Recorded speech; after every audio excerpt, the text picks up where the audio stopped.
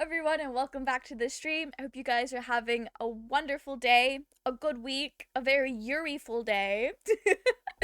We're playing Cage of Roses, our Vampire Yuri game. I think we should be finishing it tonight. Because we have pretty close to the average game time that it takes for people to play. I recognize the whole 4 hours I stream is not all dedicated to playing Cage of Roses. Um, but we're still getting pretty close to how long it takes. So we're gonna be having lots of things happen tonight, I think, because there's a lot of things that have been set up in the story that we need to have happen. Also, welcome in J Train. Congratulations on redeeming first, and hello, dear. I'm glad you've got your friend to play Final Fantasy with you. Hate that they're cold calling you. I just hate being cold called in general. I need to have Discord calls scheduled. Or just calling in general scheduled. Overlord, welcome in, and hello, Hannah! Hannah's a part of the Vampire Yuri on the Brainrot SMP. I've had a very Yuri-ful day because last night, Hannah, Ava, and I did some Minecraft roleplay, and I finally got my next Brainrot episode edited and up. And I love that. Can't pop in? Hi, Hannah! How are you? Hope you're doing well. I... No. I gotta know when to expect things to happen so I can be set and ready for that Discord call. Everyone go watch me be gay. We love to see it. We love to see it. It's best to have Discord call submitted and ready.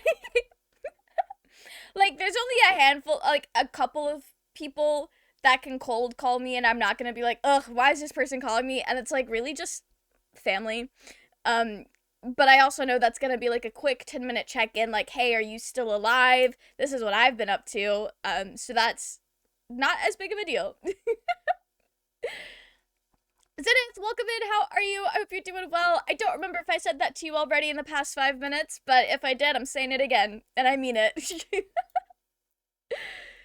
I've known this friend since we were 8, and they habitually cannot make plans in advance to save their life and are extremely spontaneous, and have always been like this. Rest in peace. I don't really have friends like that, but I think it's because I'm the kind of person that, that doesn't mesh well with me. That does not mesh well with me. Like, I have people in my life that are kind of like that, but they're spontaneous in a predictable way, if that makes sense. Like, my grandma, for example, could probably be described like that, but there are certain times of the day where I can expect that kind of behavior from her, you know? So it's easier to plan around. Eating cookies? Also, heyo. I hope your cookies are delicious, Overlord. Actually, let me unmute the desktop audio so you guys can also hear the dramatic Cage of Roses music with me. It's the autism. It is the autism. I should probably get officially diagnosed. There's a lot of extended family and their friends that think I'm lying about being autistic, and it's like, okay, well, first of all, you don't have to live in this brain. Second of all, you don't even know what autism is. So what are we talking about? Only haven't really come out of my cave just then. Okay. Sometimes, I don't know if I've said this on stream before, but I have definitely said this to my friends who used to stream, and I've said it on their streams. But when I am streaming and I'm talking to you guys, half the time I will say something and then my memory just gets completely erased about it. Like, it never... out my mouth, in one ear, out the other as I'm saying it. I have no clue what I have said half the time. Which probably isn't great for, me. But I've been doing this thing for like 5 years now and I've not said anything too crazy without thinking about it. Usually when I say something really wild, it's premeditated. I've thought about it and decided it would be funny. They're also autistic, so I'm just like, bestie, how do you live like this? That might be how my sister feels about me, to be honest. My sister and I are both autistic, but in different ways. So there are certain things that my sister does that I'm like, girl, how do you live like this? And then there are certain things that I do that I think my sister is like, damn, how do you live like this? From what I hear, getting an autism diagnosis is super crazy expensive. Yeah. Yeah, there was one point where I was like, it would be nice to know for sure. But then I made a bunch of friends that were officially diagnosed, and they were like, yeah, when you look up autism in the dictionary, your face is right there. Like, you have it. So that made me feel validated in a way that, like, a diagnosis would. And it also helps that when my sister got diagnosed, I was already over 18 at the time, so my mom couldn't, like, do anything about it. But she did look at me, and she went, hey, I think you might have this thing. You might want to look into it. And knowing that my mom recognizes all that in me is also very validating. Also, I don't want to fearmonger on the internet, but a lot of people over the past few years have been fearmongering about how safe it is to get an autism diagnosis in the US right now just because of, like, politics and stuff. So I'm just kind of chilling. Lions, fig rolls, cookies, or biscuits? I don't know. I don't know, Overlord. Maybe all of the above. Almost everything is getting crazy expensive. Yes. 2 sticks of RAM is now 9. Okay, Zenith, I need you to know, before I read that out loud, I was reading this as 2 sticks of ham, like food. And I was about to say, damn, that's crazy. But no, you mean RAM as in computer pieces. Yeah, no, I was watching a friend play Baldur's Gate earlier today, and he was talking about how he started having issues on his PC, how he should probably start upgrading things, and that made me think, my PC is starting to get a little old.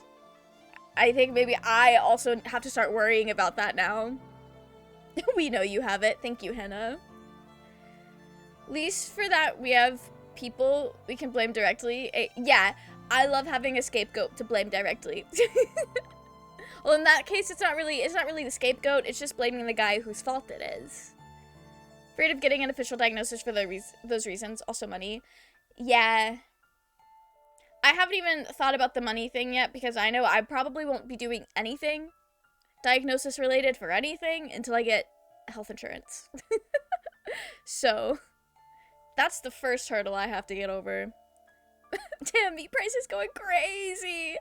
Truly, truly. And is ham even worth it? I've realized this past year, I don't like ham. I don't care for it. Speaking of meat preferences, let's get this Yuri going. So, quick recap. Henny, our maid, and also probably love of our life before we met Magdalena, did escape safely, made it to Gearhart's place, Walter's place. We hate Walter. Walter's not worried about us in the slightest, but then Henny made a friend with a girl who was also a maid at Walter's place, and she was like, hey girl, I know this priest, and I said, okay, sure. So we went to go meet the priest, and he was a hot goth man. And he said, come back at night and we can solve your problems. So I did, and he has a child vampire that is also a vampire hunter. And Henny is sicking them on my girlfriend. And also we had a cute little garden date with Magdalena and learned about Magdalena's, I think it's her mother? No, I'm assuming it's her mom. There's a mistress of the house that Magdalena is taking care of, and that's where all of our blood is going. I am making the assumption it's her mother. I don't think the game has said that, actually. I don't remember. I like ham when it's in deli meat form, but I'm not a fan otherwise. When it comes to, like, deli meat, I only like turkey. I only like turkey. Ham is, like, fine. I'll eat it. I'm capable of eating ham. It's not my preference. Meat preferences is crazy. I mean, yeah, maybe it was a little bit. That's fine. Beef is a good preference. Beef is very nice. I can use beef in many different ways. That sounded a little suspicious. I just mean there are lots of ways to prepare beef as food that I enjoy. Like burgers or tacos or just all sorts of stuff. Sometimes the stuff you say just stunlocks me for 10 seconds. Thanks. That's my specialty. Turkey's the best deli meat, but it's unbeatable or uneatable otherwise. Really? I don't mind turkey like in the Thanksgiving style. Although when it comes to like turkey and chicken, I pretty much only like the legs, the dark meat, if you will. Everything else I think is kind of gross. Okay. So now that we're caught up on how we like to eat our meat and what we did last week. Okay, I think Henny is with. Oh, so the hot goth man, we were reading his name as Johan last week. There's a TikTok audio going around that has made me realize his name is probably Johan, not Johan. That's my bad. That's my bad. I will try to say it right this time if it's actually spelled that way and I'm not misremembering. Now I have a single problem with Argentina. There are a little variety of turkey meats. Really? That's interesting. I never would have thought of that. Although I don't really think about turkey outside of like Thanksgiving or sandwiches or barbecue. Got homophobic chicken for dinner and it's bussin'. I had some homophobic chicken for lunch because I don't know if I've told Stream about this, but Hannah knows about this. There's this man that is acquaintances with my grandma, and he shows up to the house every single day uninvited, and sometimes he brings food, and lately he's been bringing by some homophobic chicken, and it actually, unfortunately, is a safe food. Never does me wrong. What the fuck is homophobic chicken? Oh, that's what we call Chick-fil-A, because Chick-fil-A as a corporation donates a lot of money to anti-LGBT things, and that's kind of homophobic. Kind of not cool. So sad, it's so good. Yeah, I do think it's funny, the Chick-fil-A in my college town, well, there's like 3 of them there, but the one on campus, everybody that worked there was LGBT, or at least all the ones that, like, my friend knew, and so my friend said, the corporation itself is homophobic, but they hire a bunch of the LGBT community, so I feel like I'm supporting them anyway, which is crazy, really funny, but kind of crazy. Popeyes and Zaxby's are both better than homophobic chicken. Yes. Zaxby's does eat. Their fries are pretty good. Popeyes has very good biscuits as well. J Train is so right. I feel like in my brain though, even though they're all chicken, all 3 of those restaurants serve very different things because of, I don't know. I just think of them differently because I get different things at them. They're an awful business. Yes. Zaxby's? Wrong. Hannah, okay, we gotta read about these vampires. Thought you meant an actual homophobic chicken. That's why you killed it. Yeah, the actual chicken. Hannah has chickens, and she raises homophobic chickens. I'm lying. I'm lying for fun on the internet. Good thing we don't have Chick-fil-A in New Zealand. Oh, you don't? Interesting. I didn't know that. Okay. Henny's nerves were as disorderly as the cargo hold of a mercantile ship during a storm as she crept through Augsburg streets, blanketed by the inky darkness. The sounds of her footsteps on the cobblestones seemed to echo through the dark night, which she navigated. Henny could hear the faint sound of revelries in the distance as swaths of drunken men consorted in the alehouses, but Henny kept her distance. She had no desire to speak to anybody at the present, particularly not leery, overly talkative sorts soused with beer and cider. Henny thought it inappropriate that public houses should be open during Sundays at all, when it was supposed to be a day of rest. A day of rest, and Walter still had him working. Write that down. We hate Walter. I have a friend who works for a homophobic chicken, and they treat their employees like trash, or at least the location does, so I have yet another reason to hate them. No, this is fair. Although, to be fair, I think most jobs like that treat their employees like trash.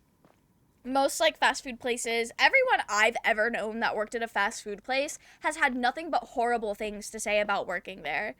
So I don't think that's a unique to homophobic chicken. That's just an industry issue. We don't need any homophobic chicken companies. We don't. We need less homophobic companies, actually. I can't believe they auto-modded Overlord for talking about things being super gay when he himself is in chat being super gay. They need Colonel and his super gay fan base that the chicken company have now accepted. Does this have anything to do with that dating sim from a few years ago? One thing that I really hate about the homophobic chicken company is how they make their employees say my pleasure. It creeps me out so much. I hate that. I don't know. Companies that have scripts, while I can see how it can be nice to have something like that to fall back on if you don't know how to respond in a situation, it also is just kind of strange, because nobody talks like that. Where's Walter in his drippy style? Zenith, I don't know. But there are better men in this game. She had little room to judge. She, too, had spent her Sunday running errands, but said errands had been of a clerical nature. Yeah. She's had more important things to do. She had spent the midnight hours in a church, consorting with a priest. What could be more respectable than that? There was Hyde Marie to consider, too, Henny supposed, but she wasn't sure what to think about her. Hyde Marie is the child vampire who's gonna hunt down my girlfriend. Have you seen Colonel in this fandom? God, why is he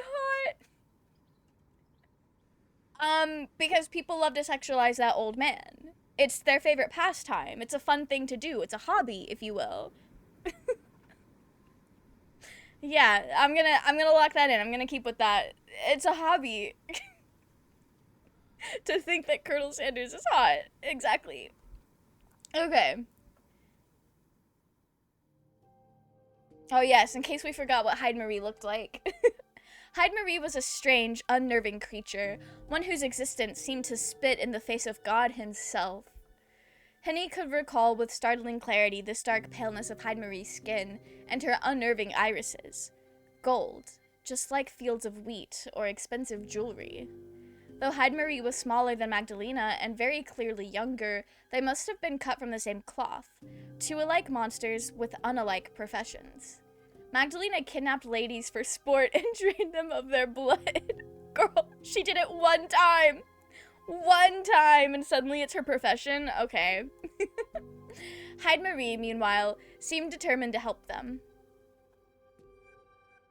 Henny was unsure whether she could trust Hyde Marie. Her knowing smile had been disconcerting, but she did trust...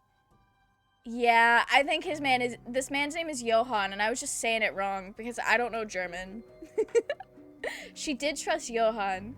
He appeared to be every inch the gentleman Agnes had told her, even tempered and eager to help.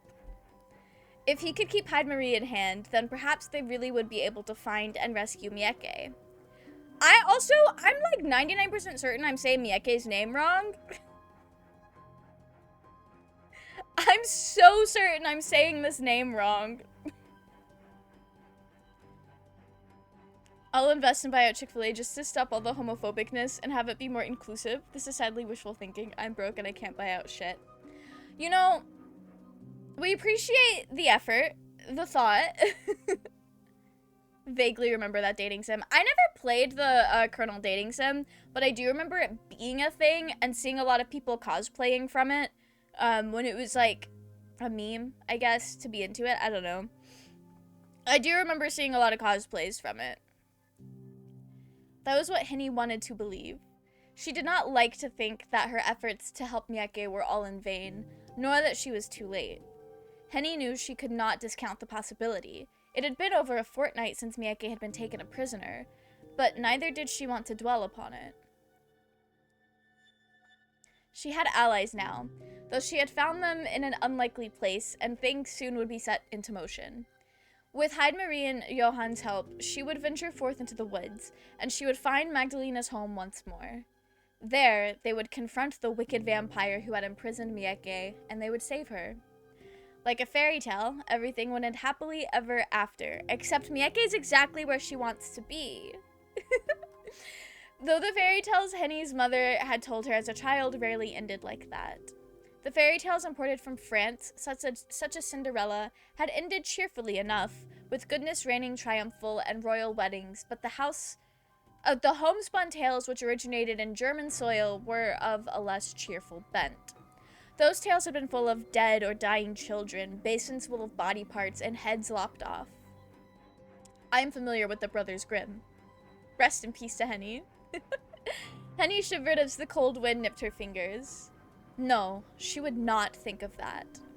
Mieke wasn't dead. She couldn't be dead. If she lost faith in Mieke now, she would be no better than Walter. And we always have to be better than Walter! He had given up on his fiancée earlier than most rakes might have, but Henny would not. She had known Mieke since they had been children, and she believed, by God, how earnestly she wanted to believe, that Mieke still lived. Mieke might have appeared frail, but she was not the sort to simply give in. She had more panache than her pale complexion would have credited. That was why Mieke and her mother had always been at loggerheads? Sure. Always been at odds, I guess, is what that means. Lady Von Essen had not known what to do with her child, who had been so infuriatingly willful. Lady Von Essen had thought Mieke's stubbornness was a defect, but Henny had always thought otherwise. Henny loved Mieke for her fieriness. She would always accept her mistress, though her parents, and later her fiancé, had not. Walter didn't even fucking like us. Girl, get this man out of here. Finally deleted Fortnite. Epic has made way too many empty promises. Hey, what do you mean by that? So I have not played Fortnite in quite a few years. The only empty promise I'm aware of is the one where they were like, yeah, Fortnite right now is PvP, but we're gonna do a PvE thing in the future.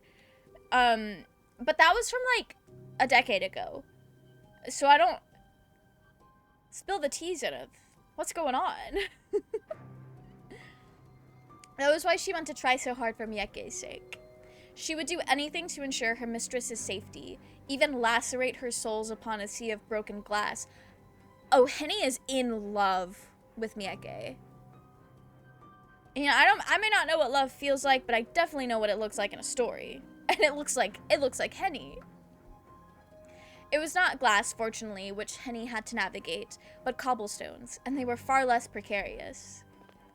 Henny stole away to Walter Gearhart's house, which looked larger and more imposing than ever in the shadows. She then crept about to the back door, where the servants entered and exited. Unseen by all save the watchful moon, Henny slid her ill-gotten key into the lock and twisted it. The door soon gave way, swinging open, and Henny stepped inside. She locked the door behind her, stashed the keys away in her pocket, and removed her shoes, lining them up alongside those of her fellow maids. Quiet as an assassin, she crept through Walter's house. She navigated the kitchens and the servants' corridors until she came to the thin ribbon of oaken steps which led her to her own quarters. During her nighttime wanderings, Henny met with no opposition. Oh, thank God. I was so nervous she was gonna get caught. Henny could be the Sam to Mieke's Frodo. Exactly! Exactly! The Sam to her Frodo. Maybe even the Legolas to her Gimli, or vice versa. Or vice versa. I think you guys will find this funny. I did see somebody post a screenshot of Zevran and Ogren from Origins, and they were like, I'm telling my kids this is Legolas and Gimli. That did make me laugh. And then I sent it to my friend who loves Lord of the Rings, and I said, if you ever have kids, or your cats suddenly gain the ability to play Dragon Age Origins, I will be telling them this. It was past midnight, and Walter's household was at rest, the magic of sleep infused into its very eaves. Even Gertrude, who was alert during the day, would now have been lying in her private quarters in her nightgown, dreaming of whatever it was housekeepers dreamt of, barking orders and making the scullery maids cry, most likely. Henny knew that Gertrude would be less than impressed when she discovered a set of her keys had gone missing. Henny would have to finagle some way of returning them, unnoticed, when the sun rose. But that could wait for later. Henny had more pressing concerns weighing upon her. She crept across the hallway, praying for the wooden floorboards not to creak, or to give her away. She did not think Gertrude would take kindly upon knowing she had been skulking about at night, Or Walter, for that matter. Walter shouldn't find out. Henny could hear Walter's officious tones now as he lounged at his escritoire, the master of all he surveyed. There's his drip, Zenith. There he is. Think I'm gonna start a new Dragon Age playthrough tonight, separate from the one I'm playing now? I'm in full support of this. I am in full support of this. If I wasn't so caught up on the specialness of, like, doing all of my first reactions to everything on stream, I would be doing a off-stream Veilguard run right now. Although, I'm having to, like, alternate with which one I have installed, so I only have Dragon Age 2 and Veilguard installed. I had to uninstall Inquisition and Origins to make room for things. But when I finish Veilguard, then I can either play Veilguard again, or play one of the other ones again. I take you into my home, and this is how you repay me? Sneaking out at odd hours like a common thief and stealing from Gertrude as you please? Have you no shame? I hate Walter. I have tried to be patient with you, Frau Henrique, but this is the final straw. I want you gone from my house as soon as possible, before you have a chance to infect any of my other maids with your lousy conduct.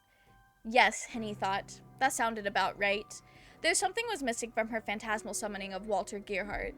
She hadn't peppered his speech with nearly enough Latin. Right. This man loves to flex. Smiling to herself, Henny let herself into her room and sank upon her bed with a sigh of relief. She had returned from her midnight rendezvous in one piece, and Walter Gearhart's household was none the wiser. The other maids were all abed in their nightgowns, fast asleep. Hermine was turned over on one side, her copper-colored hair spilled across her pillow, while Agnes was snuffling softly like a field mouse, her fingers curled at her side. Henny smiled at Agnes fondly, appreciative of all her aid. Then she prepared herself for bed. Henny stripped off her clothes, accompanied by the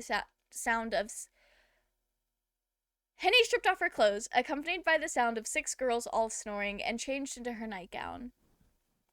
Newly dressed, Henny slid beneath her covers. They were cold and icy against her bared arms and legs, and she shivered. Henny turned, hoping to sleep, all while fearing it was impossible when... Henny? A voice called to Henny in the dark, soft and girlish, only barely audible above the sound of snoring. It was Agnes. Henny had thought her asleep, but she must have been more cunning than Henny had given her credit for. That, or her changing had roused the girl from her uneasy slumber. Oh, Agnes! I thought I said you didn't have to stay up for me. I know you did, and I did try to sleep. Really, I did. But I couldn't. You took such a long time, I was afraid you wouldn't come back. The streets of Augsburg are so twisty and turny, and it's even worse in the dark. It gets scary out there when it's so late. I knew you'd be safe with Johann, but on your own. Agnes bit her lower lip. I'm glad you didn't get into any trouble, You didn't get into any trouble, did you? No, I didn't. As you can see, I'm quite alright. I kept my head down, my feet moving, and I didn't stop to talk to any strange men, other than Father Dorvac at church.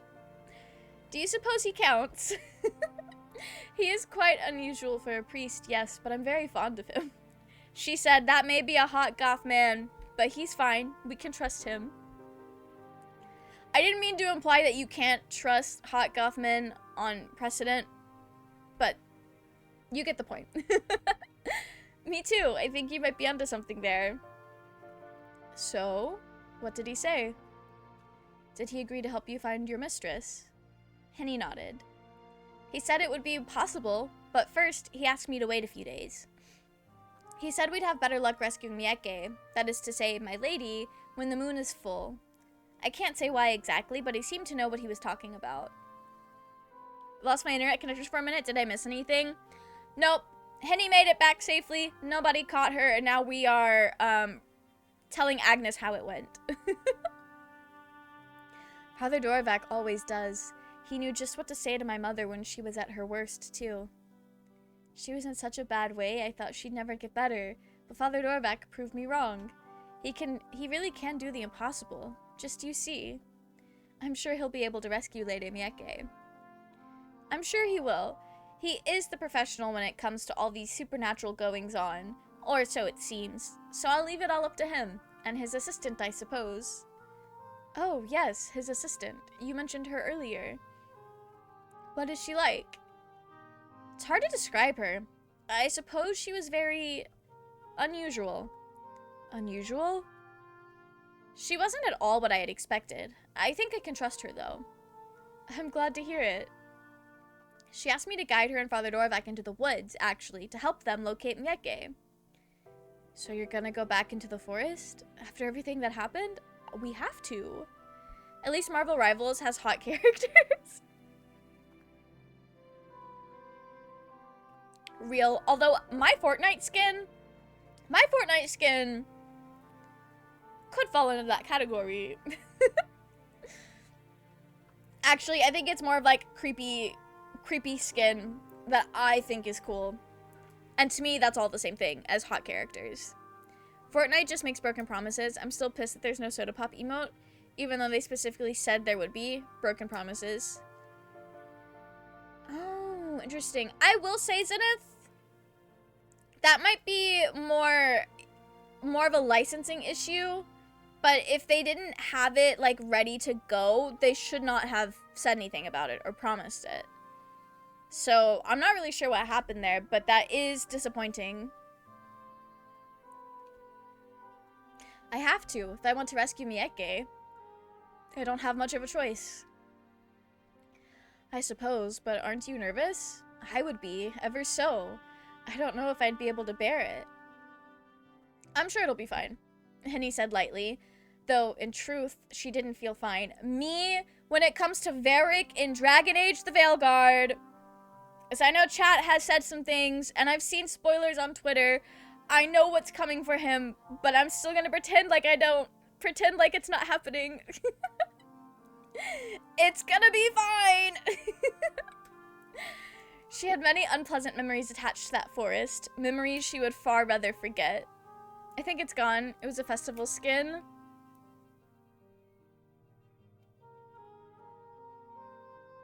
Wait. Are you talking about my skin in Fortnite?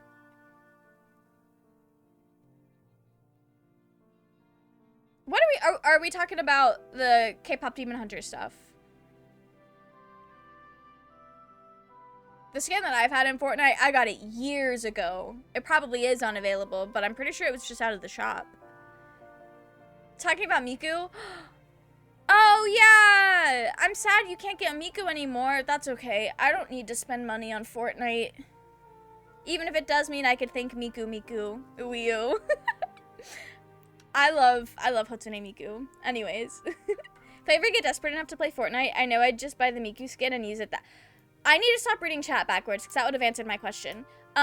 Same, dear. Same. I was almost tempted when they added it, but then I just could not. I could not be bothered. I couldn't justify purchasing it. Just, there was a lot of things. Thursday is going to be another Dragon Age night, I guess. Varric is going to be so fine. Varric is going to be so fine, and Hawk is going to come back, and they're going to kiss. That's how Dragon Age Veilguard ends, actually, is Hawk comes back to life, and they kiss. Story's over. Kirkwall gang is happy and well, living their best polyamorous life with Varric.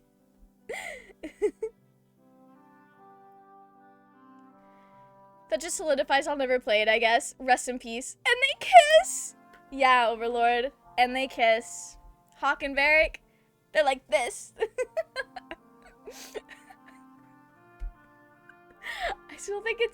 I think it's so funny and crazy that I am so attached to Varric and like Hawk and Varric. Like, surely, you cannot tell me that Hawk Dragon Age 2 and Varric Dragon Age 2 did not make out once.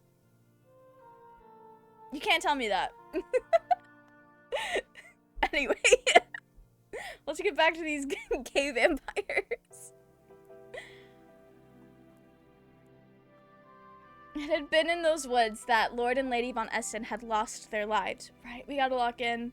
We gotta stop thirsting for Varric. Henny could still recall Lord Von Essen's rasping, dying breaths. Lady Von Essen's screams. There had been the flash of a blade, and then... I won't be alone. I'll be with Father Dorvac. He promised to protect me. Yeah, I trust him. I trust him. He seems so cool and cunty. Very trustworthy. Father Dorvac can do anything, remember? Isn't that what you said? He's a miracle worker. I suppose so, yes. I know what magic he is capable of. But, oh, Henny, please look after yourself. I would hate for you to get hurt after all you've been through. I think you've suffered enough. Don't worry, Agnes. It'll take more than a few bandits to put the fear of God into me. Or a few vampires, for that matter.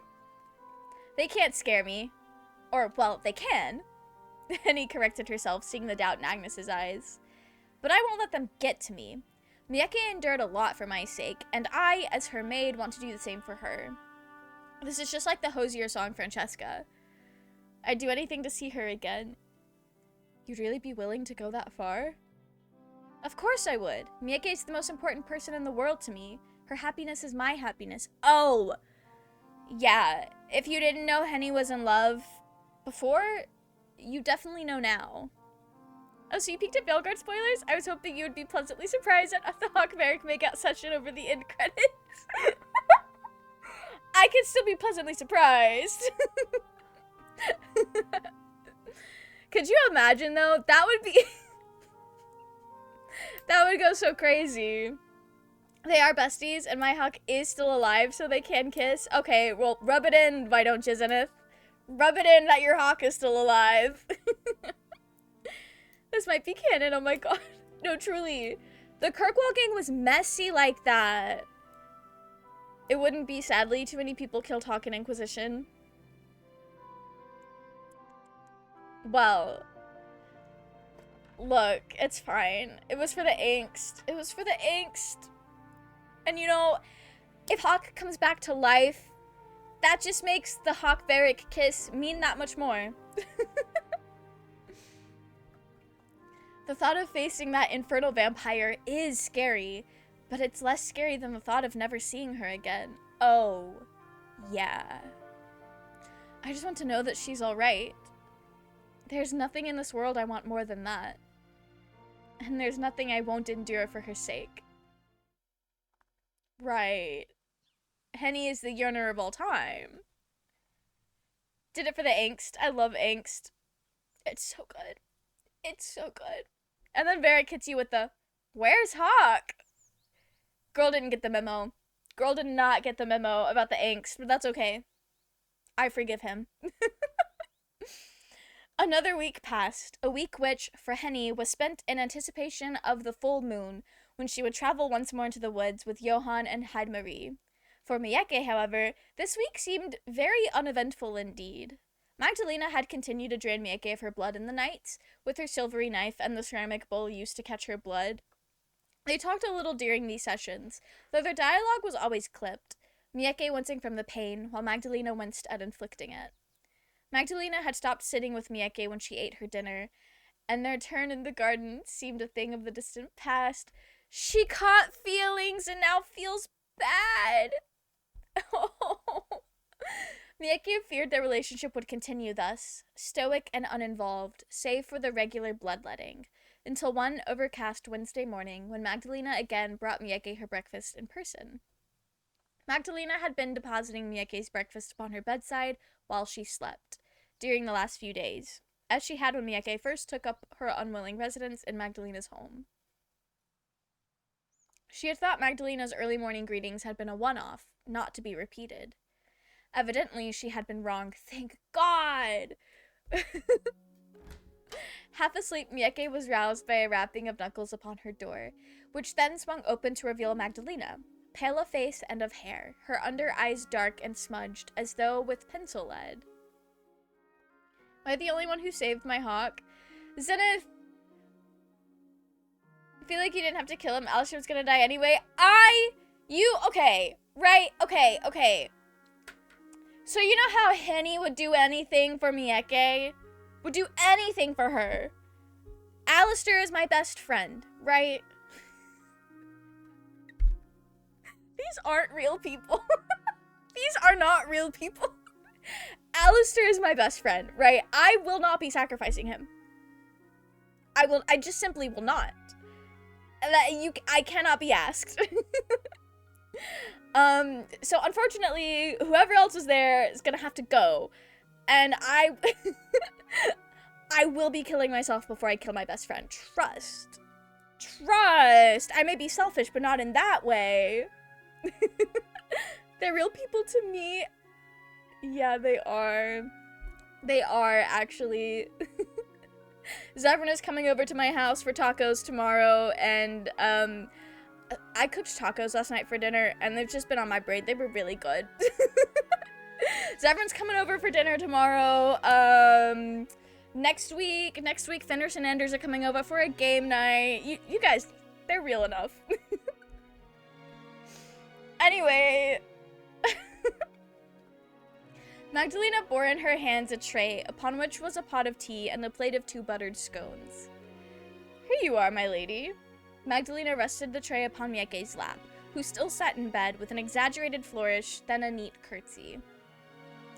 I hope today's breakfast finds you well. Oh, thank you. To what do I owe the pleasure? Do I need a reason to check in on my favorite prisoner? I thought only that it had been a while since I had paid you an unexpected visit, and it would do well to keep you on your toes. I would so hate for us to fall into a routine. They're awfully dull. You may accuse me of being cruel as much as you want, but I can't bear the thought of being called boring. Yeah, that checks out. Oh? You are anything but that. Mieke reassured Magdalena with a small smile. By now, the surprise of Magdalena's visit had begun to wear thin, and Mieke had begun to feel a strange stirring in her breast. It was not fear nor anxiety, as it had been in the beginning, but something softer and sweeter. It was hard to put her finger upon what it was exactly, but... You should pour yourself some tea, and quickly before it gets cold. That would be an awful waste. I think you will like today's blend. It's apple tea with a touch of honey. Oh, that sounds good. I only hope it isn't too sweet. I'm gonna make that for myself tomorrow. Oh no, it's fine. I like sweet food. I know you do. You have the palate of a small child. Magdalena smiled, her cheeks dimpling despite her obvious exhaustion, and gestured to the teapot. Go on. Drink. Do. You need to preserve your strength. Thank you. That is very thoughtful of you. Mieke reached for the teapot and began to pour. A stream of amber-colored liquid spilled from the spout of the pot into her cup, all the while exuding forth fragrant steam. The tea both looked and smelt delicious, as sweet and fresh as an orchard. Mieke let her fingers curl about the handle of her cup, and slowly she brought it to her lips. She blew upon the surface of the apple tea to further cool it, then sipped. As she drank, she became aware of Magdalena's eyes affixed upon her own. Magdalena's gaze was steady and disconcertingly serious, despite her previous stream of prattle, as though meaning to commit Mieke's every contour to memory. Was she anxious that, at any given moment, Mieke might disappear like the steam which unfurled from her teacup? The experience was not wholly pleasant, and it made Mieke's skin prickle. Sweet though the tea was, Mieke found she could not focus upon it. Not when Magdalena's gaze was so doleful. Did Magdalena know something she did not? Perhaps there was a reason beyond her visit that cool, overcast Wednesday morning, beyond mere whimsy. Was today to be the final time Magdalena would serve Mieke breakfast? That final time they would sit together and talk as though they were equals? Perhaps, that night, Magdalena meant to end it all. The regular bloodletting sessions had left Mieke feeling drained, and the inside of her arm stung horribly when she tried to sleep. Anxious thoughts festered inside Mieke's head like mushrooms did in the dark, until they threatened to overwhelm her. The tea, all of a sudden, tasted too sweet upon her tongue, and she choked upon it. Oh, Mieke! Magdalena started forth to rub Mieke's back with her right hand, her fingers uncomfortably cold even through the fabric of Mieke's nightgown.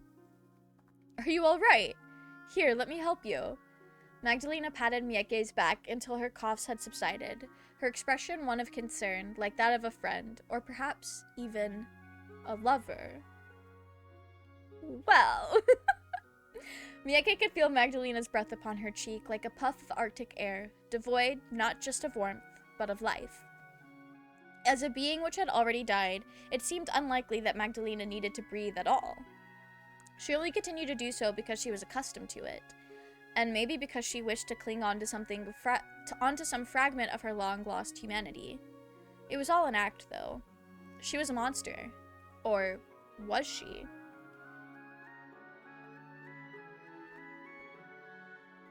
Mieke had never known a monster so kind before, or so considerate.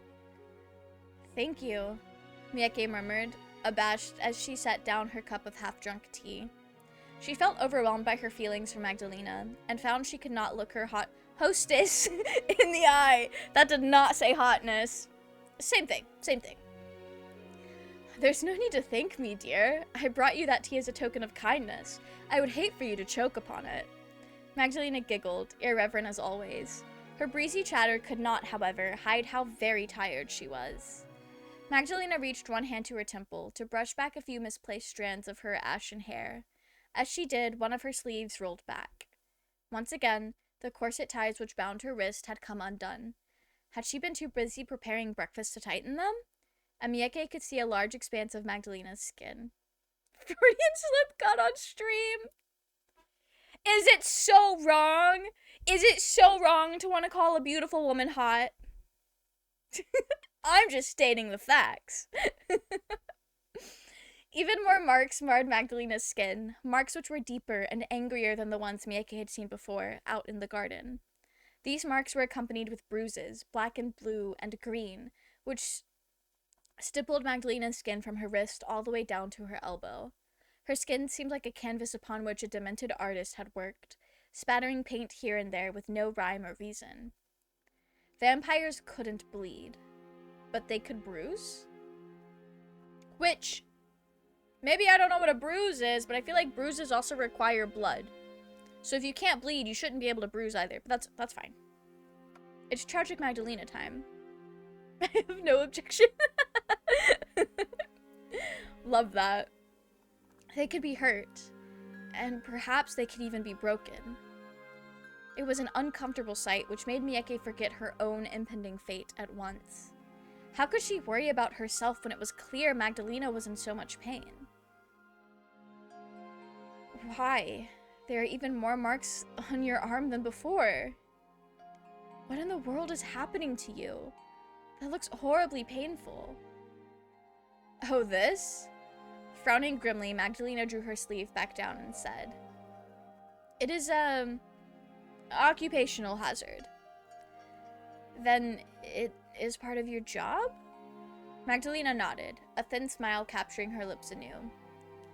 I'm glad you're so quick to catch on. It saves me the effort of explaining myself, which isn't something I care to do at the present. It is too early in the morning for it, and the story behind these bruises is not so very interesting. I'm accustomed to them. Then this happens often.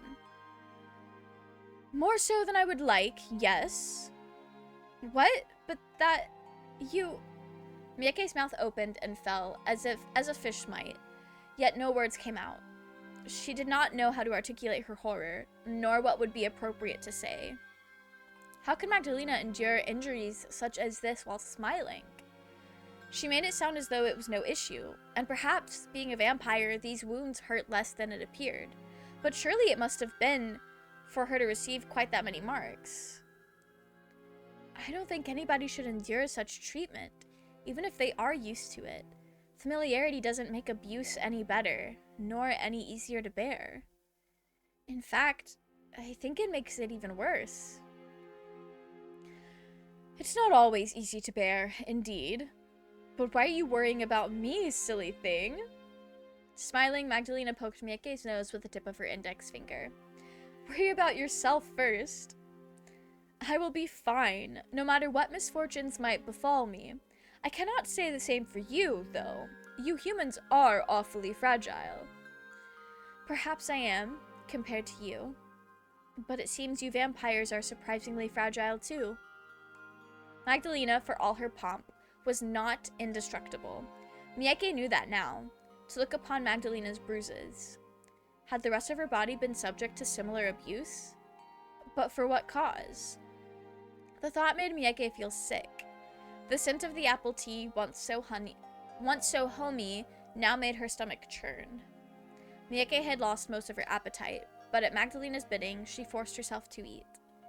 While aware she was being silly, for all she knew, she might be dead come the setting of the sun. She did not want to let Magdalena down. It was clear that she had endured enough already.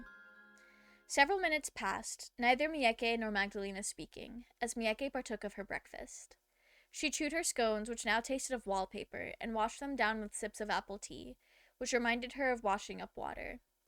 Once finished, her plate cleared of all save crumbs, her teacup empty of all save dregs, Magdalena took the tray and set it upon her bedside table. There now! How do you feel? Refreshed, I hope.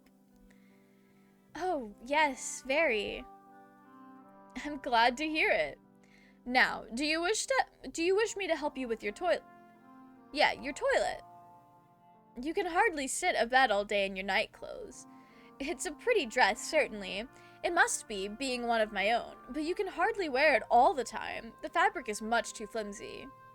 Give me a bedtime story, I swear. I do my best. I do my best. I will say, streaming visual novels, I think, has gotten me better at reading out loud, because I'm doing it a lot more than I ever have. Which is nice. It is a skill I didn't realize was so rusty on me. Mieke looked down at herself, bemused. Do you mean to help me dress myself? If you wish, I might as well. I feel like pampering you today is all. And aren't you accustomed to this kind of thing? I've never been dressed by a pretty vampire. You must have had servants to help you dress growing up. Was that not Henny's job? She did help me, yes, but you needn't trouble yourself on my behalf. I'm old enough to know how to dress myself. Age does not factor into it when one is a lady. I feel awful that I've been treating you in so abysmal a manner. If I had a spare lady's maid to offer you, I would, but alas, my castle is quite deserted. Quite deserted, thought Mieke, save for Magdalena's mysterious mistress, but she did not comment upon this. Mieke had no desire to make things awkward between herself and Magdalena, not when it had been several days since they had last spoken. She didn't want Magdalena to leave. But neither did she want Magdalena to act like a servant. It seemed beneath her. I thought you were a lady once yourself. You shouldn't need to dress me. Oh, yes, that is true. But one gets tired, you know, of being a lady all the time. Won't you let me indulge? I thought it might be fun to experiment, and I fear I'll not get such an opportunity in the future. Well, if you insist. Mieke capitulated with a small sigh, but she was not truly upset. She was intrigued, rather, at the prospect of having Magdalena act as her servant. Intrigued and somewhat abashed. The thought of Magdalena's fingers lifting her nightgown, knuckles brushing against her bared arms, her back, her shoulders, was startlingly intimate, but not unpleasantly so. Do with me what you wish. I shall entrust myself to your capable hands. That is the answer I was hoping for, yes! Thank you for trusting me so, dear Mieke. I promise I will take very good care of you. I've been hoping to get my hands on you for a while now. Hey? Well, she should have been in here sooner. Now, why do you make that sound so salacious? My, do you really think it sounds salacious? You know it does. You're doing this on purpose, to make me blush. And do you blush when your Henny helps you out of your night clothes and into your day dress, No, but that isn't the same. Henny is Henny, whereas you are... Yes? Magdalena took Miyake's hand, then helped her stand, her red eyes glinting wickedly. Miyake hadn't expected this, and she stumbled, but she never did hit the floor. Magdalena was there to catch her. Magdalena snaked one arm about Miyake's waist and pressed their bodies together. She softly said, "What am I, exactly?" "You are... you." "I am?" "Impossible. If you mean to be my maid for the day, you're acting in a most impertinent manner." "Perhaps I am, but alas, it's not in my nature to be pertinent. One has to wonder what you were expecting." "I wonder myself. I must be going mad." "I can't blame you for that, my dear Miyake. Not when you have been imprisoned for as long as you have. I, myself, have often wondered whether I have not become similarly addled. And I have been entrapped far, far longer than you have." Now, Magdalena smiled, all brightness anew. Her smile, one which easily rivaled the weak, watery sunshine which crept in through the gaps in the drawn curtains. "We have tarried too long. Let me first relieve you of your nightgown, my lady." Miyake stood there, feeling very exposed, as Magdalena moved to undress her. Her face reddened, still at Magdalena's touch, and the brushing of her fingertips, but still she stood there, pliant as an antique doll, as Magdalena slid her nightgown upwards. Miyake's nightgown, which was long, was lifted above her knees, her thighs, then her chest, and finally her head. Magdalena cast the flimsy garment aside with deft movement, though she was careful not to crease it. Folding the gown with experienced hands, in a manner comparable to Henny's, she set it aside, then stood back to examine Miyake. "Goodness me, you really are lovely."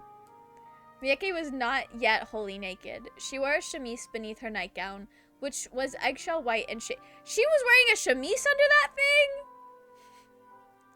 You could have fooled me, because it did not look like it. She felt naked nonetheless, exposed before Magdalena's wondering eyes. Henny had often helped Miyake dress and undress, and while Henny had been prone to complimenting her mistress, her eyes had never wandered thus. Magdalena's irises were burning, and Miyake, too, began to shiver. These shivers only increased further still as Magdalena drew in, her fingers seeking out the buttons which ran along the front of her chemise. "Now, why don't you let me take care of this? It's fiddly work, but I don't mind much. It is well worth it to spend more time with you like this." She's in love with us. They're in love. I know I tease a lot, but I am being serious when I tell you this, my dear Miyake. I really did miss spending time with you. Once Miyake was fully dressed and her hair neatly brushed, Magdalena suggested that they go for another walk in the garden, as they had earlier in the week. Miyake, who had been shut up in her room since the brief excursion, agreed swiftly. She had begun to fear, cloistered away as she was, that she might never feel the sunlight upon her cheeks again. Not that there was all that much sunlight to be had, the day was being so gray and gloomy. The sun was largely concealed by clouds, its rays tempered by a cool breeze which snaked down the nape of Miyake's neck and the back of her dress. Miyake shuddered upon standing outdoors, goose flesh rippling across her arms. While it was not a pleasant day by any stretch of the imagination, at least it wasn't raining. Not like last time. That was something to be thankful for. Miyake supposed it was on account of the general unpleasantness and the malaise which hung in the air that Magdalena had suggested they go outside at all. Had it been a bright, sunny sort of day, it seemed unlikely she would have been able to endure it, even with the aid of her wide-brimmed hat. Magdalena and Miyake strolled about the garden together for a few minutes, the only sound that of their footsteps as they depressed the tall grass beneath them. These overlong fronds of grass brushed against Miyake's ankles, and all studded with morning dew, dampening Miyake's socks, so she shivered further still. I hate getting my socks wet. Nothing worse. Truly nothing worse. Cupid's lichen-spotted remains looked every bit as grim as Miyake recalled, and the fountain itself looked very dull when framed by the cloudy, monotone sky. The whole garden was gray.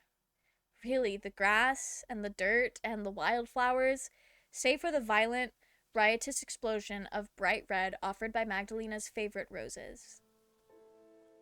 It was by these roses Magdalena paused, as she had during their last walk, and with a small smile she reached to caress one of the monstrously large roses with the tips of her fingers. I always forget how pretty these roses are. I barely ever have cause to see them during the daylight. My kind is not known for our affinity to the sun.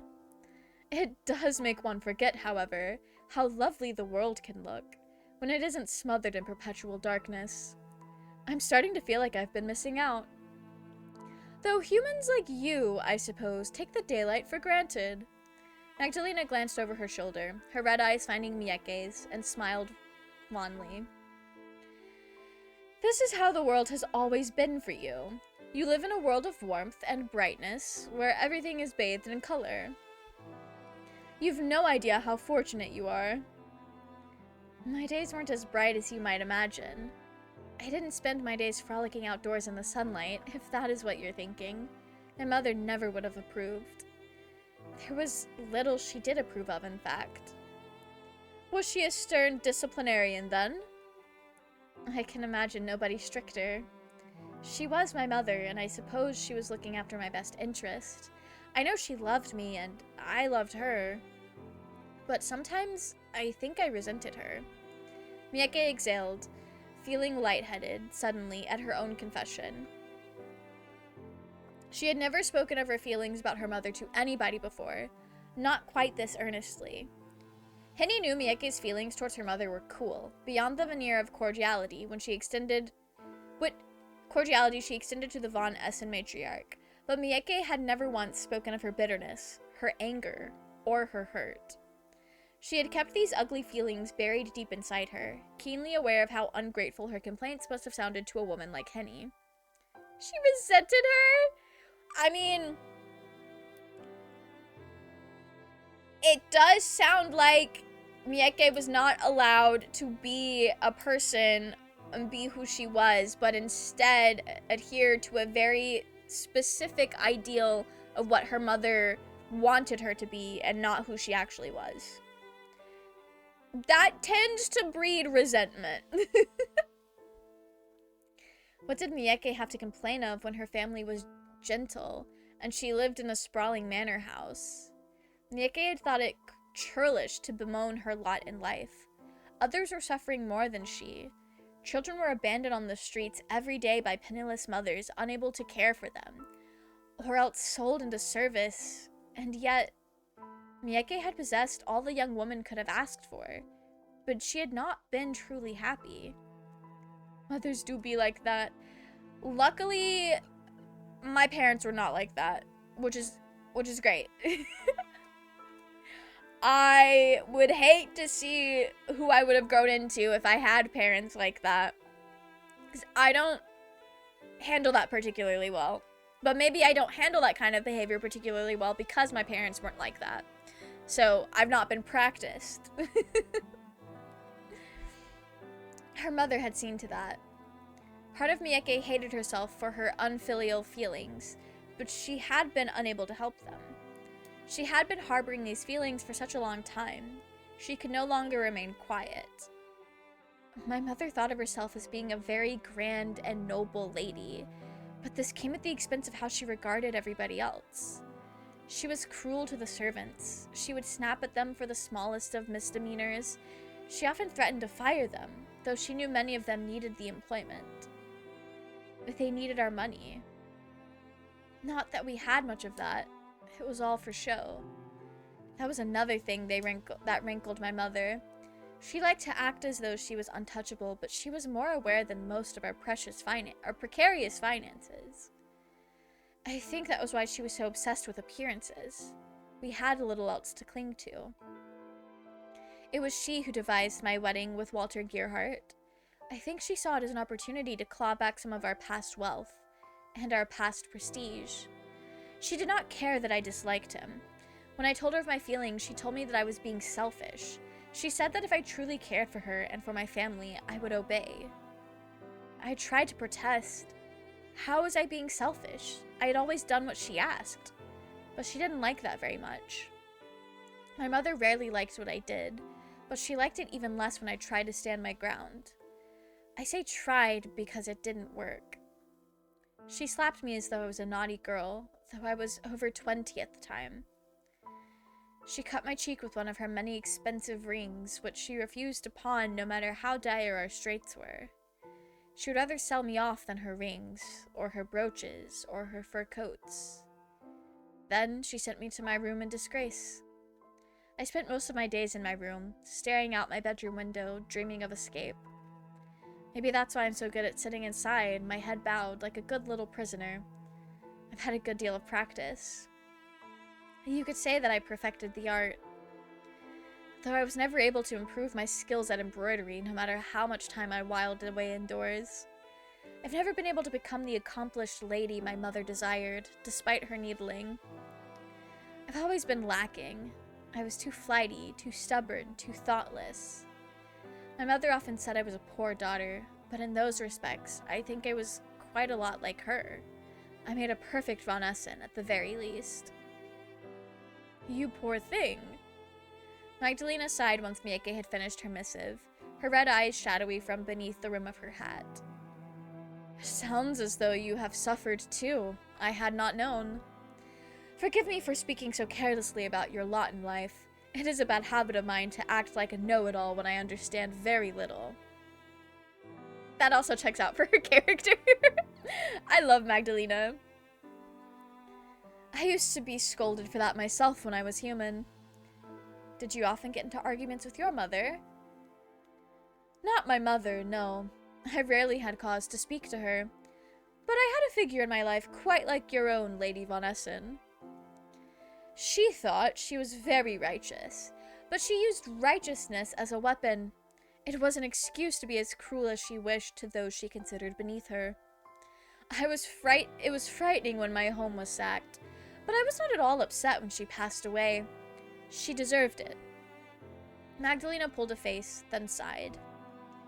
Now, why am I speaking of so dreary a subject? I wanted to come out here to cheer myself up. All this melancholia rather defeats the purpose. I'm sorry. Now it was Mieke's turn to apologize. Abashed, she bowed her head while brushing a strand of hair behind the shell of her ear. I just thought, I don't know. I've not been able to speak about my mother to anybody before, so when I started, I couldn't stop. The words all came tumbling out. It was improper of me, and unfair too. My poor mother has not been dead a full month. I feel like I should at least wait a year before beginning to slander her. That sounds like standard protocol. Oh, don't worry your pretty little head about that. I'm glad that you trust me enough to open up to me, particularly on a matter so personal. I only worry I won't be able to offer an appropriate response in return. I'm still dreadfully tired, you see. Yes, I can see that. Magdalena looked wearier than she had during their first stroll about the garden, when she had fallen asleep on Mieke's shoulder.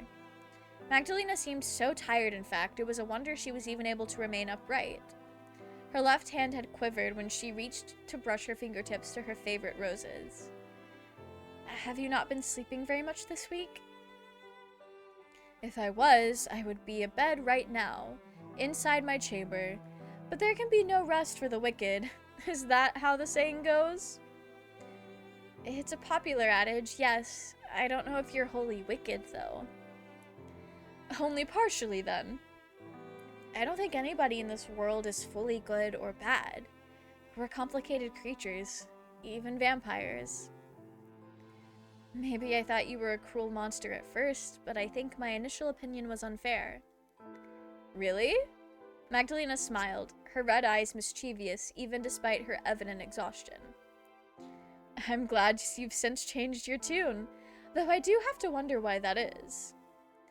I hope you don't pity me. I feel worried for you, maybe. I don't know if that's the same thing as pity. Such feelings are cut from the same cloth. As a vampire, I've no need to court the concerns of humans. You are lowly creatures, far beneath me in the pecking order. I ought to find your worry insulting, really, but...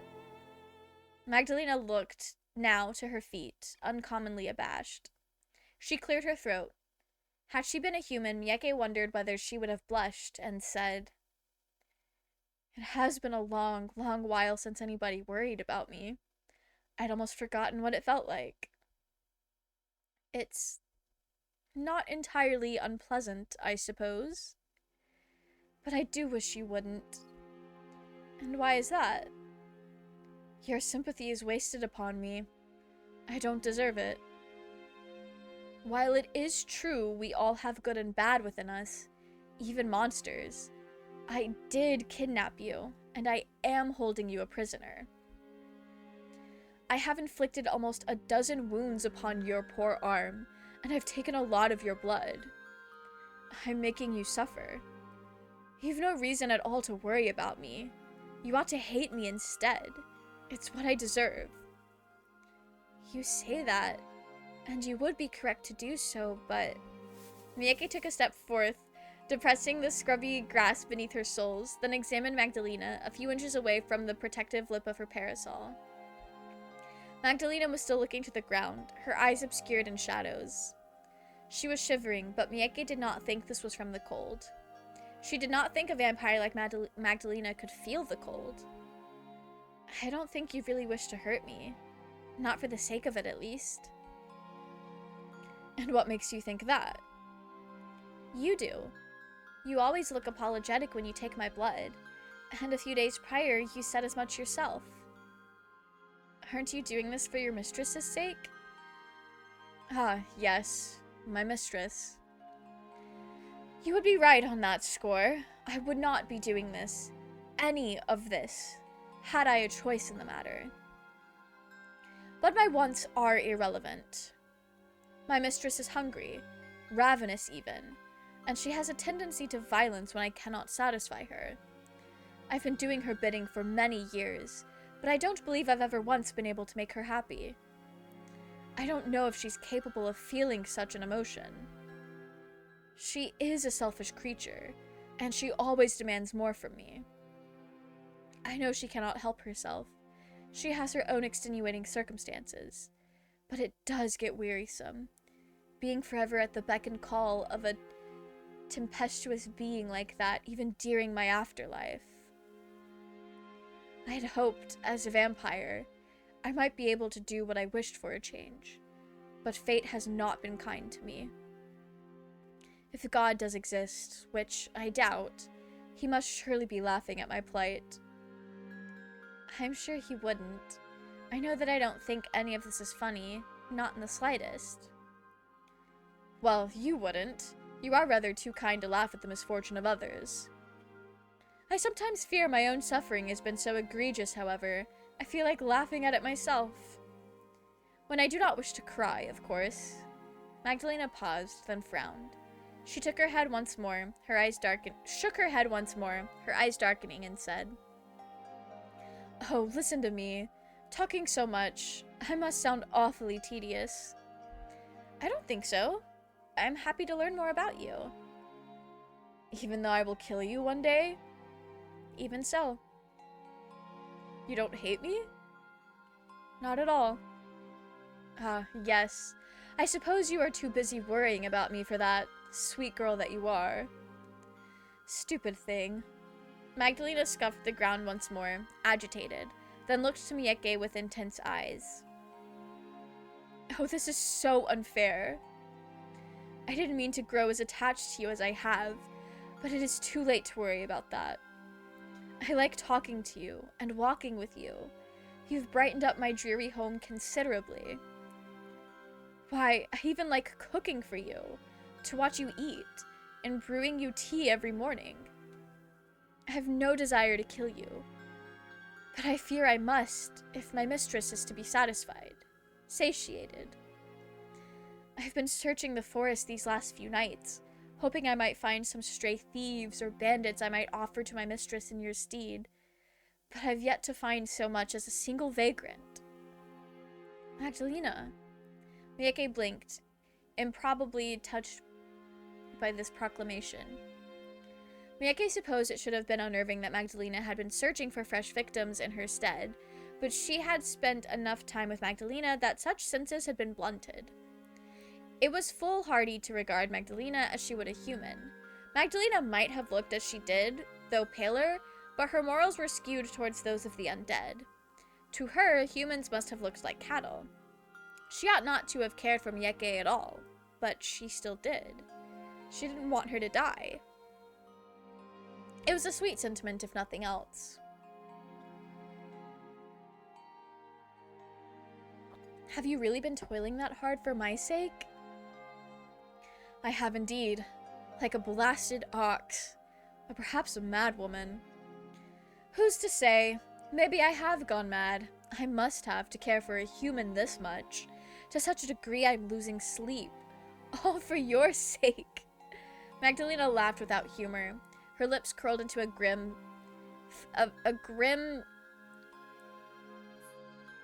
facsimile of a smile. Now, do you understand what I meant when I said that God would laugh at me? I've been toiling for your sake, but it's all been in vain. I've nothing to offer my mistress save myself, and my blood ceased to flow a long time ago. I can only bleed if I've recently fed, and I do not. If I do not, then what runs through my veins might as well be made of ash. Look. Magdalena removed one of her gloves with an artful flourish, then reached out once more for the rose bushes. This time, however, she did not caress any of the flowers. Instead, she seized one of the slender stems between her fingers, all thorns, and gripped tightly. These visual novels will improve your vocabulary by 4 words.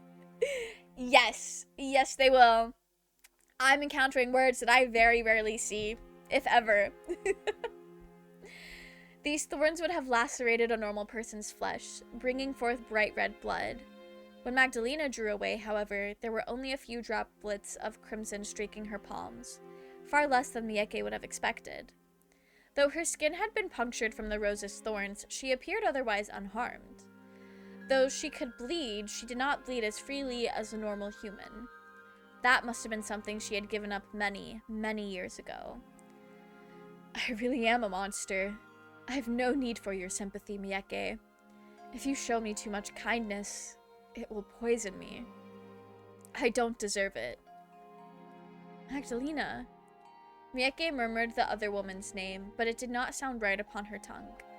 There were too many syllables, which seemed to put between them an uncomfortable amount of distance. Mieke paused, then tried anew, fingers reaching to cup Magdalena's own scarred ones. No. Lena. Mieke?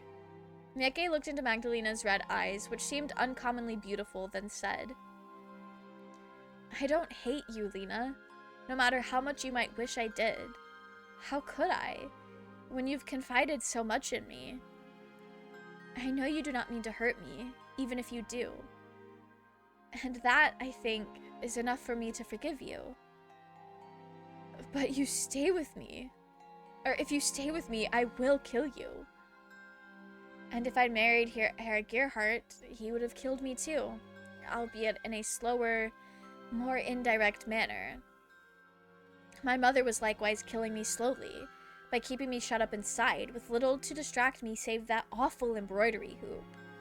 She hurt me every day in all manner of insidious ways, and she was supposed to be my mother. She should have put up my own needs first above all else, but she never did. I don't know if she was fully aware of how much she hurt me, but if she was, she never apologized.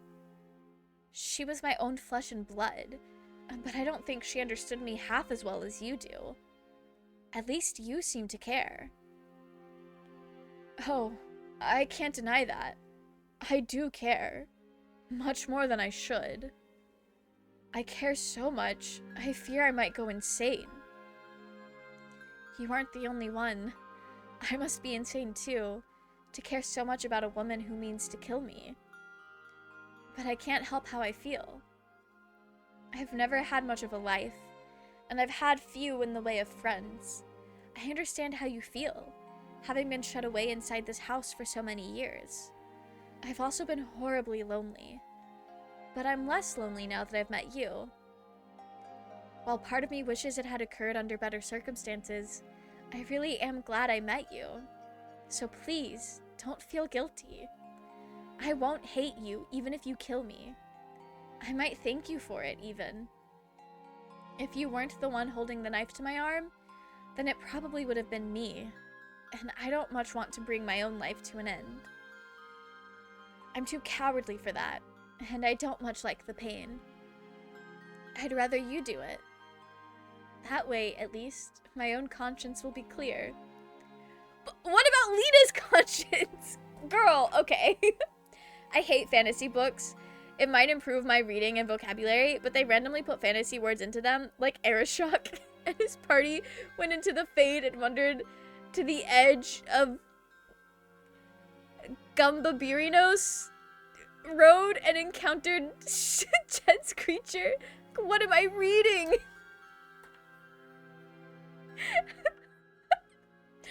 I fear that was me in middle school reading Harry Potter books, because I would be trucking, and then I would get to a word or a name that I just was like, girl, these are just letters on a page. This means nothing to me. What is this?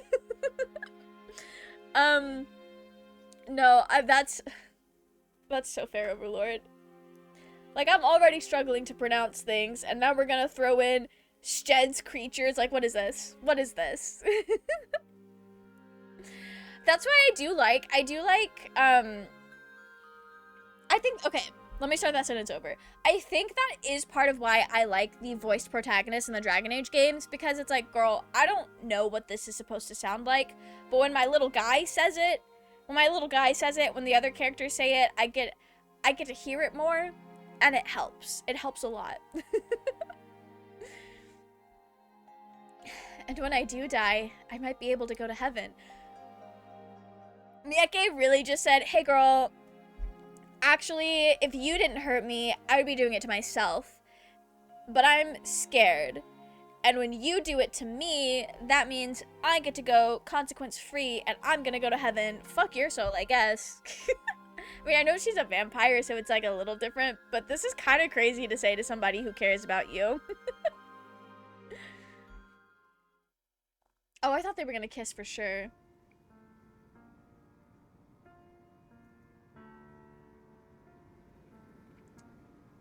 Okay. I know the chemise thing is historically accurate underwear.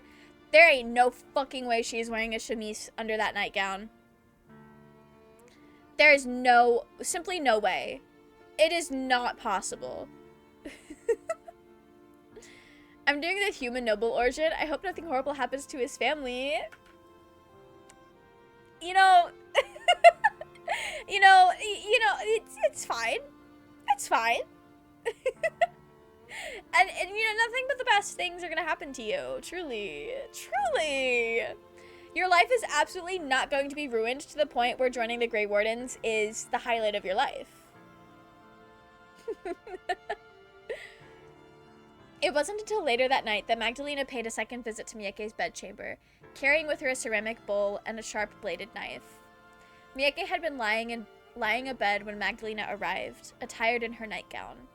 It was late enough that she had wondered whether Magdalena had forgotten about their nightly ritual, but evidently not. Mieke had endured these sessions with Magdalena numerous times, and now knew what to expect from them. Magdalena did not even need to ask Mieke to present the inside of her arm this time. Mieke did so without complaint, though she still winced when Magdalena pressed the blade of the knife against her flesh. "I'm sorry," Magdalena said softly. So softly Mieke could have feigned deafness if she had wished, while steadying her hand.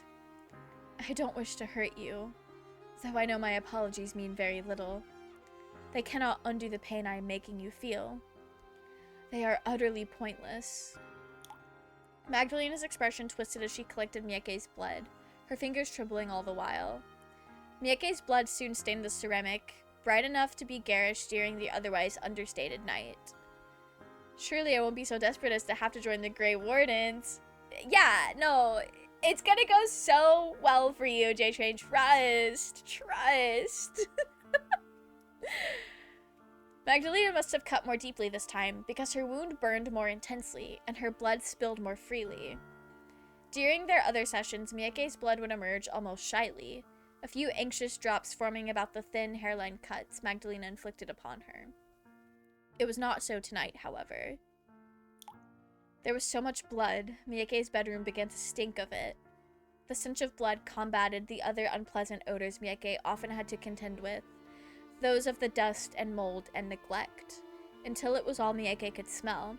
Hey, how is there that much blood and you're not, like, passing out? Getting dizzy. We'll get to that. She could taste it, too, in the back of her throat when she swallowed.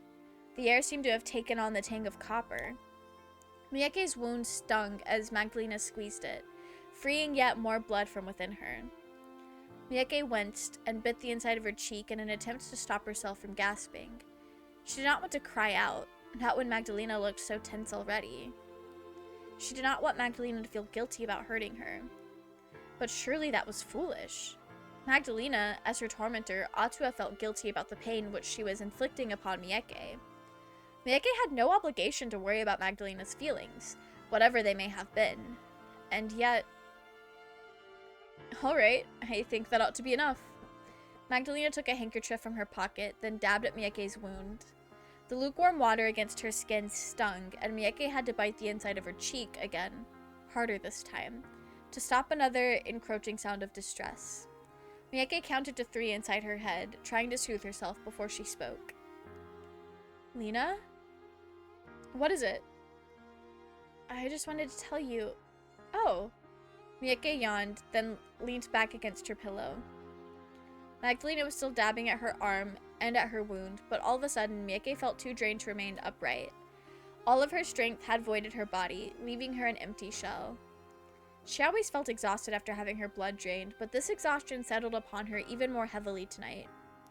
Miyake's arms and legs felt leaden, her fingers and toes quite numb. She could barely curl them, though she tried.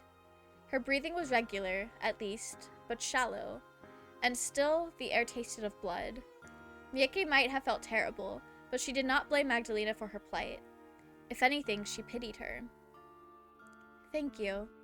Miyake spoke softly, her eyes affixed upon Magdalena's unblinking, despite her fatigue. What? Magdalena drew back, clutching her blood-spattered handkerchief in one hand, and frowned. What could you possibly have to thank me for? Don't tell me I've taken so much blood your thoughts are growing addled. Perhaps they are somewhat, but I'm not so confused I don't understand my own feelings. I know that you're being as considerate as you can be, given the circumstances. Considerate? Magdalena laughed, though it was without humor. And I know that you don't mean to hurt me. You're trying to console me as best you can, aren't you? I'm trying, yes, but... Oh, Miyake. Magdalena gripped the handkerchief hard, crumpling it in her right fist. It was still damp with Miyake's blood. Not that there was much of it. Magdalena had been thorough in emptying Miyake's veins into her bowl.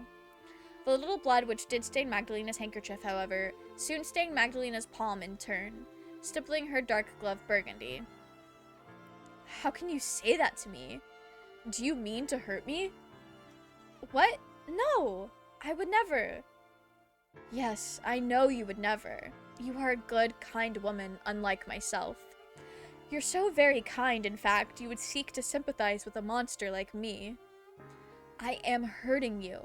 Surely you must be able to feel it.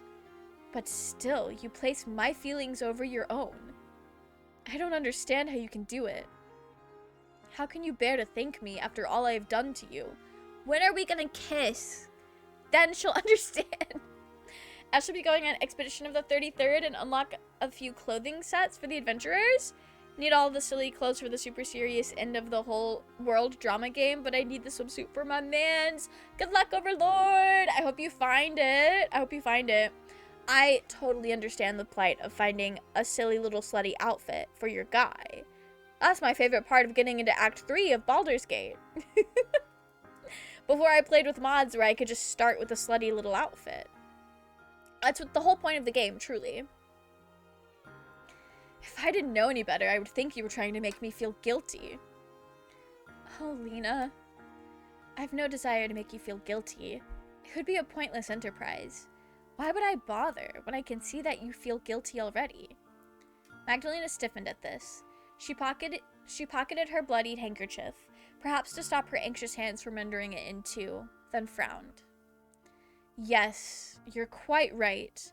I do feel guilty about this, yet I fail to see what that will feasibly accomplish. My guilt hasn't stopped me from hurting you. It's a worthless emotion that exists only to satisfy my own ego. I'd like to believe I'm not wicked, so I cling to my guilt.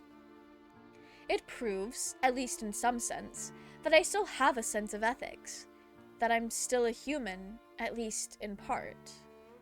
But no ordinary human being would inflict suffering like this upon another. It is all posturing. I don't think it is. How can you be posturing when you're being so sincere? Maybe I am, but what does it matter? It matters to me. I would hate if you gleaned any enjoyment from treating me like this, but I can see that you don't. This is hurting you too. In fact, I think it hurts you more than it does me. I don't know all of the particulars, but you wouldn't be doing this if you had a choice. Miguel took Magdalena's hand in her own, and squeezing it, she said in an imploring voice, "Is that right? Is that what you think?" Magdalena sighed wretchedly, but did not try to pull away from Mieke. Instead, she leant in, squeezing Mieke's hand in turn before elaborating. "I am sorry to disappoint you, Mieke, but I am not the hopeless victim you seem to believe. I do have a choice in this. I always have. It is my own foolish fault that I chose, and continue to choose, a poor one. I don't have to hurt you. I don't have to do anything. If I wanted, I could wash my hands of this farce and move far away, put all this bloodshed behind me, but you can't, though. You say you could. You have your mistress to worry about." "Indeed I do. While I could leave her, I would not wish to. She would be hopeless without me. She can't look after herself. She needs somebody to sustain her. I just so happen to be the unfortunate somebody. I procure victims for her, and I keep her fed, but I am afraid it is not enough for her. I think I might even be afraid of her." Oh God. Magdalena's expression twisted. I must sound so pathetic. I'm calling it. Mieke is a werewolf and she ends up eating Magdalena. I mean, we could eat Magdalena in a different way. Unlocked a French mime clown outfit for one of the characters, and when a cutscene played where the big evil appeared and there was a doom and gloom, they appeared in the cutscene. My girl was with a clown face. I love that. I really do. Have a wonderful night with the lesbian drama. We will. We absolutely will. Mieke thought of the lurid marks she had seen on Magdalena's arms, a riot of red circles like full-headed flowers, and winced in sympathy with her. I don't think you're pathetic, Lena. I think you've been trying very, very hard for a very, very long time. And I think you need somebody to console you. Perhaps I'm wrong to feel this way, and perhaps I'm being presumptuous. You can scold me if you want, and I'll relent. But Lena? They're so cute, look at them! Overwhelmed with sympathy, Mieke leaned in and wound her arms about Magdalena. You aren't alone. You have me. You can talk to me. If something is the matter, I would like to help you. I care about you, and I don't want to see you so upset. Mieke. Oh, Mieke. Magdalena sniffled, her eyelashes trembling. Her shoulders began to relax, her body draining of tension, but even as it did, she murmured, You don't have to pity me. I have no need of the sympathies of a mere human, particularly not when said human is one of my victims. You should be cowering away from me, not holding me even closer. Maybe I should. But, as my mother always said, I've never known what's best for me. That's why she arranged my life for me, down to the smallest detail. Now that she's no more, I think I ought to do what I want for a change. I'm tired of listening to other people. You won't even listen to me. I will, if you wish me to. You can push me away if you like, but I thought it might help. I don't know if there's anything you can do to help me. Mieke, you or anybody else. The only person who can help me is me. Magdalena sighed. I had to tell you to keep your distance, and yet... It has been a long time since I was last embraced. It feels very nostalgic. Relenting, Magdalena leant forth, then rested her own chin upon Mieke's chest, wherein her heart continued to beat. I can't believe this. I am seeking solace in the arms of a human, of all things. I thought I was stronger than this. You are strong. You must be to have endured so much for so long, all alone. But everybody has their limits. Yes, you might be right about that. I think I hit my limit a good while ago. I've been trying to soldier on. My mistress needs me after all, but... Oh God. I can't even cry, but I'm still shaking. What is the matter with me? I must look utterly foolish. Seeking solace? Different kind of solace. Not the bald kind. Not the bald kind. I already told you, you aren't. Are you sure? Well, maybe a little. Mieke laughed softly, which procured for Magdalena an offended, "Hey! But I don't like you any less for it. In fact, I think I might like you even more. It's nice to know there are more sides of you than meets the eye. I knew there was more to you than the aloof, dignified vampire you first showed me. You might not be human, but I don't think your feelings are so different from mine." Oh, if only. Magdalena drew back from Mieke. Though still, her arms were looped around the other woman, holding her close. She looked into Mieke's face and said, "You're too kind, Mieke. If you keep acting as you are, I'll have a second or third thoughts about harming you further. You don't deserve any of this. I wish I could save you, but it's fine. You saved me once before, remember? If it weren't for your timely intervention, both Henny and I would have been slaughtered by those bandits. You saved me. How could I not love you after that?" Guys! Guys! She used the word! Mieke? Magdalena's ruby red eyes widened, and, abashed, she looked away. If I had the blood to blush, my face would be pink right now. I'm not embarrassing you, am I? You are. Horribly so. And you're perplexing me, too. You are a foolish girl, do you know that? Your sympathy towards me is unwarranted, not to mention all this cloying, sickly kindness. I'm drowning in it. Your trust in me is going to get you killed one day. One day soon, in fact. It's killing you already. I know. And I don't care. You said that earlier, when we were in the garden. But do you really mean that? Every word. Right now, I only care about being with you. Well, that is quite the proclamation.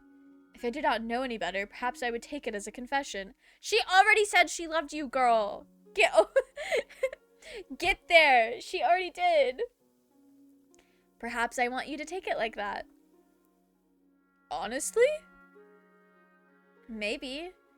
I know, at the very least, that I don't hate you. I've grown quite fond of you, in fact. When we're together, my heart starts to beat harder, and, well, you might not be able to blush, but I can. Yes, I can see that for myself. Magdalena's eyes trailed across the contours of Mieke's face, marveling at how delicate her mouth was, how long her lashes, how flushed, like freshly picked primroses, her skin. What blood Magdalena had not drained from Mieke seemed to be resting beneath the surface of her cheeks, warming them, heat exuding from her like that of a flickering flame. She looked so very enticing, Magdalena hardly knew what she was doing, even as she pressed 2 fingers beneath Mieke's chin. Raising her head thus, their eyes meeting once more, Magdalena said, "You really are an idiot. But if you wish, you can be my idiot. For tonight, at least. I think that might, at least, make me happy. My Mieke." They're so cute. Magdalena dipped her head, as though compelled by a powerful magnetism, and sought out Miyake's mouth with her own. Her cloak fell from her shoulders as she leant in, revealing just how slender Magdalena truly was. How delicate, as her palms found Miyake's. Their fingers pressed together, their eyelids falling shut as they indulged in one another. It was Miyake's very first kiss, and it was not, as her mother had designed, with Walter Gearhart. Get fucked, Walter. I love hating on that man. Magdalena's lips were cold, as was her skin, and Miyake shivered against her. The kiss was not what Miyake had imagined over the years, when she had been sequestered away inside her parents' old home. Many times, Miyake had wondered what her first kiss might be like, had imagined ghostly scores of them as she lay in her bed at night, looking out of the window. Never before had a woman like Magdalena factored into Miyake's fantasies, with white skin and red eyes and a heart which did not beat. Imagine waiting 9 months to name your kid Walter. Yeah, that's crazy. That's crazy work. Anyway, sorry to any Walters out there. I'm sure you're lovely. Much better than Walter Gearhart here. This was not at all what Miyake had anticipated. It felt even better. Good for them. Miyake lay in bed later that night, not long after Magdalena had left her, a ghostly vision in white upon her bed sheets. She lay back upon her thin, aged pillows, her hair fanning outwards like a halo. Though she felt tired, sleep refused to come. It remained nothing but a distant dream. Images of the day passed, and all she had done with Magdalena flickered before her open eyes like the ghostly images in a phenakistoscope? Right. Miyake saw Magdalena holding her breakfast tray, a small smile upon her lips. Magdalena reaching to brush her hair behind one ear, her sleeve slipping down to reveal her bruised arm. Magdalena standing in the rose garden, her head bowed. She saw Magdalena too, as she had been while pressing a knife against the inside of her wrist, her red eyes full of guilt. And later, Magdalena with her pale eyelashes sewn shut, her lips pressed against Miyake's own. That had been Miyake's first ever kiss. She had not been so intimate with Walter, though he had been her fiancé. Not that Miyake saw that this as any great loss.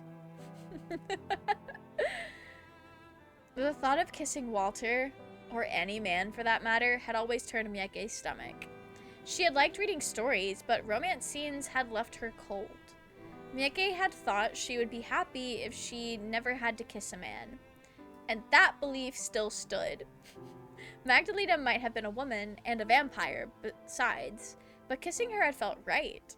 Even now, long after their lips had parted, Miyake could remember how it felt. Her lips throbbed with phantom kisses, and blood pooled in her cheeks. Miyake pressed one hand to her chest, fingers splayed and sighed. She knew not how she would go to sleep now, with such thoughts racing through her mind. She feared, as she lay there, the darkness pressing in upon her, that she would never sleep again. Magdalena had stolen her ability to rest, just as surely as she had stolen away her heart. While Miyake lay in bed that night, trying to sleep, Magdalena sat at the bedside of another, holding in her hands a dish filled with bright red.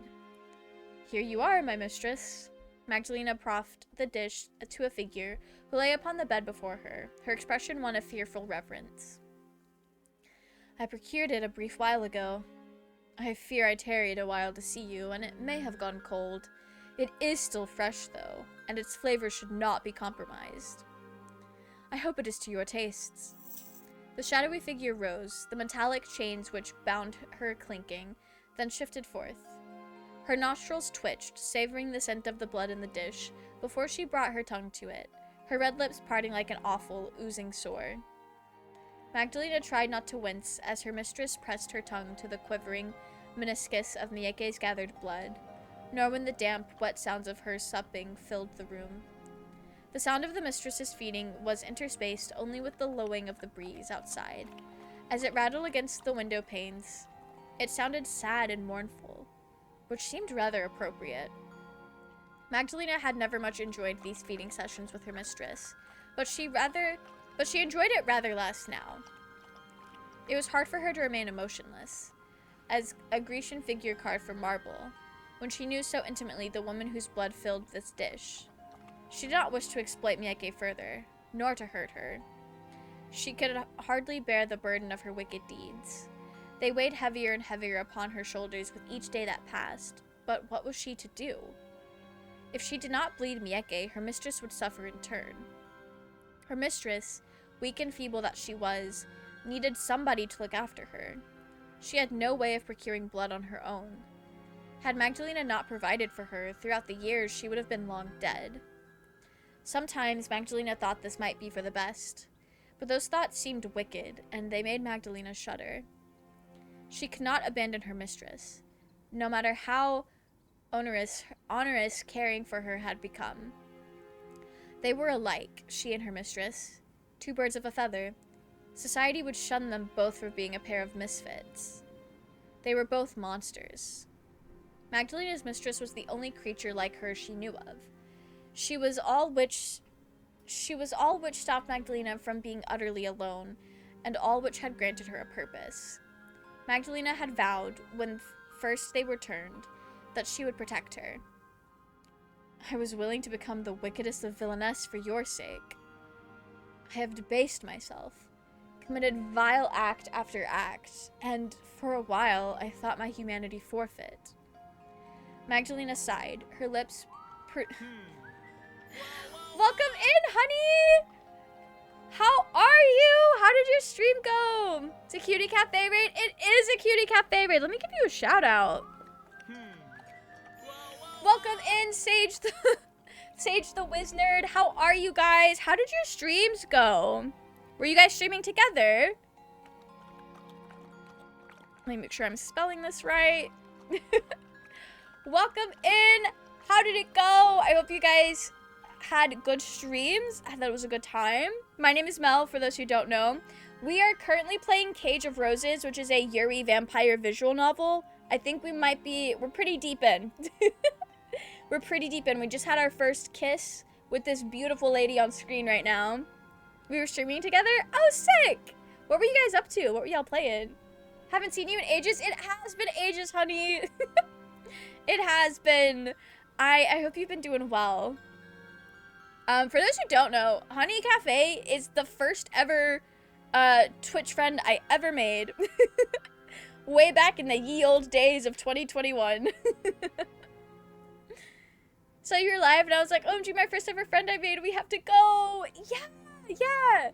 I dip in, I lurk every once in a while, and your VTuber is very cutie.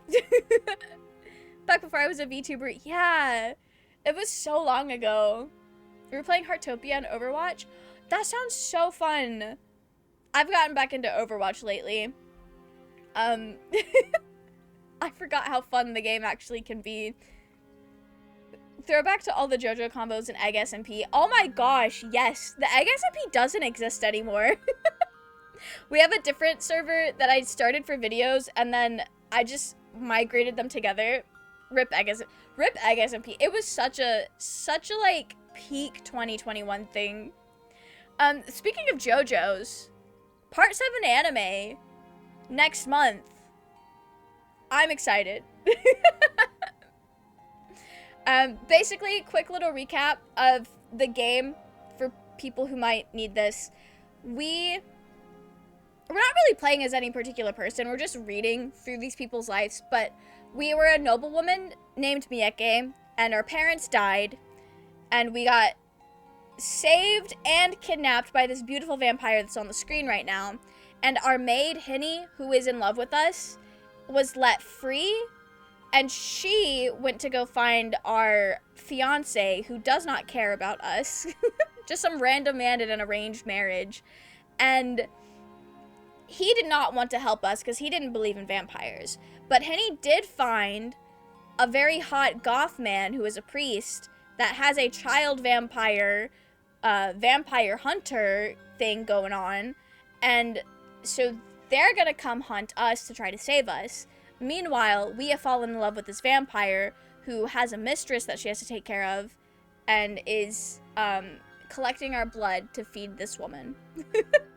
And that's the long and short of it. Me who still hasn't gotten over part 2. Me with part 5. Part 5 just hit. It was so good. I was talking about it earlier today because I sent the English dub trailer for part 7 dropped today, and I sent it to my friends, and they were like, because I was really excited. I was like, Gyro and Johnny is my heated rivalry, and they were like, I thought you didn't like part 7. I like part 7. She'll just never be part 5. Although I have said before that I don't think part 7 is the best one, but that is just because part 5 really, really was made for me. Okay. Magdalena sighed, her lips pursed as her mistress, heedless as always of her words, continued to drink. Joseph forever, my baby. Me with Giorno Giovanna. But no, Joseph is good. He's such a fun character. I have a lot of friends whose favorite JoJo is Joseph, and for good reason. That's a silly, goofy guy. Oh, I'd clicked out. But I fear I must be softer than I thought. I have killed many, many men without flinching, but the thought of killing Mieke... Magdalena sighed again, a sigh which seemed to issue forth, not just from her chest, but from a deep, shadowy recess inside her. When she exhaled, it left her almost breathless. I don't know if I can do it, not even for you. Okay, I think it's been long enough that Twitch will let me also give a shout out to Sage. Can I call you Sage? Not Raid. Wait, we're not doing that. Okay. Can you... Oh, well, it would help if I hit the right letters. There we go. I hate that you can't... I guess it's so you don't spam shout-out commands. But sometimes I need more than one in, like, the span of 2 seconds.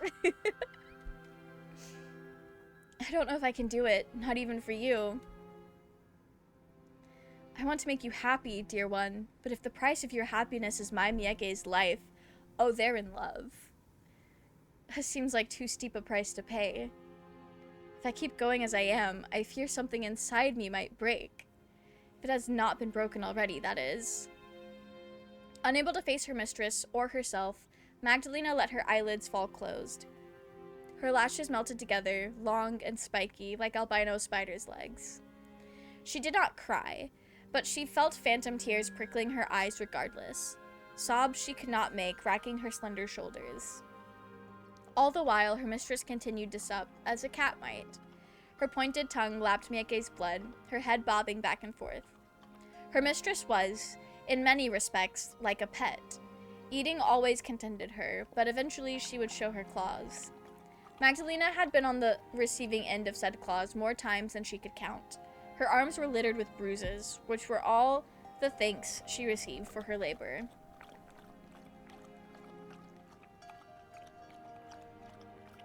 Aiding her young mistress had never been the most thankful of tasks, but Magdalena had persevered.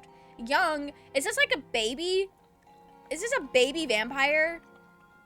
Looking after her mistress had been Magdalena's only purpose in life for nigh on a century. It had been her only reason to keep going. Now, however... Oh, I wish you knew that what I was speaking about. I wish you could understand how I felt. I wish... that none of this had ever happened. To me, and especially not you. You never deserved any of this. My poor dear Crystal. This is a baby vampire. That's so fucked up and sad that they turned a baby into a vampire. Is her mistress a little vampire we met earlier? No, it is not Hyde Marie. Although Hyde Marie... is also a child vampire. It seems like either there is something... The fact that it specified young mistress, I think it's a very young child, like a baby. And that would explain why it cries and lashes out, doesn't speak, and like it just explains a lot. It explains a lot and why Magdalena feels like she has to stay. And also why she thought maybe it would be better if the baby vampire wasn't still living. Just ran a raid as a red mage in Final Fantasy XIV that I really did the work to earn the nickname Res Mage. In Red mages are called that because they're one of the only 2 DPS classes who can resurrect others, which is best used for rezzing downed healers, which I just did a bunch of times. Nice! I love feeling so helpful in games, and bringing people back to life is one of those things. I assume the raid went well. It sounded like it went well, at least personally. It was late at night, the moon round and full, when Henny ventured into the woods, Johann and Heidemarie in tow. The woods were every bit as eerie and inhospitable as Henny remembered from her wanderings weeks prior. The boughs of the trees were curled like claws, as though meaning to grab her, and the uneven floor was strewn with loose leaves, twisted roots, and creeping fog. It was a cold, windy night, and the breeze which ran through the boughs of these skeletal trees seemed almost to sob. The breeze nipped at Henny's fingers, and at the hem of her sensible black mage dress, so she shivered. Henny knew where Magdalena's home was, more or less, yet she had been in such a state as she ran away from it she felt disoriented. The forest was so full of tall, skinny trees that it was hard for her to get her bearings. She hoped only that she was right in her recollections, and her footsteps were leading her closer to Mieke's side rather than further. Rolled like dog shit on all the loot. Oh no! I hate that for you. At least it went well, even if the loot was not good. Please, Mieke, Henny prayed silently, her soles depressing the twigs and the leaves beneath her feet. Be safe. That's all I ask. Well, isn't this a beautiful night? Heidemarie spoke in casual tones that bellied the seriousness of the situation as they walked. She, for her part, seemed quite at her ease, though perhaps that was because, as a vampire, she was accustomed to the stillness of the night. Certainly, she would have preferred it over the heat and the light of the day. The moon is so lovely, yet lethal. Lethal? But of course, werewolves aren't the only beings to undergo significant changes during the full moon. It also imbues us vampires with strength, so werewolves are real. Okay. Heidemarie flexed her fingers, extending them as pianists might before setting them down to play a symphony. For a being who has been dead for so many centuries, I feel quite alive. I'm positively tingling with excitement. It's been a long, long while since I had a job to do. Heidemarie's lips split into a grin, wide enough to reveal her incisors. They glistened at the front of her mouth, sharper and more deadly than needles. I hope it doesn't disappoint. I'll be upset if this Magdalena does not put up a fight. Now, Heidemarie, we didn't come out here to have fun. Frau Henrique wishes for our help, and we must do all we can to aid her. This is a woman's life may be on the line. Well, of course I know that. I'm aware that this will be a delicate operation. But I think that makes it even more entertaining. It's been a terribly long time since I got to rescue any fair maidens. I do so love being a brave, noble hero, though I must give you a few words of advice, Fraulein. There is a chance that your beloved mistress may already have departed from the world of mortals. Oh. Henny stiffened at this, and Johann's disapproving frown deepened. Heidemarie, please, be more considerate. By that, you mean ply her with false reassurances? No, Such sweet lies might come easily to you, Johann, but they don't sit right with me. I might be a depraved monster, but I don't like to deceive people. I don't deceive people. I spread the word of God. And you truly believe in the eventual reckoning and salvation and heaven? Yes, of course I do. You know I do. I wouldn't preach of such matters if I didn't. Heidemarie pressed her lips together before eventually capitulating. Yes, I suppose you're right. You've always been an awful goody two-shoes. You're not a liar either, Johann, though you are misguided in your opinions. I know you wish only to think of the most positive potential outcome, but life often does not work out as we might want. Heidemarie looked again to Henny, one arm resting on her hip. Powerful though I am, I'm not privy to everything that happens in Augsburg's vicinity.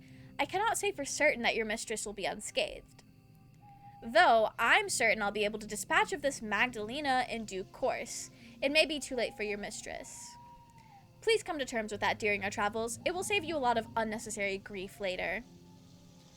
Well, I suppose you have no ill intentions by saying this. Johann clicked his tongue, while Heidemarie tittered.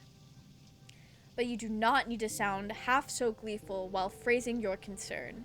It makes one doubt how genuine you're being. You think I'm not being genuine? You rarely are. You're a menace. Oh, woe is me. Heidemarie staggered back dramatically, one hand pressed to her breast as though she had been mortally wounded. Had Henny not been so tense, perhaps she would have smiled at Heidemarie's antics. As it was, however, she found herself incapable of seeing the funny side in the young girl's capering. Her thoughts were too full of Mieke to pay this mischievous Heidemarie much heed. She knew Heidemarie had a point. Her Mieke could very well be dead, but Henny did not wish to come to terms with such a possibility. If Mieke was dead... Oh, if Mieke was dead... Frau Henrike? It was Johann who spoke next, after the pause rent by Heidemarie's warning, his voice softer and gentler than the moonlight. I know Heidemarie speaks callously, but she does have a point. There is no guarantee we will be able to save your mistress. But if her heart beats still, then Heidemarie and I will do all in our power to save her. You can rest assured on that score. Please, place your faith in us. I would never seek to betray your trust, not when you went to the effort of seeking us out as you did. Yes, Johann is right. If there is a damsel to recover, she shall, of course, be rescued. And if she's a corpse, well, we'll simply have to pay her our respects. Either way, you'll get the closure that you want. By the time this night is up, we will know exactly what has happened to your beloved Mieke. Thank you. I don't know how Mieke has been faring or what state she may be in when we find her. But I suppose I'll find out soon enough, before the night comes to a close. Everything will be sorted then, one way or another, for better or for worse. Yes, that's a good way of looking at it. It's best not to get your hopes up too much. Heidemarie giggled to herself anew, as a young girl might, while Henny continued to traipse through the woods. She had been walking for almost an hour now, and could feel the chill air growing colder as it settled about her shoulders like a shroud.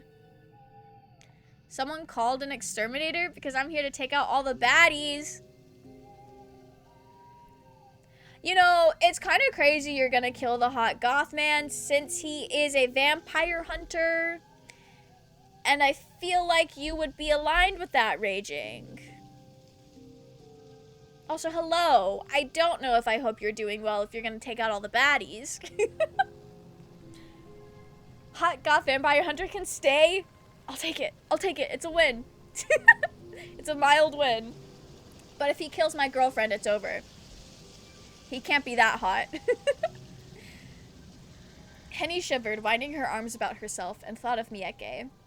If Mieke was alive, she supposed she would be asleep right now. Perhaps in the very same cell she and Henny had once played Joker in. Is your girlfriend a vampire? Maybe?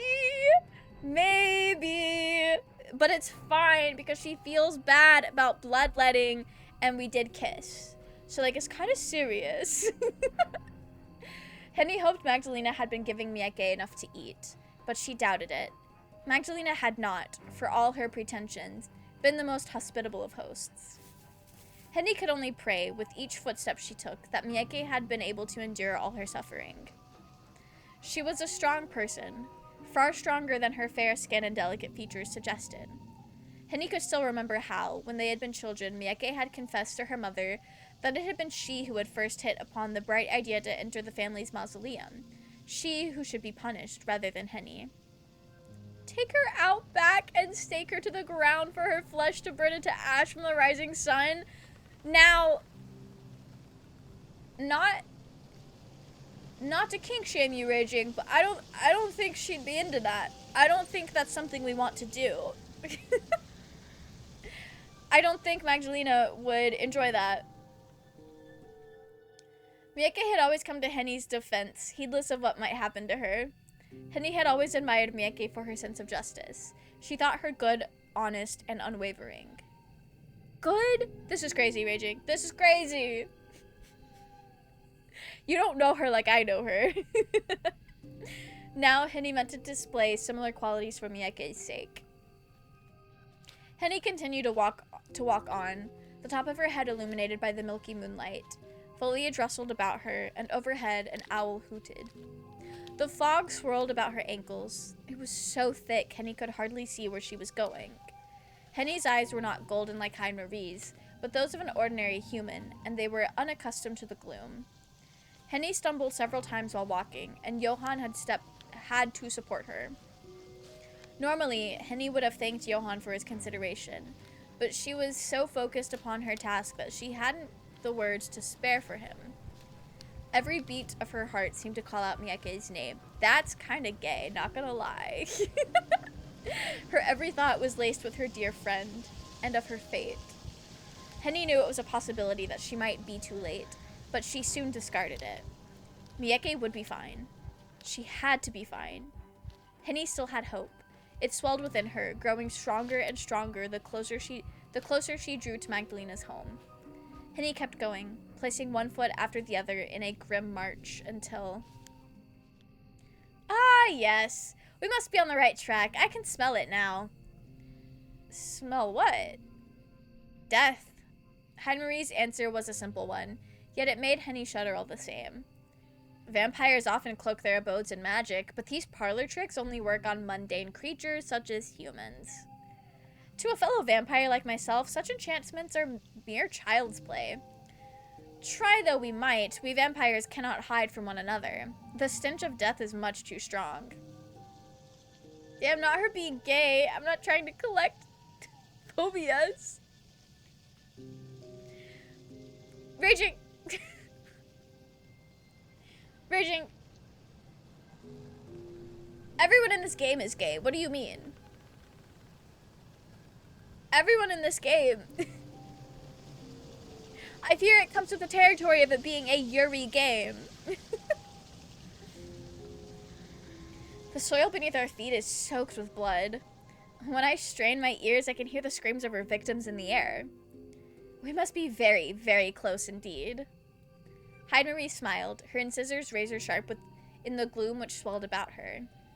Now, I must prepare myself for coming face to face with this young vampire. I would hate to look a mess.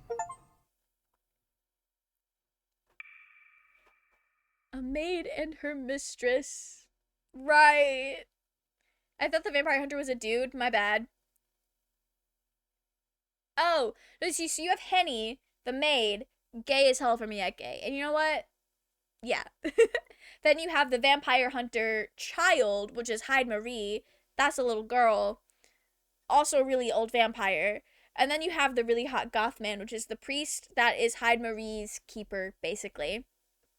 Everyone in this game is gay. Yes. Yes, yes, yes, yes, yes. Exactly. Exactly. Child? Yeah.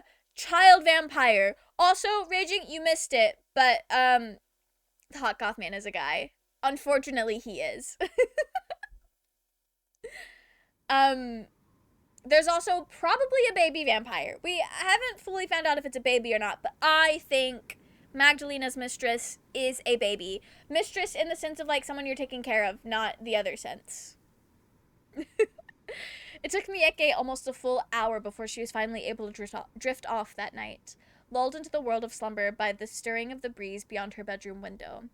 In her dreams, Miyake saw herself and Magdalena as she wished they were, smiling, arms linked, like a pair of ordinary women. In this dream, Miyake was not the sole daughter of the once noble von Essens, and Magdalena was not a vampire. They were both young ladies from moderately well-to-do families, both young and fresh-faced, with no outside pressures forcing them to wed. In this dream, Miyake and Magdalena were of a like age, equals who had formed a fast friendship. Together, they would promenade about their families' estates, play cards, and help one another with their hair. They flipped through fashion magazines, offered helpful critique upon one another's clothes, and often, during quiet moments, they would sit together and devour books like sweetmeats. Right. They would read plays and poems and prose, and once they had finished with their tomes, they would talk about them to one another excitedly. Nobody condemned their friendship, and nobody sought to come between the pair of them. Henny gladly gave Mieke and Magdalena her blessing, as did their parents. Mieke's mother, in her dream, was not the exacting Lady von Essen, but another woman altogether, a woman kinder and more accepting, who did not smack books from Mieke's hands, nor revile her for being too willful. Mieke even dared in this dream to pursue with her fictional Magdalena a relationship deeper than that of close friends. There were covetous glances and brushing fingers out in public, arms linked, with heads dipped just a little too close when they shared secrets. In private, meanwhile, between their readings of books and their girlish chatter, they came even closer together until... But Mieke knew these dreams could never come to pass. She was tormenting herself by indulging in a fantasy which could not be realized. But still, she continued to dream. She did not want to give her fantasies up. How could she? Mieke had been lonely for most of her life, and she was tired of denying her heart what it wanted. She was smoldering. Mieke turned beneath her covers, lost amongst her wonderful, impossible, painful dreams when... The sound of a scream awoke her. It was distant, but loud enough to penetrate her bedroom door. Mieke sat up with a start, her mind jumbled. One hand flew to her chest, fingers splayed beneath which her heart beat wildly, caught between sleep and waking. The screaming continued, high and hopeless. It was hard to gauge who owned the voice, but Mieke thought it belonged to a woman? Was it Magdalena? Had she been caught off guard, her home laid waste? Mieke knew not what kind of creature can make a vampire scream, but it must have been a frightening one. A trembling Mieke rose from her bed, then dashed barefoot to her bedroom door. She took the handle between her fingers and tried it, but she was soon scuppered. The door, as always, was locked. Mieke took a step back, fingers clenched at her front, deliberating. How was she to escape? Brute force was an option, she supposed. Mieke was not very strong herself, but Magdalena's home was ancient. Everything was crumbling. The lock must have some give in it, enough to be sprung, perhaps, by her shoulder, if she applied enough force. Maybe she could try to jimmy the lock with a more elegant method. Maybe a hairpin? Mieke had several, which she kept in a ceramic tray by her bedside, which she used to style her hair. Mieke had never tried to pry open a door with such an inelegant method before. When she had broken into the family's mausoleum all those years ago, she had simply stolen a set of keys. It seemed imperative to try, however. If Magdalena was being hurt, then Mieke wanted to protect her. Mieke knew she could not simply stand idle and do nothing. Mieke padded to her bedside and lit the candle, which sat there with trembling hands. Then she selected a hairpin from the dish by her bedside for the job. Clutching it tight in her hand, she then started back for the door. Mieke paused by the door, making to slide the slithering pin into the lock. But her attempts at escape soon proved to be unnecessary. The door opened outwards, creaking as it did before she had a chance to make use of the hairpin. There was somebody standing in the entrance of Mieke's bedchamber, somebody that Mieke knew well, despite the darkness which swirled in the hallway. It was Henny. Oh, Mieke! Mieke, thank goodness! I was so glad to see you're all right. Henny threw herself forwards before Mieke had a chance to speak, and tightly wound her arms about her mistress's waist. The hairpin Mieke had grasped now fell from her hand, her fingers falling slack. It hit the thread-baned carpet, and there it lay, illuminated by spots of moonlight which crept in through the worn curtains drawn about the windows. The moonlight lit Henny's face too, or half of it, and Mieke could see tears beating upon her lashes. Mieke didn't think the tears of sadness, however. They looked instead to be born of relief. It had been almost a month since Mieke had seen Henny last. Now they had finally been reunited. It was all so sudden, and so very unexpected, it still did not feel real. Mieke wondered whether it was not a continuation of her dream, now taking on a different bent, but that seemed unlikely. Henny's body was soft, as Mieke remembered, but it was unyielding as it pressed against her grip too tight to be made of fancy. Mieke had a real good number of books in her time, but her imagination was hardly good enough to conjure up a scene this vivid. It really was Henny in the flesh, come to rescue her, just as she had promised. Henny! Oh, Henny! Mieke began to sob herself, from both surprise and relief. She returned Henny's embrace, resting her head upon her shoulder, and for a while neither woman spoke. They only stood there in the entrance of Mieke's bedroom and sobbed, clinging tight as though their lives depended upon it. The screams, however, did not abate, and a fresh volley of piercing cries made Mieke's body stiffen. Concerned, she drew back and, looking at Henny, said, "What are you doing here? How did you get here? Did you do something to Lena?" "There's no time to explain right now. First, we need to escape." "Escape? But where?" "Outside! Hurry, Mieke, before she catches us." "She?" Mieke's brow furrowed. "Are you talking about Lena?" "I mean that monster, yes. Hyde Marie is holding her back, but I don't want to hang around while they settle their matters. I've spent more than enough time around monsters to last me a lifetime, and I bet you have too." "Oh, it was horrible, Mieke. The things I've seen tonight, trying to save you. But I don't want to dwell on it. It doesn't matter. Come on, let's go." But I'm not dressed. I can't wander around the woods in my nightgown. Not barefoot. I need some shoes at least." "It can wait. Please, Mieke, let's hurry. You need to run." "But..." Mieke tried to protest, but Henny refused to listen. She squeezed Mieke's hand in her own and turned, pulling her through the hallway and away from her bedchamber. Away from her prison cell. Away from her life with Magdalena. Mieke called after Henny, bidding her to stop, but Henny did not listen. She continued instead to run, her soul slapping against the stones. Mieke tried to twist her arm free from her friends, but she hadn't the power for it. Magdalena had taken too much of her blood that night, and it had left her weak, anemic, as had the kiss, then the caresses, which had followed afterwards. Mieke had always been thinner than Henny, her coloring more delicate, but in that moment Henny's strength seemed indomitable. This must have been the measure, Mieke supposed, of how greatly Henny cared for her. But oh! While Mieke was glad to see Henny, she did not wish to leave Magdalena's side. Not like this. If she was to leave, she at least wanted to speak to her once more, to tell her what had happened. Mieke tried to dig her feet against the cold floor, but it was too little avail. Henny responded only by asserting more pressure upon her hand. She was gripping Mieke's fingers hard enough to hurt, hard enough Mieke feared she might leave bruises. "We need to keep going. We're almost there, just a little further." Henny tried to console Mieke, but her comforting voice fell upon deaf ears. Mieke's attention had been taken, not by Henny's rescue attempt, nor her own concern for Magdalena, but by a door thrown ajar a few paces away. Mieke had not been inside any rooms in Magdalena's home save her own, so could not help but cast a curious glance at its interior.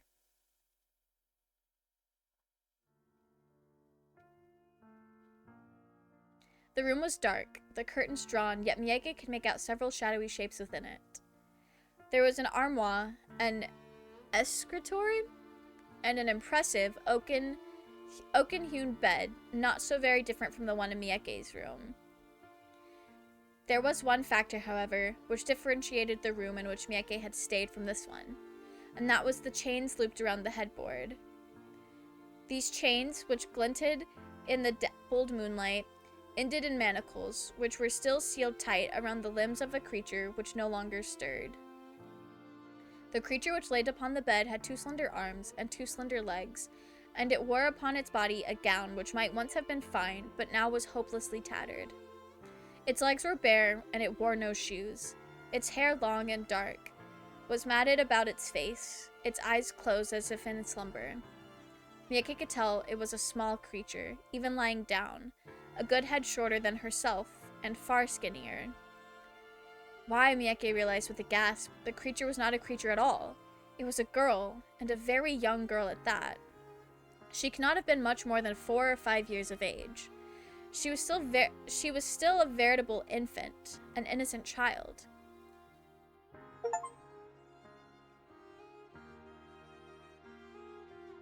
And she was dead. Somebody had driven a decorative blade into her chest so deep its pointed tip threatened to pin her to the mattress upon which she lay. A single rivulet of red ran from the girl's mouth, staining her alabaster skin, and her arms and legs were bent at awkward angles as if they had been hopelessly broken. Mieke! Henny turned to look at her friend, fearful of what she had spied, and upon seeing her harried expression, winced. Please don't look at it. It'll only upset you. God knows it upset me enough, seeing Hyde-Marie do that, but it had to be done. Okay, I knew Magdalena did not do all that. Interesting. Okay. I can't believe they would slaughter Magdalena's child. But it's for the best. And then we save Magdalena, and we live happily ever after. Trust. She wasn't human, Mieke. Mieke could see that well enough, what with how horribly pale the girl was. But still, she grieved for her. She couldn't overlook how very young the girl was, nor how fragile she looked. It seemed a gross cruelty to treat a child so. Who could have killed her so callously? Mieke's stomach churned. She heaved. Then, with bitter, acrid tears beating in her eyes, Mieke! Mieke turned her head and vomited all over the stone floor. It's going to be fine. I'm sure this won't end tragically. I actually genuinely have no idea. I feel like it probably will. So that's fun. Mieke felt woozy after ejecting the contents of her stomach upon the floor, yet hadn't the time to properly regain her bearings. While sympathetic, Henny was anxious to keep moving, and after consoling Mieke, soon took hold of her hand again. I'm sorry, Mieke, but we really have to run. We can't stay here, not any longer. I need to get you to safety. Mieke would have argued, if she could, that she felt perfectly safe with Magdalena, yet could not. There was a sharp, sour taste at the back of her throat which prohibited all words, and in any event, she knew the words she wanted to speak were untruths. She was not safe with Magdalena. How could she be, when the other woman had caused her so many wounds? If she continued to stay with Magdalena, it seemed inevitable that she would die. Henny knew this, too, and had traveled all this way to rescue her. Yet, though Mieke appreciated it, an ungrateful part of her wished she had not bothered. Mieke had already made peace with the thought of dying. She had made peace with it long ago, before Magdalena had taken her a prisoner, even. She had always been a captive in some form or another, unable to say what was on her mind, or to do what she truly wanted. Living with her parents had been no true life. It had been a hollow, empty existence which had parodied living, yet had been too full of waiting, all without consequence, for it to mean anything. Mieke had never truly lived at all, not in all her 25 years. This had only changed after meeting Magdalena. Magdalena meant to kill her, but at least her company had lent Mieke's pitiful existence some sense of purpose. Mieke did not want to leave her. She could not leave her. But Mieke knew not how to communicate this to Henny. She did not think Henny would understand, regardless of how close they were. How could she?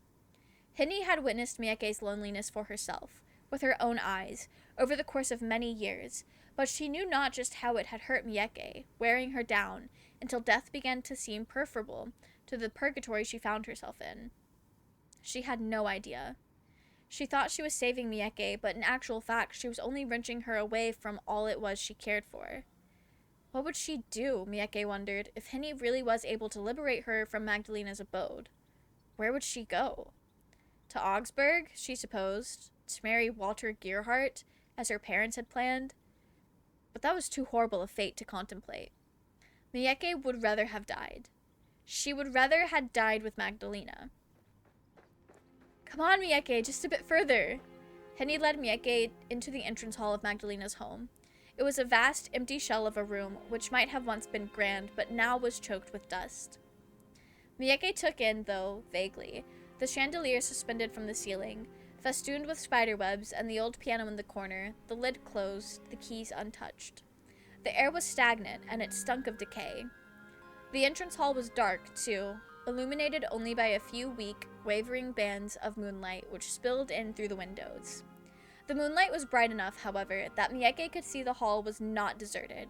She could see figures, one hanging back, obscured by shadow, while the other two faced off against the other.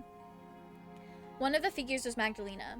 She was glowering, her lips pulled back in a snarl which revealed her teeth, sharp like knives. The other figure, meanwhile, was unfamiliar to Mieke. Her stature was diminutive, her heart-shaped face dwarfed by her swaths of fair hair.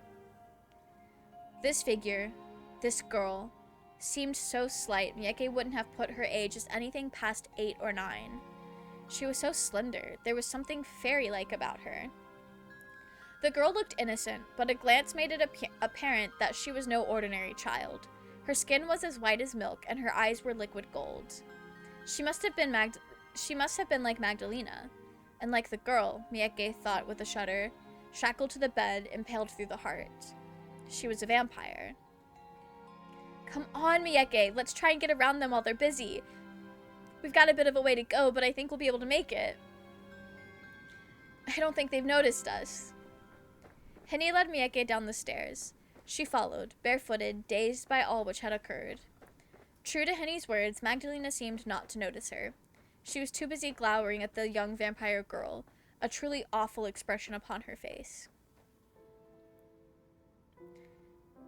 Goodness me, is this how you treat all your guests? You aren't the most hospitable, are you? I thought you would have been glad for the company, living in a lonely pile like this for so very long, but I suppose not. Please don't tell me you're one of those curious people who enjoys being alone. If that were the case, I doubt you would have such an ardent practitioner of kidnapping. Shut up! Don't you take that tone with me, you monster! Don't you dare! Oh? The girl raised her eyebrow. A monster, am I? Yes, you are. You are an unpardonable monster. Don't act so high and mighty when you know what you did. You killed my mistress, you coward. You killed her in cold blood while she was chained up, unable to act, and she was only a child. Ah, yes, I suppose I did do that, didn't I? You suppose? Indeed, I did, and I must apologize for that. I fear I must have made quite the poor first impression. Perhaps I ought to have sought your company out first, rather than heading straight to the little mistress in her chamber. But I thought it common courtesy, you see, to talk to the lady of the house before her servants. You might have had years to perfect your deception, but I can tell at a glance you're not a proper lady. You're just a common scullery maid. It's very amusing that you thought you could act above your station like that. It's so funny I might laugh, but I suppose that would be rude too. Goodness me, I really can't do anything right. Hide Marie. A third figure, this one a tall, slender man who had been half hidden in the shadows, stepped forwards to caution the young girl. Don't make such a scene. Murdering a child is nothing to gloat about, not when she was incapable of fighting back. Now, let us stop the silliness and focus on the task at hand. We still have one more vampire to dispose of before we can consider our job done. Oh? The vampire girl, Hide Marie, Mieke supposed her name was, inclined her head in the tall man's direction, then pouted. That isn't any fun, Johan. You should know how much I love talking. It's rare that I get a chance to interact with one of my own. I am aware, but you shouldn't let yourself get distracted. Not while we still have a job to do. You need to focus. What a pain. You never let me have any fun. Fun? Magdalena stared Hide Marie down, her red eyes little more than pinpricks in the whites of her eyes. You would kill my young mistress, and you would call it fun? Have you truly no heart? You are reprehensible. Perhaps I am, but you've no right to chastise me yourself, vampire. How many innocents have you murdered yourself over the years to satiate your own bloodlust? This house has quite the macabre history. You can pretend otherwise. You've been doing that for decades, but you can't hide the truth from me. I can smell the blood in the air, and all of the death. Now, I think it high time I put an end to your wicked ways. It shouldn't be that hard. Hide Marie's golden eyes flickered languidly over Magdalena. You aren't at all in your peak physical condition. I can see it in that pinched, pained look in your face, and the way you slouch your shoulders. That little mistress of yours, who you kept chained up like a rabid dog, hasn't been treating you very well, has she? That is none of your business. You've been sustaining her over the years with fresh victims. Don't think I don't know what's been going on, but she hasn't been at all appreciative of your efforts. I imagine she gets violent when she gets hungry. I wouldn't be at all surprised if she bites. Be quiet. That's the problem, of course, when our kind are turned too young. These poor, pathetic fledgling vampires tend to lose their rationality. They can't handle the strain of immortality, and their mental faculties abandon them. They lose their sense of self and they become nothing more than monsters. That's interesting. Okay. I don't think I've seen that particular take of turning vampires too young. They can't be reasoned with. They could scarcely even think. They exist solely to satisfy their own hunger. But we vampires are greedy, selfish creatures, and we are never satisfied for long. It's impossible to keep young vampires like that from lashing out, no matter how hard you might try. That girl was obviously a lost cause. I have no idea why you thought it was a good idea to keep her alive for so long. I was doing her a favor when I killed her. She was an aberration. I said be quiet. I might not be in my best condition right now, but I am more than a match for a coward like you who murders small children for sport. I won't let you escape unpunished, not after what you did to my mistress. Now that is funny. It's awfully hypocritical of you to want to fight me when I was turned before my 11th year. In human terms, I'm still a young girl myself, but please don't get any funny ideas into that empty head of yours. I'm not so weak as that creature you called your mistress. I never did lose my sense of self, though I've been alive for centuries.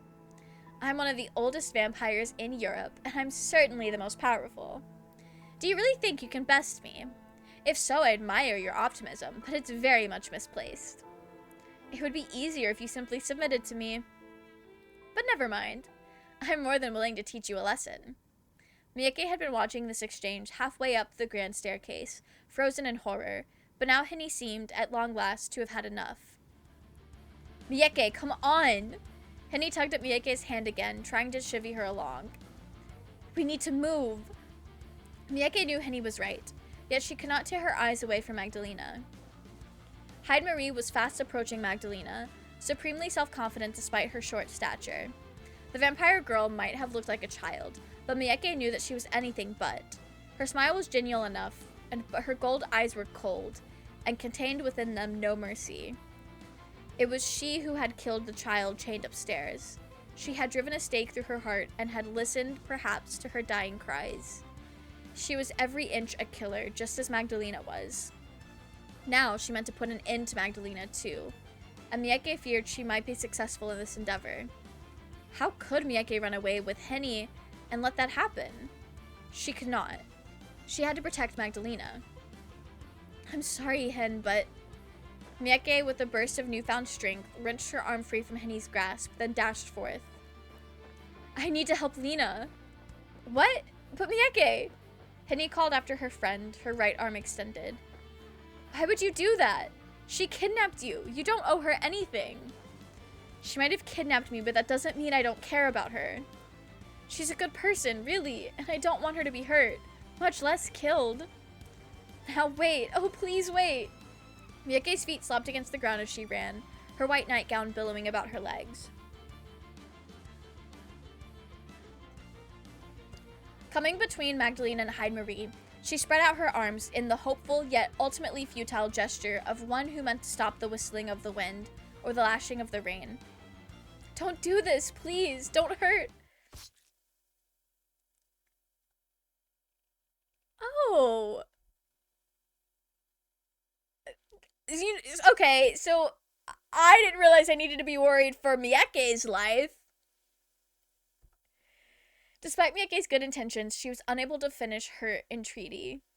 Oh, well, hey, you know, it's what she wanted. Maybe they can turn me into a vampire. Hyde-Marie had been moving too quickly, far more quickly than any human eye could hope to follow, and though spying Miyake, she had not been able to slow in time. The young vampire was soon upon Miyake, her right hand extended. Her nails, which were filed into dangerously sharp points, pressed against Miyake's back, then pierced straight through her chest. Hyde-Marie's right hand penetrated Miyake's ribcage, as if her flesh was ephemeral, made of nothing sturdier than spiderwebs. Can I say this is a Fenris Dragon Age mention? And then we all feel a little bit better about it. I thought Miyake would at least be okay. This is unexpected. Yeah, no, I'm shocked. I'm, like, actually surprised. Though Miyake cried out, it took a few moments for the pain to fully hit her. Her eyes were wider than goose eggs as she looked down, staring at the arm which penetrated her shuddering body. Vicious red liquid was beginning to ooze down Hyde-Marie's white wrist. It was so vivid in the gloom of Magdalena's cavernous entrance hall that it looked unreal, like something from a dream. Miyake's blood was brighter than rubies, and thicker than strawberry jam. Miyake's body twitched about Hyde-Marie's hand. She felt herself turning numb by increments. First her legs, then her chest, then her shoulders, then her arms, until she could no longer feel the tips of her fingers. Miyake looked at her own blood as it dripped onto the threadbare carpet and moaned. Her blood looked oddly beautiful, in an obscene, profane sort of way. But Miyake didn't have the time to contemplate how brightly her blood shone, nor how otherworldly it seemed. The agony of being rent in two soon overcame her. Miyake! Oh God, Miyake! Miyake? And with a twin series of cries from the two women whom Miyake cared about the most, her body tottered. She teetered. All strength had once possessed her fled, as if that too had been a dream. Miyake drew away from Hyde-Marie with one jerking footstep, thus freeing herself from the young vampire's grasping right hand. Her chest wound, no longer stopped by Hyde-Marie, seemed to expand when she shuffled away. It gaped open like the maw of hungry beasts, and more of Miyake's lifeblood spilled onto the stone staircase. Miyake pressed one white, trembling hand to her wound, and was surprised when her fingers came away stained. She could smell blood in the air. Her blood. It was a dizzying, overpowering stench which plugged up her nostrils. Miyake swayed. Then, with a hiss of pain, she fell. Miyake's body hit the ground, like that of a lifeless, senseless doll. And her vision went black. Say psych right now. Miyake? Oh God. Oh God. Henny watched with wide, anxious eyes as Miyake collapsed to the ground, pressing one hand to her aching chest. The maid cried out as if to rouse her mistress, though to little avail. Miyake! Miyake, please, wake up! Oh, this can't be happening! Henny dashed to Miyake's side and knelt before her, Miyake's head cradled upon her lap. Henny took care not to jostle Miyake as she embraced her, for fear of hurting her. But a resultant gasp of pain from Miyake's lips would have been preferable to the silence that Henny was greeted with. Miyake didn't open her eyes, though Henny threaded her fingers through her disheveled hair. She was still breathing, though barely, but this offered Henny little in the way of solace. Miyake's face was so pale she might have been a corpse. The wound Hyde-Marie had inflicted upon her, meanwhile, was gaping.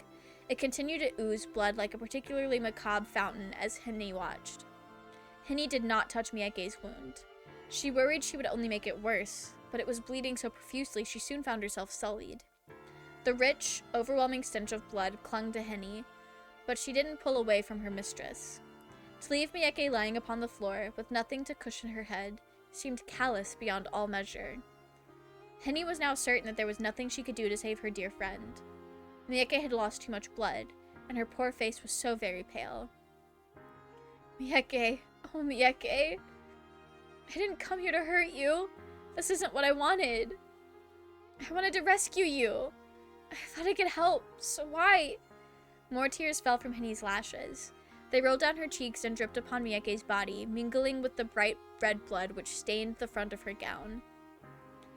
Why did things work out this way? How did I make such a mess out of everything? Why am I so useless? These queries forced their way from Henny's throat in a low, pained moan, almost like that of an animal. Her tears were so intense that her body seemed ready to collapse in on itself. Henny knew crying would not help, but she could not stop herself. There seemed nothing to do but cry, with Miyake in a so sorry state. Why, her body seemed to be growing colder with every passing second. Miyake's blood, however, was very warm, and still she continued to spill it. Oh God. Magdalena, for her part, was immobile in a manner which almost echoed Miyake's. Her eyes were so wide they seemed all whites. Her body quivered, fingers curling into fists at her sides as she murmured, "This can't be happening. I don't believe it. I don't want to believe it. Oh, Miyake. Now this is an intriguing development. Hyde-Marie surveyed Magdalena archly, one hand resting upon her hip. Her right hand was still daubed up to the wrist in Miyake's blood, which had now begun to congeal. Though Hyde-Marie had been the one to deal Miyake the fatal blow, she didn't seem particularly moved by Miyake's grisly fate. Lips pursed, she said in a voice cold enough that made Magdalena shudder. I didn't think you'd be so upset by Miyake's injury, vampire. Did you not intend to drain her like this yourself? I'd only sped the process along, though what occurred was rather unfortunate. I meant to help her, not harm her. I don't care what you meant. Whether you meant to help her or not is irrelevant now. Look what you've done. How could you? How could I? Hyde-Marie raised an eyebrow. You forget, vampire, that you are the one who kidnapped her. I never would have been summoned here if it were not for your actions. You are the one who is to be blamed for this mess. Why, I didn't even mean to hurt her. I was trying to go after you, but she got in the way. I have no idea why she wanted to protect you. She must have some very strange ideas about our kind. Doesn't she know that we vampires are stronger than any humans could ever hope to be? Especially weak, willowy-limbed women such as herself. If I hadn't adjusted the angle of my attack in time, I would have pierced her heart. Then she would not be breathing at all. What have I missed? We have been fatally wounded. Zenith, it's not looking good. It's not looking good. We have been fatally wounded. But of course Miyake knows about vampires. We spent enough time together that she should know full well my strength eclipsed hers, and yet... What have I missed? Oh boy! Yeah, so... we might be dying. And that's what you've missed, Zenith. Magdalena grit her teeth together, overcome by the intensity of her own emotions. She knew that, but she still came between us. She must have meant to protect me. Miyake had always been like that. She's thoughtful to a fault, to the point of self-sacrifice. Why did she have to play at being a heroine? She should have known that things would end up like this. Fatally wounded? Ah, shit. Yeah, Hyde-Marie, the child vampire, this one was going for my girlfriend. So I said, stop! And her hand did go fully through my chest, Fenris style.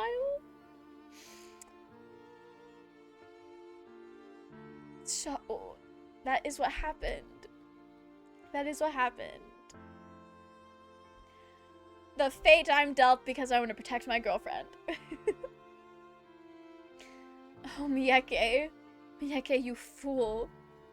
Magdalena couldn't cry, but her shoulders shook regardless. Her face twisted anew, not with anger, but with grief, as she pressed her hands to her face. Not the Finner's heart grab! It was like more than a Finner's heart grab. It came through the other side. There were clawed hands coming through my rib cage. You were like, stop in the name of love, and you got pierced.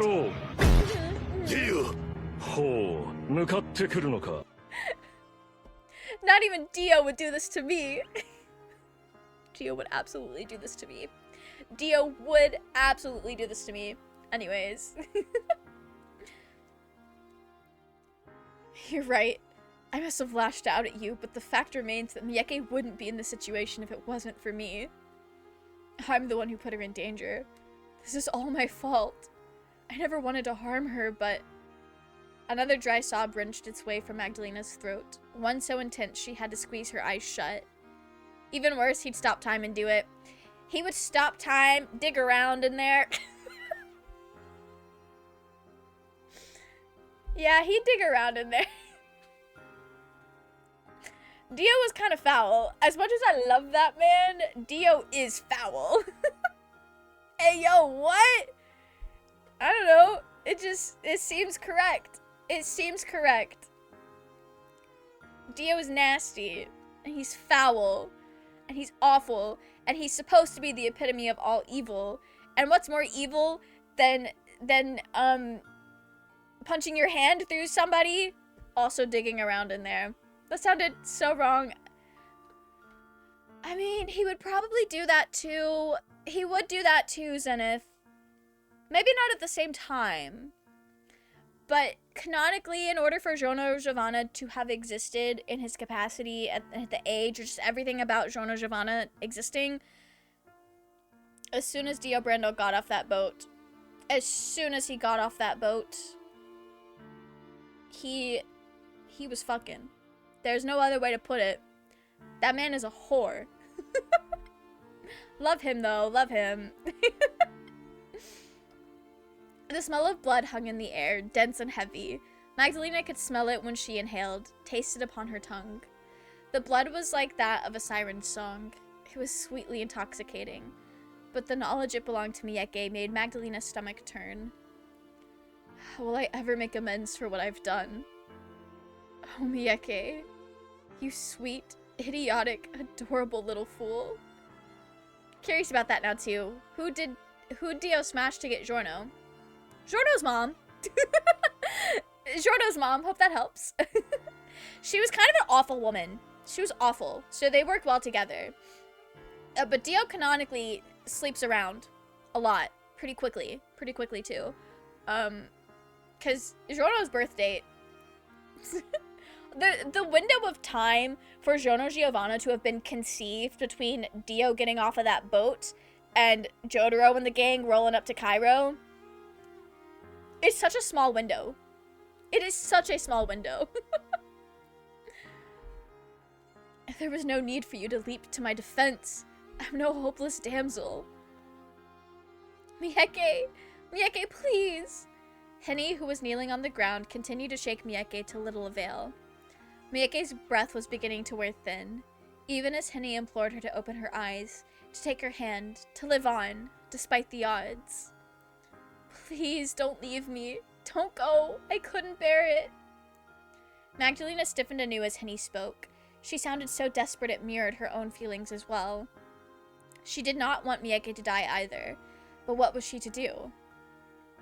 What is the point in living as long as I have if I know not how to help the people I care about the most? What in the world am I to do? Heidemarie, who remained arch despite Henny and Magdalena's evident distress, only sniffed. There is something you can do, you know, if you wish to save her as you claim. What? Magdalena drew her hands from her face, then raised her head to meet Heidemarie's gaze. What are you referring to, exactly? Must I elaborate further? You know already, vampire, given your nature. Do not tell me you have not considered the possibility of turning her. You mean I ought to make her into one of us? I did not say that you ought to, only that you could. If you care about this human woman as much as you seem to, then you could still save her. You need only to bite her neck and drain some of her blood. That should be enough to change her. Her heart might stop beating, but she'll still be alive. In a sense, at least. You should be fast about it, though. If that's what you desire, I don't think she has much time left. We cannot transform corpses, only the living. But I suppose you must know that already. Of course I do. You don't need to explain it as though I'm a child. I have thought about turning her, of course. Believe me, I have. But do you really think I could go forward with such a great act of selfishness? You think it would be selfish to spare her life? Yes, I do. I would be sparing her from nothing if I turned her into a vampire. I would accomplish nothing save making her suffer. I don't want Mieke to die, but I want even less to condemn her to eternal death, without the reprieve of resting. Not unless she were to will it. If these are my only two choices, then I would rather let Mieke pass peacefully. But I would far rather see her live on as a human woman. I just want her to be happy. I see. So that's how it is. Heidemarie replied, after a brief pause, one hand now resting beneath her chin. I had wondered about your precise relationship with the poor dying Fraulein, but it seems like it was more than that of captor and captive. You might have kidnapped her for nefarious purposes, but it seems you really did grow to care for her. That you have no desire to turn her speaks volumes for your character. You aren't the sort of monster who would condemn others to a hollow, empty life of eternal undeath, such as those who sunk their fangs into us all those decades prior. Vampire though you are still capable of rational thought. Perhaps that's why the clumsy young Fraulein jumped to your defense as she did. She must have seen there was something within you worth saving. I can't hate you after hearing your response, and neither do I wish to harm you. I would rather this story end on a cheerful note, too. This rarely happens in my line of work, so... Heidemarie clicked her fingers and glanced sharply at Johann. You know what to do, my charming assistant. Please make yourself useful. But of course, I am always ready and willing to serve. If I might be able to help Lady Mieke, then I shall do all I can to ease her suffering. That is my duty as a humble servant of the Lord. It was with these words on his lips that Johann bent down by Mieke's side. Reaching down, he captured between his fingers one of Mieke's limp, pale wrists and offered Henny a small smile. Please forgive me, Frau Henrique. I don't mean to disturb you, but I must if I am to aid her. I will try to be quick about it, though. She has lost an awful lot of blood. I can see that myself, but oh, what do you mean to do to her exactly? I only mean to aid her, if I can. I have helped others before, in similar circumstances, almost as dire as this. I fear this may be a challenge, though. It may take me some time, and no small amount of concentration. Might I ask that you hush so I can carry out my work uninterrupted? Of course you may, if that will help my Mieke, but I fail to see what can be done for her. You don't have training as a physician, do you? Please, Heidemarie scoffed. Johann's capabilities aren't half so prosaic. He has no need for a needle and a thread to sew together his patients, even unfortunate such as your Lady Mieke. Johann has several unique capabilities which normal humans do not possess. He is so very pure and goodly, you see. His hands exude a certain kind of energy, I suppose you might term it. Or else magic? He's a cleric?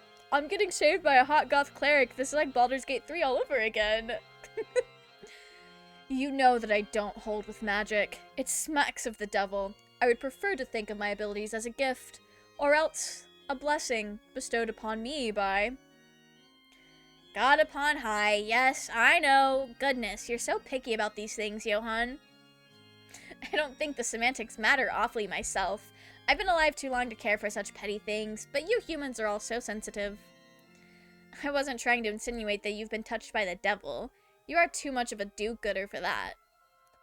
Why, thank you. I will take that as a compliment, I suppose.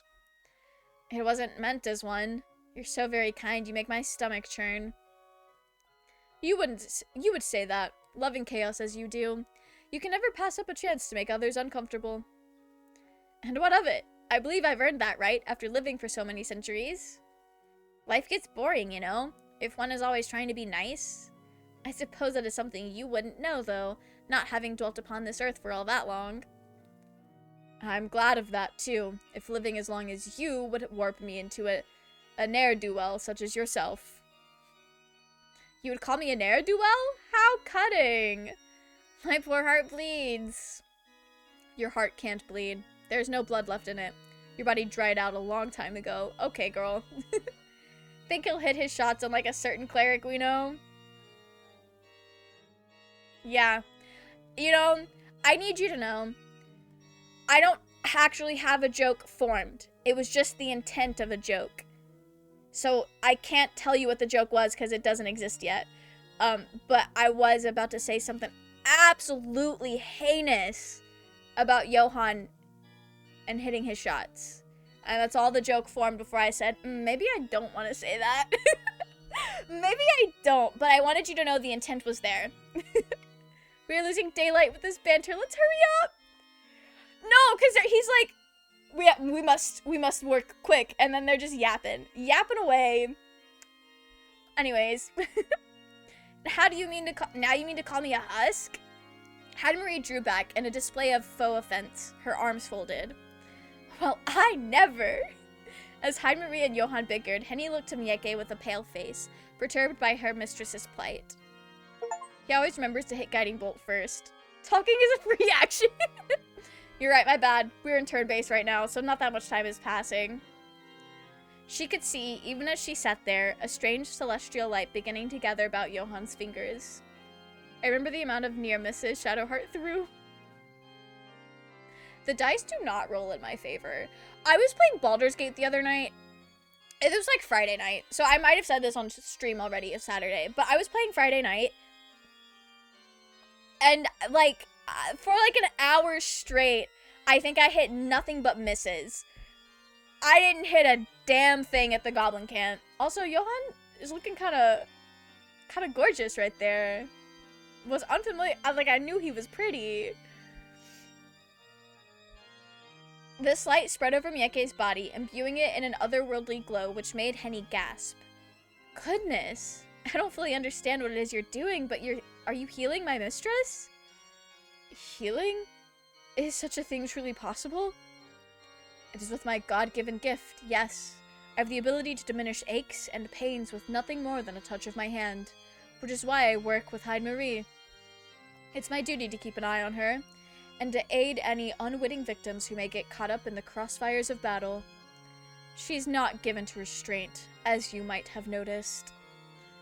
Here Johan sighed. It is harder for me to heal wounds such as this, though, particularly when so much blood has been lost. I need to concentrate if I am to have any hope of succeeding. Oh yes, of course. Please forgive me. I've never seen anything like this before, so I was curious. But if this will help Mieke, then you can do whatever it is you want. Whatever, Hyde Marie smiled thinly. I would be careful when issuing such words forth in this future. You give Johan rather too much leeway. Fortunately for you, he's kind enough not to take advantage, but you might not be so lucky when it comes to the machinations of others. Hyde Marie snickered unpleasantly while Johan continued to work. He gripped Mieke's wrist tight and bowed his head, his lips pursed together in silent prayer while he worked. Like fighting Ketheric Tactician and Shadowheart threw her a 10th miss, and I'm like, our support is throwing! Not the support throwing. Lately, it's been the entire dice throwing for me. 'Cause what do you mean everybody missed? We can't be doing this. Henny, meanwhile, could only watch, wide-eyed, still holding onto Mieke's crumpled form. It seemed impossible that Mieke might be restored to her senses after having been so grievously injured. Why, it would take a real miracle to save her. That is what Henny thought, but weren't Johan's healing hands miraculous in and of themselves? Henny had never before heard of any humans who possessed such powers, and she felt rather overwhelmed by it all. She did not begrudge Johan for aiding her mistress, but it unnerved her all the same. Despite Johan's assertions that his abilities had been bestowed upon him by God, there was something unnatural about the light which emanated from him. Henny had half a mind to pull Mieke away from him, and so to sever the connection established between her mistress and the grim-faced father, but this would result in disaster. Johan seemed to be the only person capable of aiding her. As such, Henny had little choice but to allow him to work, despite her own misgivings. Henny closed her eyes, cradling Mieke's head upon her lap, and internally she prayed. Please, Henny prayed, with a fervor she had not felt for quite some time, not since escaping Lord and Lady Von Essen's carriage with Mieke in tow. Let my Mieke be safe. Please let her open her eyes. She was going 0-10. Hey, I've had games like that. It's rough. Refuse to switch. I switched to who? Switch to who? And then go 0-30? I don't know. Whenever I'm doing real bad in a game, I'm either like trying to learn a character and switching makes the whole 0-10 pointless, or I'm just dog shit. And I'm already playing who I'm best at playing. That's just how it is sometimes. Let her draw in breath anew without having to struggle for it, and lessen the burden which weighs upon her body. Please let her get better. Henny prayed, and she prayed, and she prayed as the seconds elapsed, so entrenched in her own thoughts, her surroundings slipped away. The stench of blood in the air no longer weighed upon her, and neither did the anxious beatings of her own heart within her breast. She forgot about Magdalena, who stood as still as a statue, and of Heidemarie, who watched with the idle curiosity of a bystander, and even about Johann, whose fingers still clasped Mieke's wrist. She thought only of Mieke, her mistress and her friend both. She recalled the times they had spent together when they had been younger, and their ill-fated excursion into the von Essen family crypt, which had incurred Lady von Essen's ire. She recalled walks through the von Essen's family estate, their arms looped together as if they were promenading ladies, and of sitting by the river bank in the summer months, when the dragonflies were out and about. She recalled games of Joker played in Mieke's bedroom, and the shy, whispered secrets Mieke had shared with her late at night, when nobody else had been around. Thought of the perfect game concept, Baldur's Rivals. Of course. Of course. I want to say I would be an Astarion main, but I think I would be really bad. I would be really bad at it. She recalled Mieke's fears about marrying Walter Gerhardt and how she had trembled when she had confided these feelings with Henny. Henny had been dismissive of Mieke's worries back then. She had tried to cheer Mieke up, to tell her that things would not be so bad once she had settled in. But now Henny feared she had been callous. Had she upset Mieke by failing to pay proper heed to her concerns? Henny wished that she could apologize for any hurt she might have caused. She wished she could have told Mieke how much she meant to her. She wished... Oh, there was so much she wished for, and so much she wished to say. But what she wished for, most of all, was that Mieke would recover. Henny clung to this hope as though it were a talisman, her eyes tightly shut. Her desperate desire burned within her, brighter than any star, intense enough to be all-encompassing. She prayed and she prayed and she prayed, and eventually... Henny? Henny heard her name being called in a sweet, soft cadence she recognized only too well.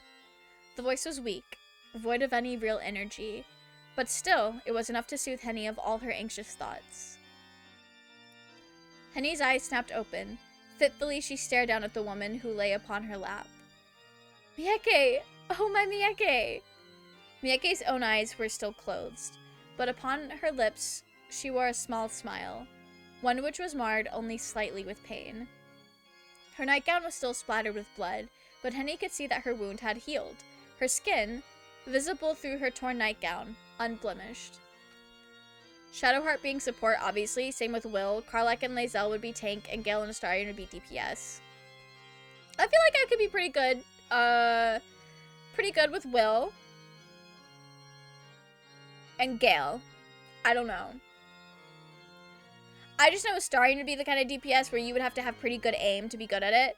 But that's because when I play Astarion, he's always like a Gloomstalker Ranger or something with like the bow and arrow. And those kinds of characters usually require like good aim, which I don't have. There's a reason we don't play those kinds of games on stream very often, if at all. Johann had succeeded after all, despite his earlier cautions. He had healed her. Mieke was safe. Oh, thank goodness, I'm so relieved. Mieke, my Mieke. Henny? Mieke squeezed Henny's hands with her own, as though to reassure her, and it was this gesture, so selflessly sweet and so very Mieke, which tipped Henny over the edge. She slumped forwards, her shoulders shaking. Then she began to cry. Magdalena, too, was surveying the scene which unfolded before her with wide eyes. She's beautiful, minus the bleeding out aspect, and you know what? Yeah. I think I have consumed way too much vampire media in my life because I was about to hit you with and maybe the bleeding out is part of the appeal. That's not a normal thing to say. That's only applicable to vampires, which we are not. Corinna the squirrel would be Squirrel Girl. Absolutely she would be. Starting to be a Hawkeye Black Panther hybrid, and I'm so bad at those kinds of characters. It would hurt me. It would hurt me so much, because what do you mean I cannot play the beautiful man? I feel like when I pick characters in like League of Legends or Overwatch or Marvel Rivals, it's, well, one, who is fun to play for me personally and works well for the way my brain works, and two, who's pretty. Because there have been some League characters, like, okay, for League of Legends, they added a character a few months ago called Zahin. He's a top laner. I never play characters like him, but I learned how to play because I thought he was pretty. I thought he was pretty, so I learned how to play him. And then there's a lot of like mage characters, like Mel Medarda is a character that I absolutely would play, whether she was pretty or not. But before I even knew how she played, I was like, damn, I'm gonna have to learn to play these new roles. I'm gonna have to learn to do different because I need her. I need to play as Mel. My Mel love knows no bounds. But also she just, that is the kind of character I like to play normally. Alfira would be another support, and so would Gale. He's just a copy of Gambit with the staff and everything, and instead of cards, he just uses spells. Love that. Now I'm starting to wonder about assigning the Tadfools Final Fantasy 1 classes, and I'm seriously having to think about it. I'm excited I don't know all the Final Fantasy classes, so I'm excited to hear what you have to say. Mel playing as Mel, we love to see it. It's my favorite thing, and it's also really funny.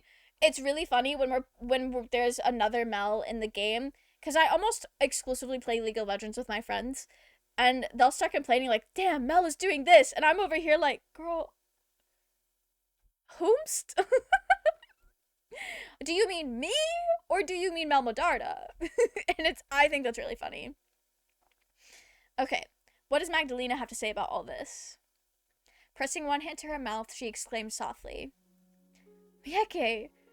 Oh, Mieke, I can hardly believe it. I was so worried about you. If you had died... Oh!" A shudder ran through Magdalena's body as, overcome, she sunk to the floor. "I don't know if I could have endured it. I have no idea what I would do without you. I'm so sorry you suffered so much. I'm sorry." Magdalena pressed both her hands to her face anew, though she had no tears to hide, and began to sob soundlessly, her shoulders trembling as if she was a polar explorer caught in a frigid blizzard. Minsk and Halsin. Minsk would be like Thor, and Halsin just being like Groot. Halsin would be like Groot. This makes sense. This checks out. The only thing I'm 100% certain about is Gale will be a summoner because magic caster DPS that uses a book as a weapon. Nerd-ass magic class for nerds. Yeah. Yeah. Love that. Hyde Marie, for her part, watched on, her arms folded. Her right hand was still dark with Mieke's blood, yet she paid it little heed. Observing Magdalena's sobs, she said softly, "It would appear that this vampire isn't half as dangerous as I first thought." The little vampire I incapacitated upstairs was much more threatening than she is. Now that she's been taken care of, the older one should have no need to continue procuring victims to satiate her bloodlust. I wonder. Hyde Marie? Johann rose on unsteady legs, wearied after his efforts to revitalize Mieke, then approached his charge. "Are you having second thoughts?" Hyde Marie nodded. "Tell me, Johann, would you think me awfully weak-willed if I choose, just this once, to spare our quarry's life? It would be surprisingly sentimental coming from you, but it's rare in our line of work that we're able to usher in endings as happy as this. Lady Magdalena seems to have no further desire to harm you. As such, you have no reason to engage her in further combat. In circumstances as unique as these, I do not think there is any reason for you to execute her." That is precisely what I was thinking. She's not doing anything wrong as far as I can gather, other than existing. Yet I know better than anybody that we vampires do not ask to be made as we are. We have little choice in the matter. I believe this poor, conflicted creature is a victim, not a monster, and ought to be treated accordingly. I am not completely devoid of feelings, and I do know how to sympathize with the plights of others. I cannot help but feel sorry for this poor Fraulein. Hyde Marie clicked her tongue, considering, then smiled. Very well, then. I shall spare you. Let us report to our superiors in the church that we slew the monster in this abode, and she will no longer be an issue. We needn't tell them about Fraulein Magdalena here. She is no monster. I doubt the church will come all the way out here to corroborate our tale, not unless the Fraulein here gets peckish and starts picking off more travelers. If you can keep your consumption to human flesh to a minimum, then nobody need know you are here at all. You can continue to live, if indeed your continued existence can be termed as such, and everybody will be happy. Isn't that nice of me? What? Magdalena stared at Hyde-Marie, shaking like a newborn deer. Will you truly let me go? Indeed, I shall. I'm tired of spilling blood, and it looks like you haven't had much to drink for a while regardless. In your current state, you wouldn't be much fun to play with. I doubt you'd have more than a few droplets of blood of your own to spill anyway. But you were sent here to kill me. I think I almost deserve it, when I think about everything I've done. I've killed dozens. No, hundreds of people. Only hundreds? Henry scoffed. Don't make me laugh. I've killed far, far more. Don't forget, I've been alive longer than you and have feasted far more solely to satisfy my own greed. I am the more amoral of the two of us, yet I continue to live. Who's to say you shouldn't? I'm in no position to judge you. No, that's funny. Magdalena laughed dryly, without humor. Isn't your job to judge godless beings such as myself, executor of the church? On paper, I suppose, but I don't think of myself as being all that important. I've never been one to care about right or wrong. I only do what amuses me. Scratch that, I'm also certain that Carla could be a warrior. Big, strong tanks that wield huge axes and get angry. So a barbarian. Absolutely a barbarian. Can't believe we all get to live happily ever after. I'm so excited. I really thought we wouldn't there for a minute. There for a while, I thought something bad was going to happen. And then something bad did happen, and I didn't know they could save it. Fighting you as you are wouldn't be fun at all. Not when I know how pathetic you are. It would feel too much like kicking a poor defenseless puppy. Pathetic? Am I? You are, yes. But don't look so put out by that. Most vampires are pathetic in comparison to me. Henry tittered, then spoke anew, in a voice which was a touch more serious. It was rather naughty of you to harm so many innocents, but I presume you did so only to feed that child you were saddled with. You didn't partake in any of this spilled blood yourself, did you?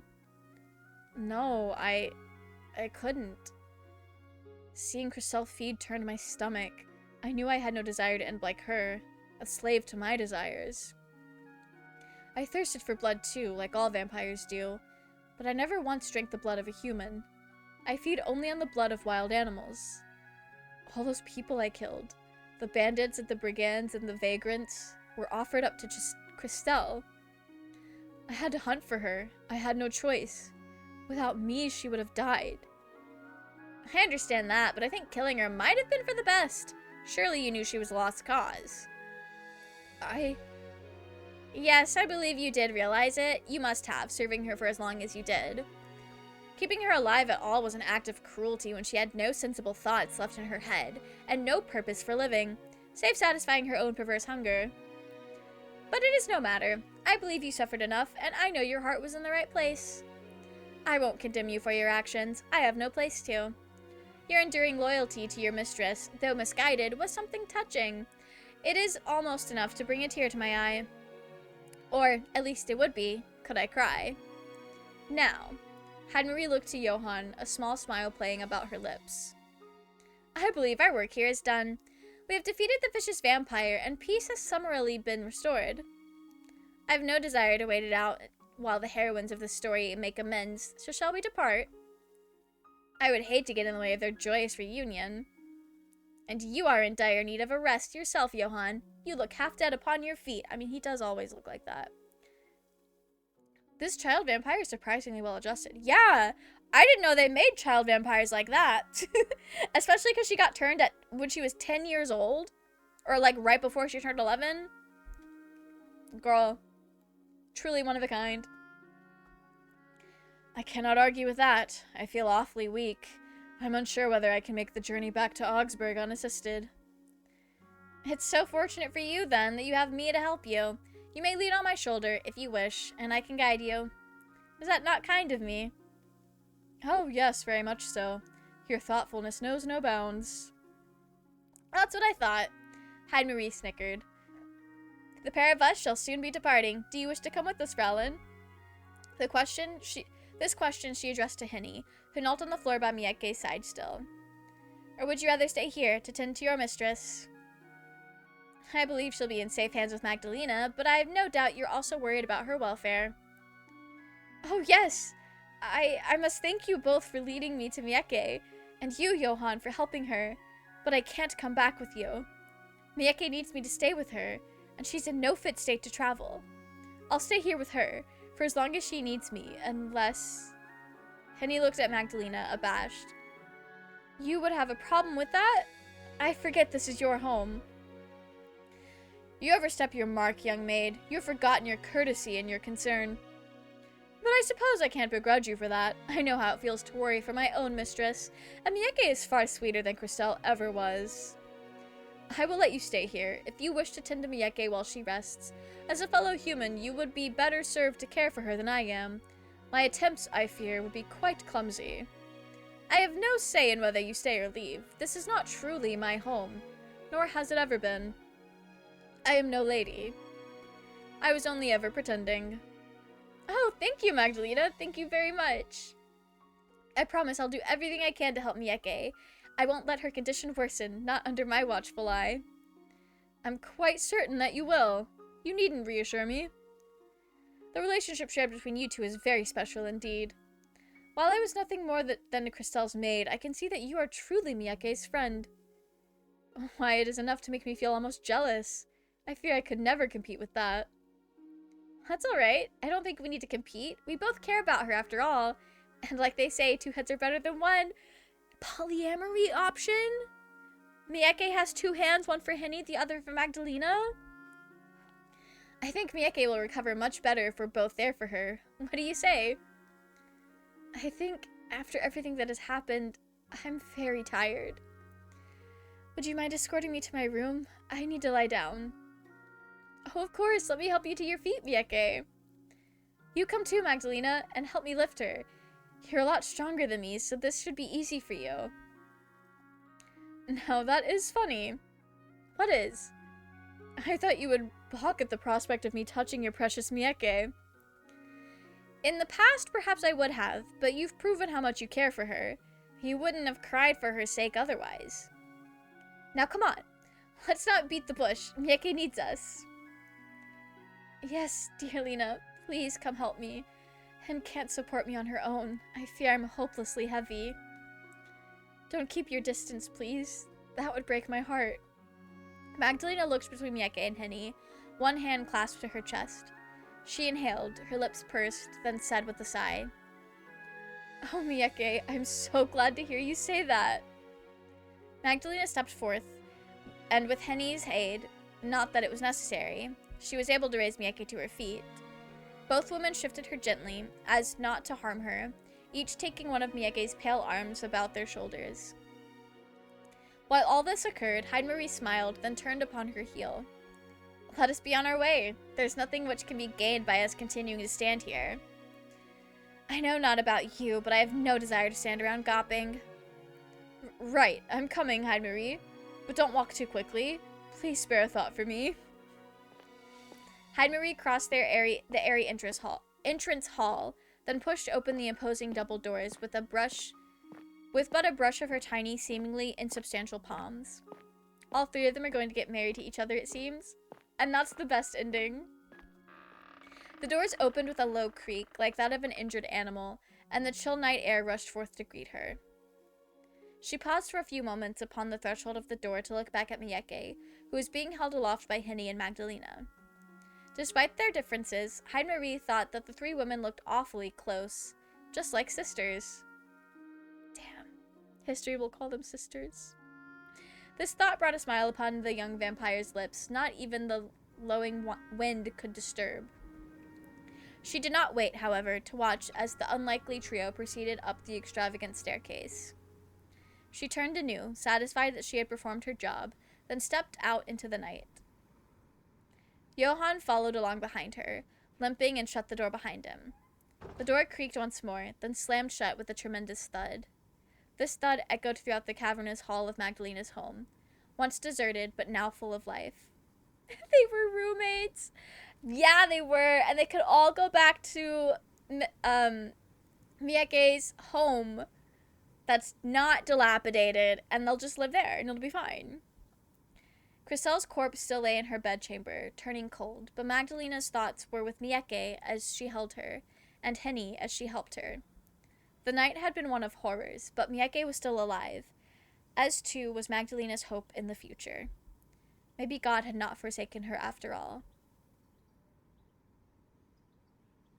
Finally, the clouds in her heart had parted, and now she was free.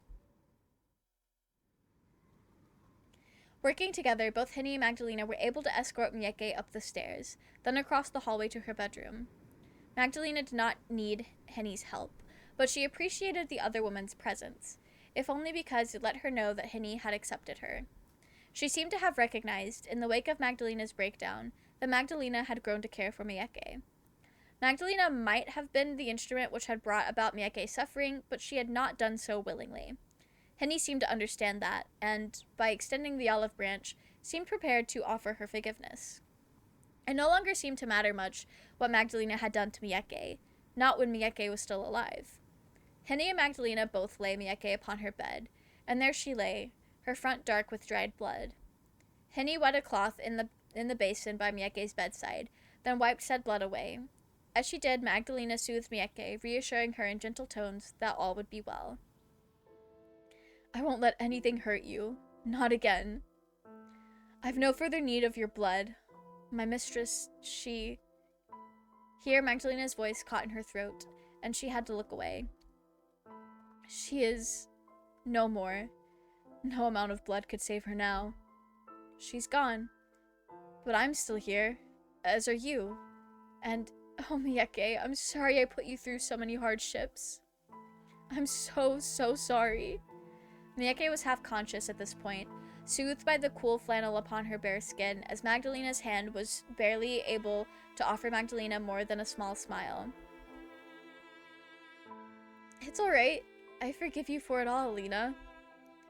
You do? Of course I do. I know that you never meant for me to suffer. I might have hated you at the beginning, but really... Miyake yawned, exhausted, and let her eyelashes fall shut. Softly, she muttered in a voice which sounded like a sleepwalker's. You're a lot nicer than you give yourself credit for.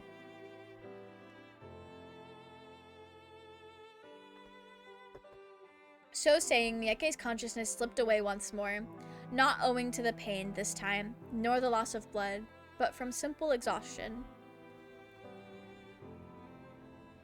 She dozed, her body lighter than the fog which unfurled its wispy tendrils about the forest floor, and as she did, she dreamed. In Miyake's dreams, she saw herself with both Henny and Magdalena. The three of them were laughing and smiling in her mind's eye, as though they had always been close friends, nothing more than three ordinary women. In Miyake's imagining, there was nothing to keep her and Magdalena apart. Henny gave the pair of them her blessing, smiling gently as Magdalena took her hand once more. Then upon her pursed lips, she pressed a soft, gentle kiss.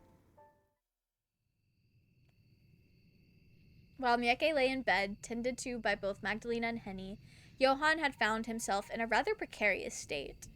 The ashen-faced father was always pale, yet now he looked paler than ever, even whiter than the moonlight. As he dragged himself through the darkened woods, his raven-black hair melting into the surrounding shadows.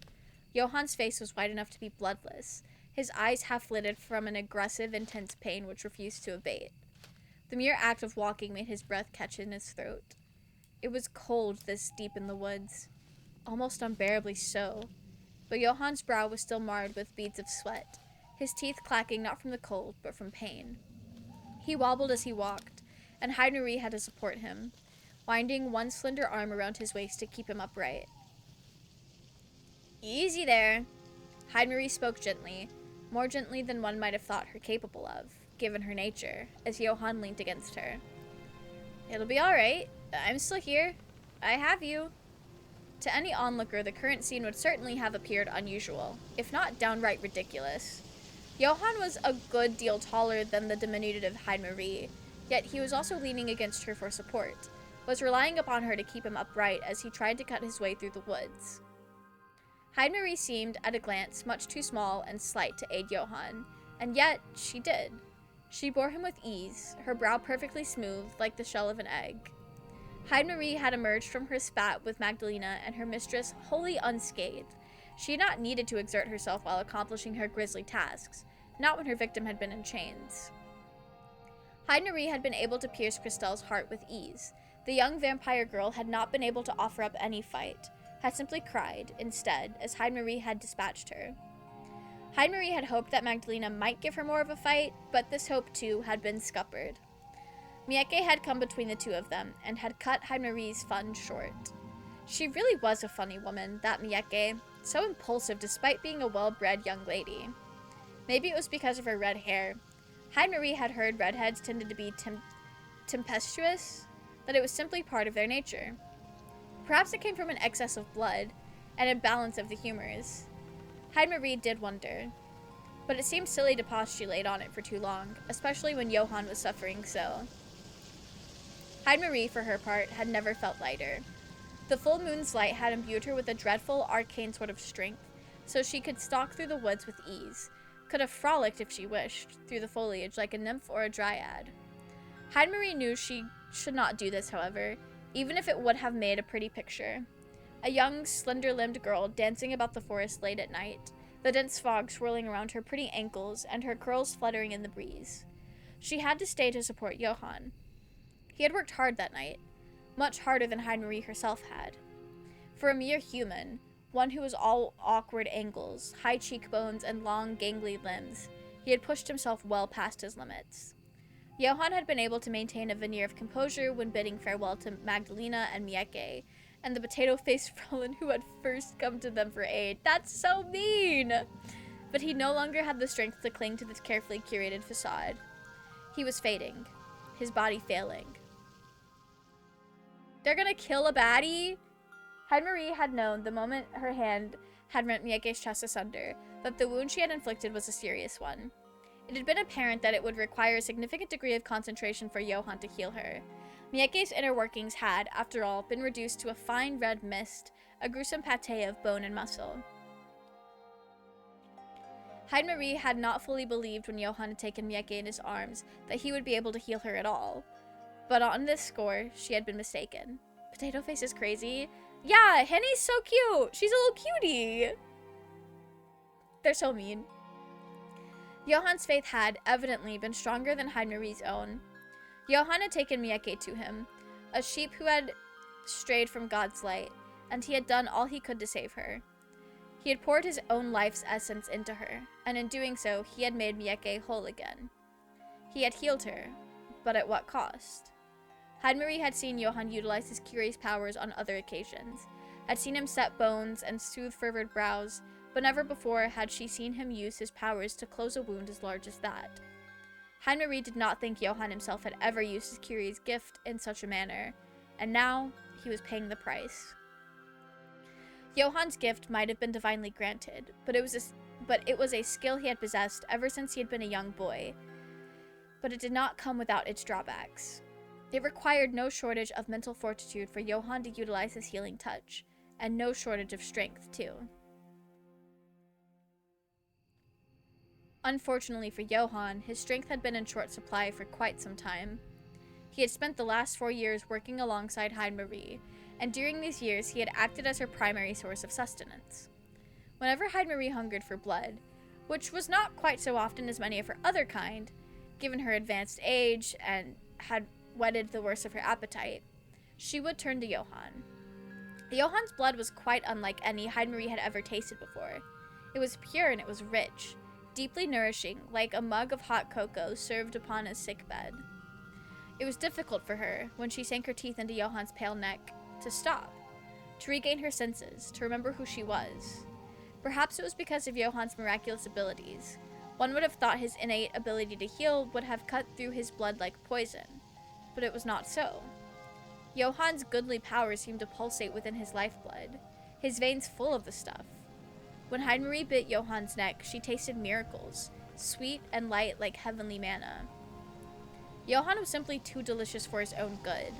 So much so, Heidemarie might have taken 1 or 2 liberties with him. She had drained his blood, of course, before their excursion into the woods, but perhaps she had taken too much of the stuff? Johann had tried to reassure her to the contrary, when Heidemarie had drawn her lips away from the white column of his throat. But Heidemarie was no fool. She had seen, even if Johann had not wanted her to see, how he trembled when she drew back. Heidemarie had bitten too deeply, had indulged too much, and Johann had already been weak when they had first ventured into the woods. It was to be expected, really, that Johann's body would now begin to fail him. Johann was a lanky, skinny man, and he did not have much in the way of physical stamina regardless. The years spent donating his blood to Heidemarie had not helped, and neither had his liberal use of his healing powers.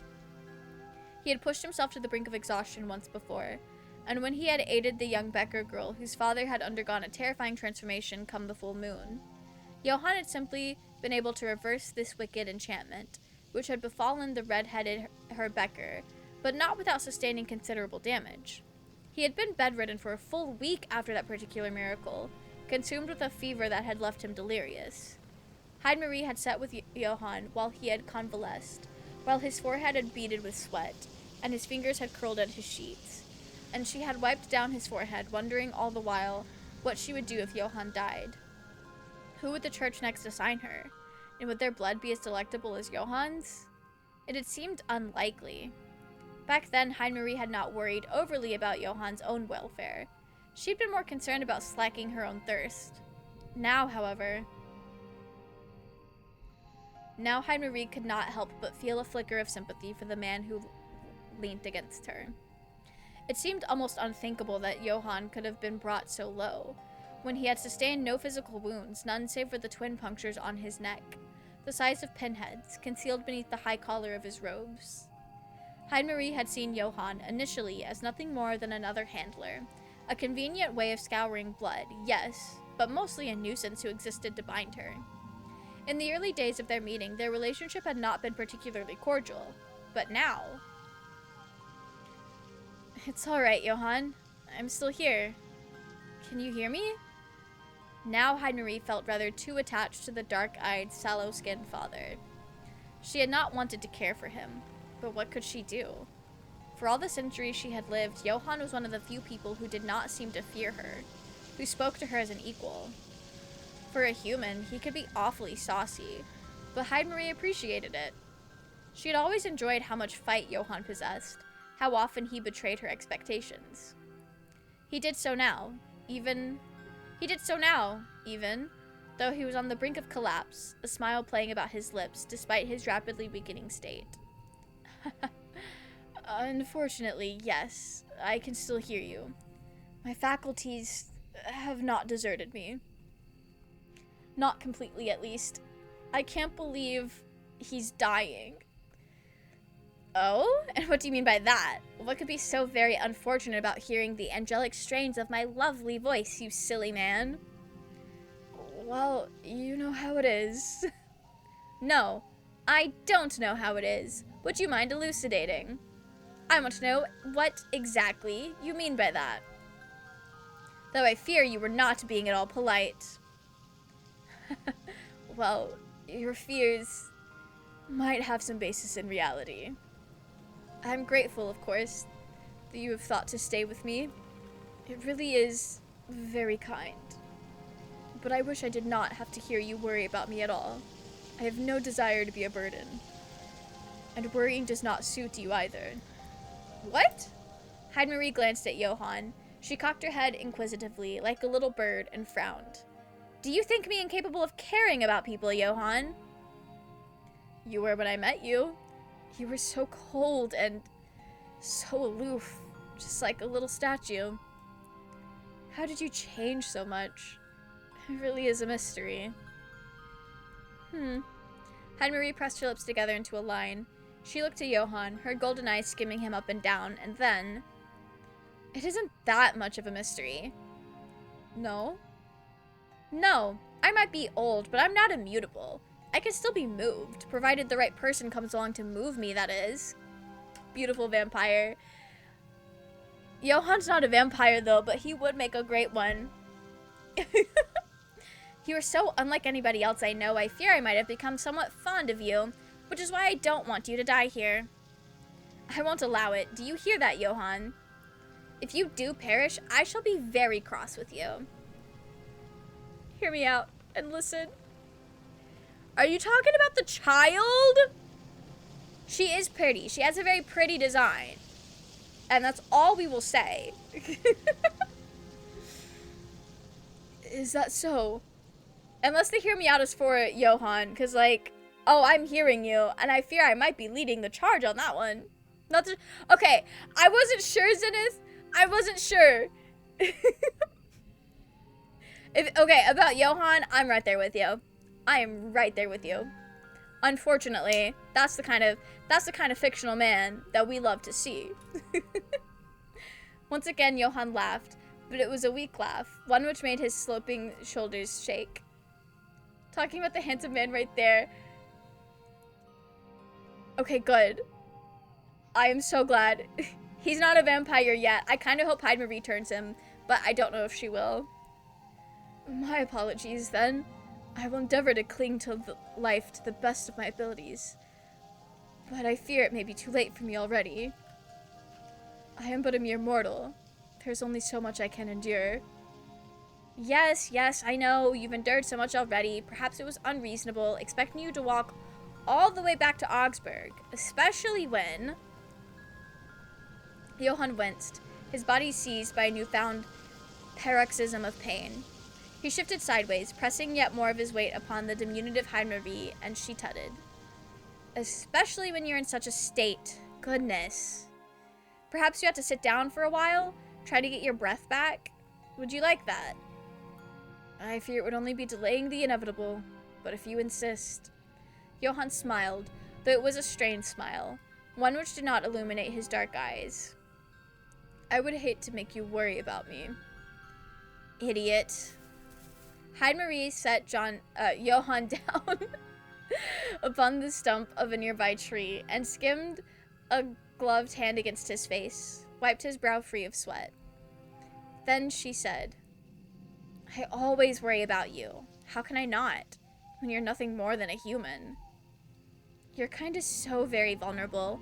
You try to act strong, yet your bravado really does make me wonder. Looks like the stereotypical beautiful vampire man you see in many dating sims. He is nary a vampire, just a man. I'm unsure if he's gonna, if he would ever want to be turned. How can you live life as you do, knowing how very fragile you are, knowing that your meager existence can be cut short? Here, Hyde Marie drew a hand across her throat. Just like that. How do you stand it? Now, that is a good question. I would expect nothing less from you, but let me see. I suppose I can live like this because this existence is the only one I've ever known, meager or not. I know I'm not as hardy as a vampire, but I've never had any cause to envy you. How could I be jealous of something I have never had? Besides, Johan looked at Hyde Marie. His smile was crooked, but he smiled still as he said, his face horribly waxy. Envy is a sin. I would not wish to displease God, not when I have spent all of my life trying to serve him. Still smash. Real. It's a conventionally attractive man. I fear this is a conventionally attractive goth man, and we love to see it. Yes, that does make sense. You've always been an awful bootlicker, Johan. You would call my faith bootlicking. Well, what else is it? You might act like an upstanding citizen, but I know the only thing you really care about is being called a good boy. You do good because you wish to feel good. You want to be praised for it, and you want to be accepted, too. In that sense, you're awfully psychophantic. But you really should practice more moderation. You can't help everybody you meet. Some people are just past saving. And now it's too late. You've given up too much of yourself in service of others. To your flock. And to me. And to God, too. Hyde Marie looked at Johan, her expression impassive. Then in a cool voice, icy, just like the midnight frost, she said. At this point, it does not much matter what I want. You're going to die regardless. You do know that, don't you? Johann laughed wryly, though how he was able to summon up the strength to laugh at all was something of a mystery. He looked up at Heidemarie, the little vampire girl whom he had become so close, his dearest companion in all of the world, and said, Well, I am aware, but you could stand to mince your words a bit more. Why, it is almost as though you want me to feel bad. Perhaps I do. Perhaps I think you deserve to feel bad for putting me in such a bind. A bind? Of all the fathers I've been assigned to watch over me, you were by far the most amusing, and your blood was like none I've ever tasted before. When I think that you will die, and for what? That dowdy Fraulein and her silly, impulsive mistress? I can't help but feel disappointed in you. I know you did what you thought was right, but so I shouldn't take you to task too much. But did you never stop to think about me? Heidemarie. Johann sighed. There was a moment's pause, a soft sigh as the wind blew through the trees, and then... Of course I thought about you. I think about you every day. That's his daughter!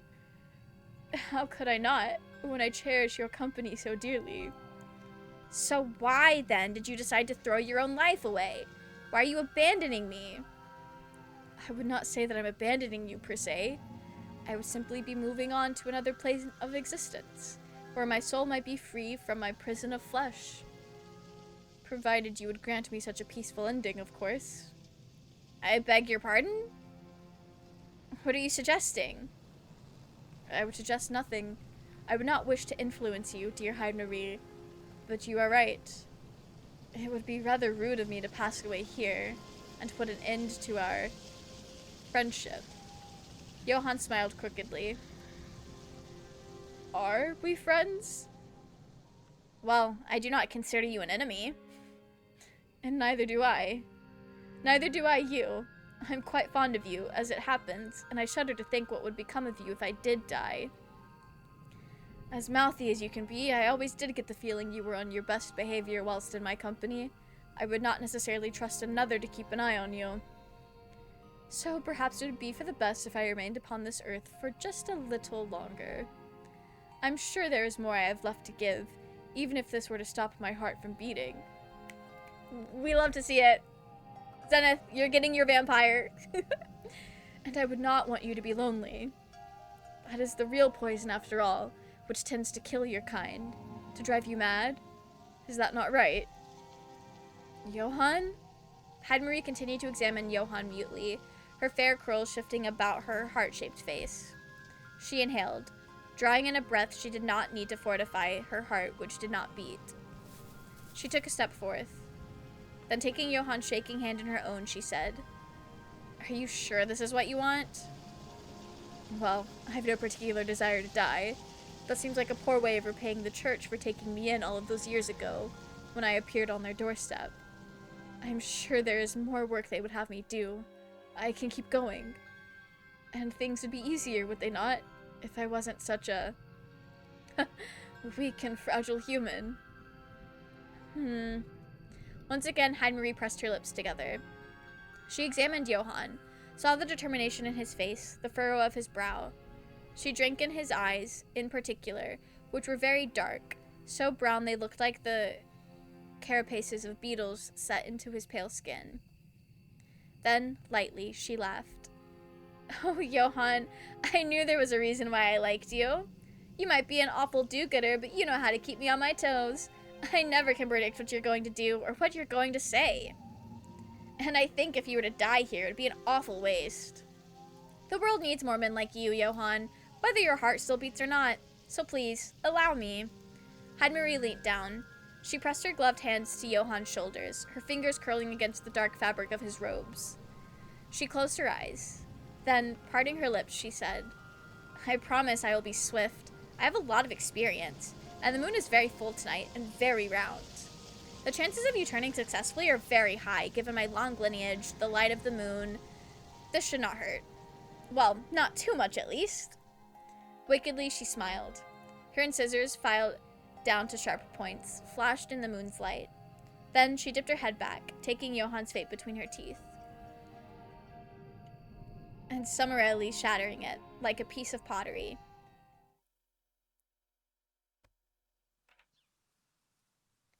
Mieke lay unconscious for 2 days, tucked in her bed, while Henny and Magdalena tended to her. Drained from her brush with death, she drifted unaware how tightly Magdalena held her hand throughout her convalescing. Mieke knew not, as she slumbered, that Magdalena sat beside her, praying to a god she did not believe in for her safety. But when she finally awoke, shaking off her exhaustion as a duck ruffles its feathers free from water, she soon learned of the anxiety her slumber had caused. It was early in the morning when Mieke opened her eyes. It was cloudy and overcast, and only weak rays of sunlight could spill through the moth-eaten holes in the fabric, all pale and washed out thanks to the bower of clouds which hung in the sky.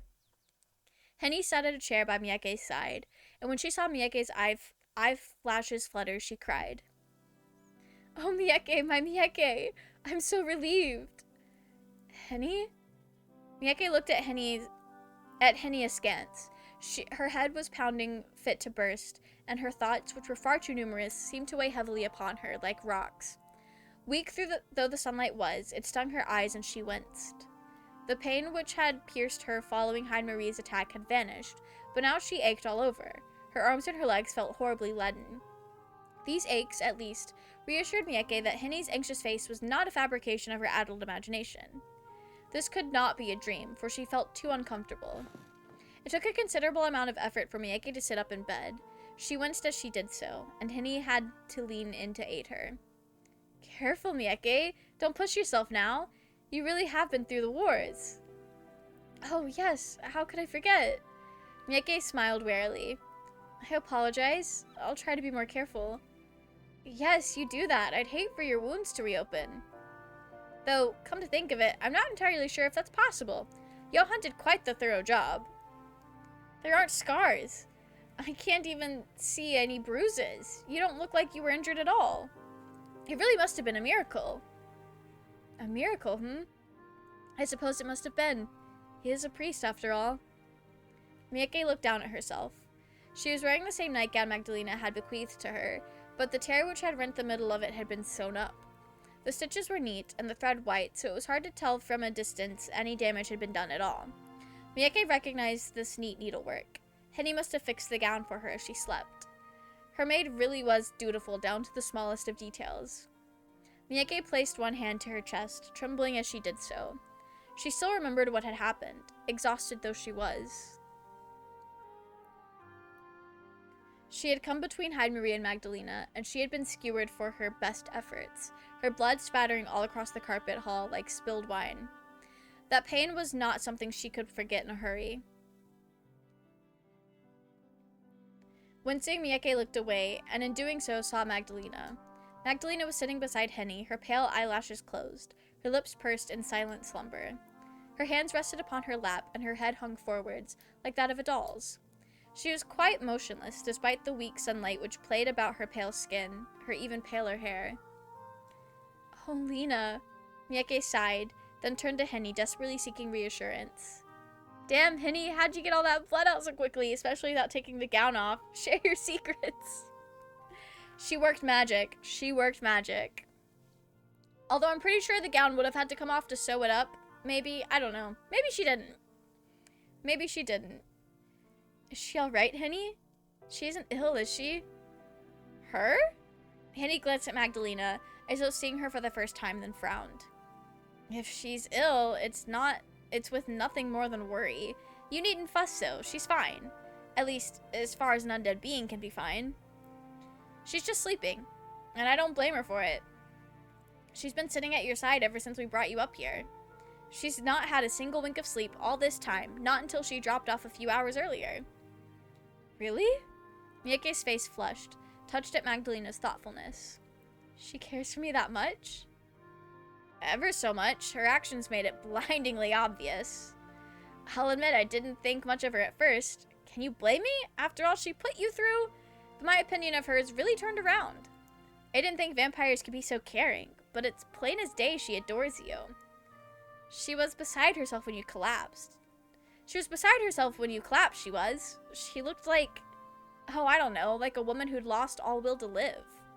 She fell into the ground and then, well? Henny shook her head, then smiled.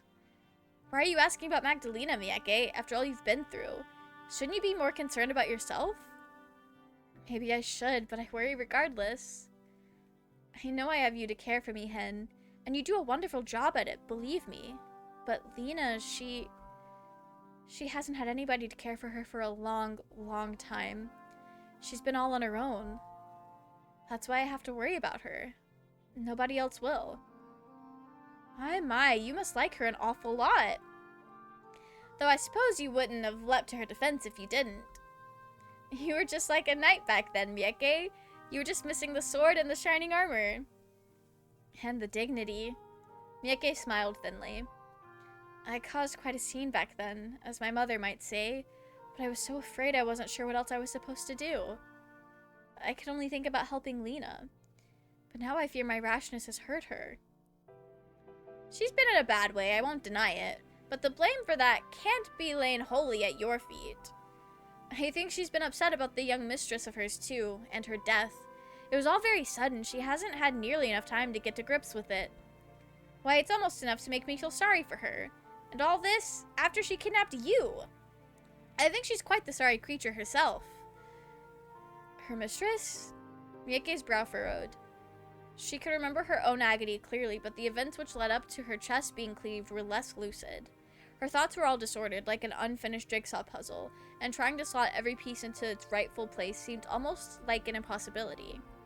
She thought she could recall, however, a faint memory of which imprinted itself upon her mind. She could remember the stench of blood. Henny had come to her bedroom while she had been in her nightgown and bade her to escape. Taking her hand, Henny had led her through the hallway, Mieke's bare feet pounding against the floor. Together the two women had passed a large bedroom, its door ajar, and upon the bed Mieke had seen the child. Mieke winced, then pressed a hand to her mouth. Yes, she could still remember that.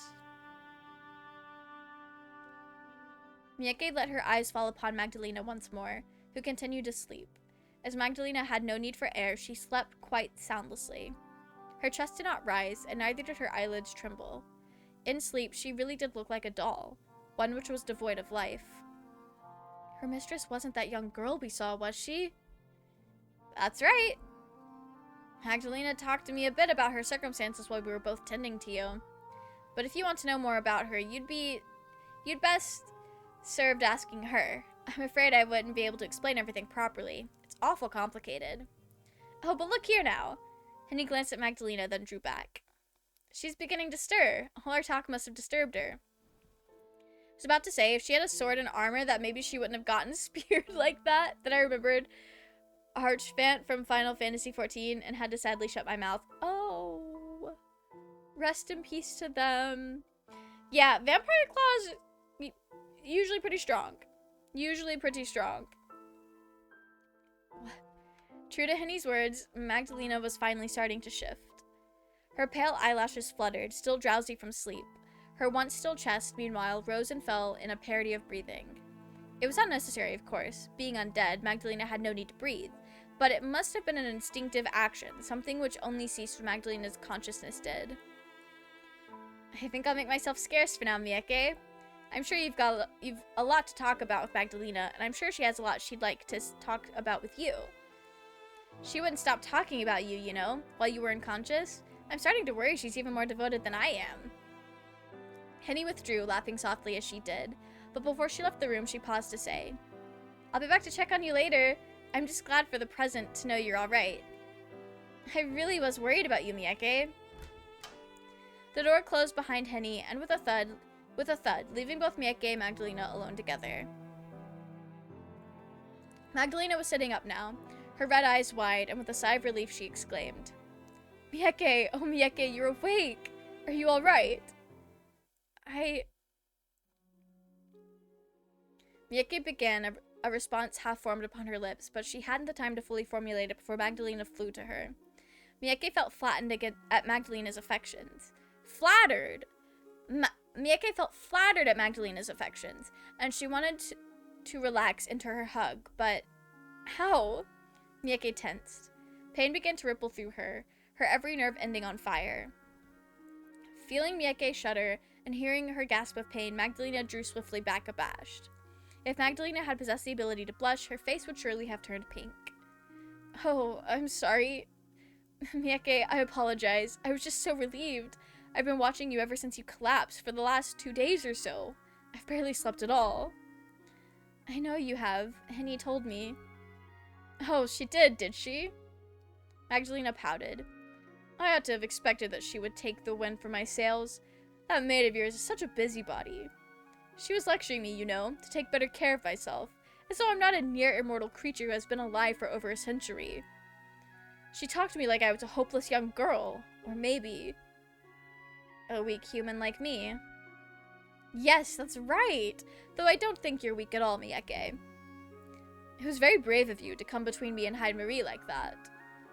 Though it was also very, very foolish. Well, I can see that now. It didn't occur to me at the time, though.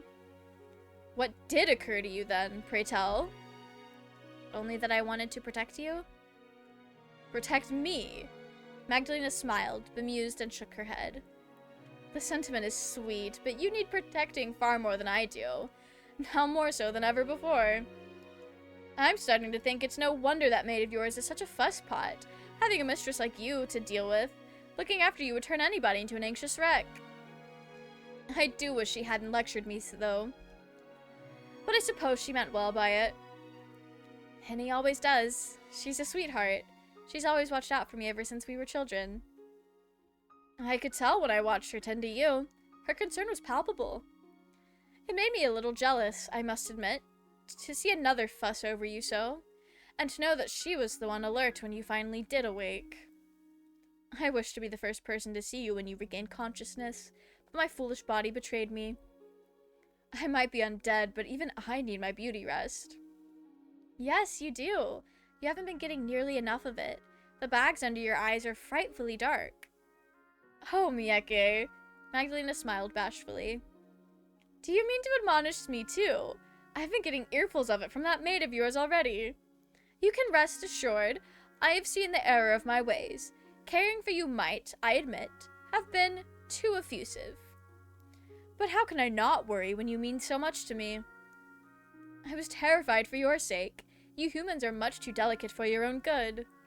Magdalena brushed her fingertips against Miyake's cheek, tracing the contours of her face. You really must be more careful in the future.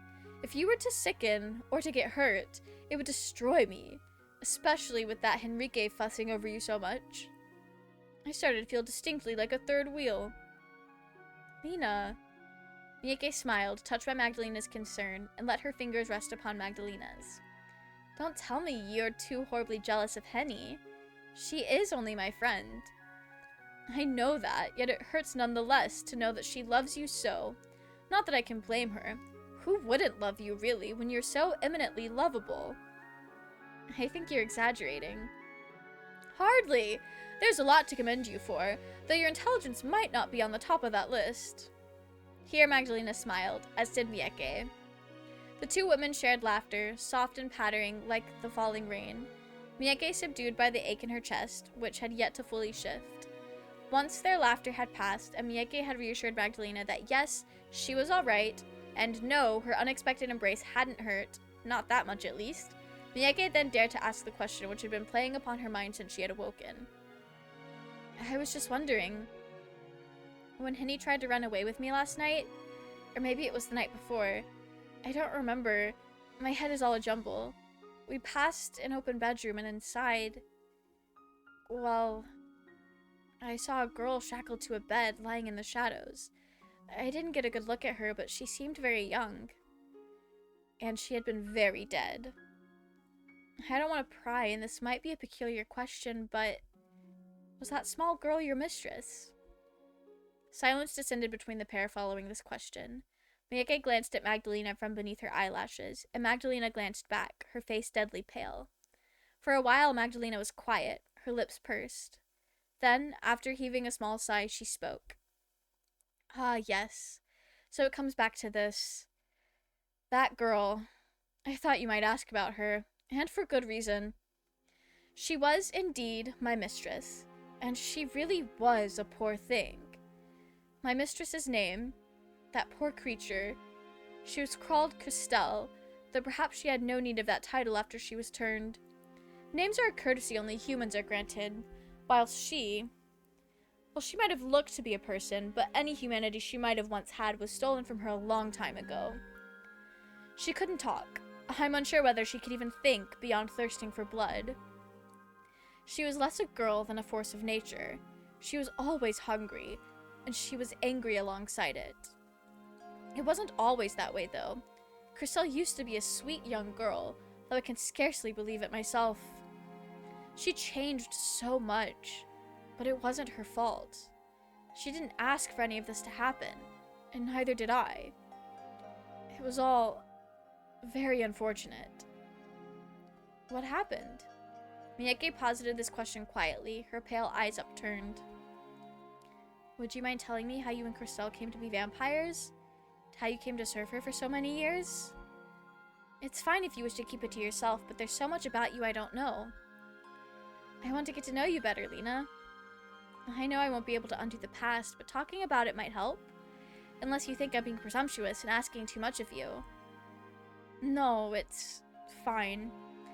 I don't think you're overstepping your boundaries. How could you after all we've done together? You know so much about me already. Spilling a few more of my secrets could hardly hurt at this point. But I'm not entirely sure where to begin. At the start, maybe? With my birth to a poor yet happy family in Innigan? A little note of consequence.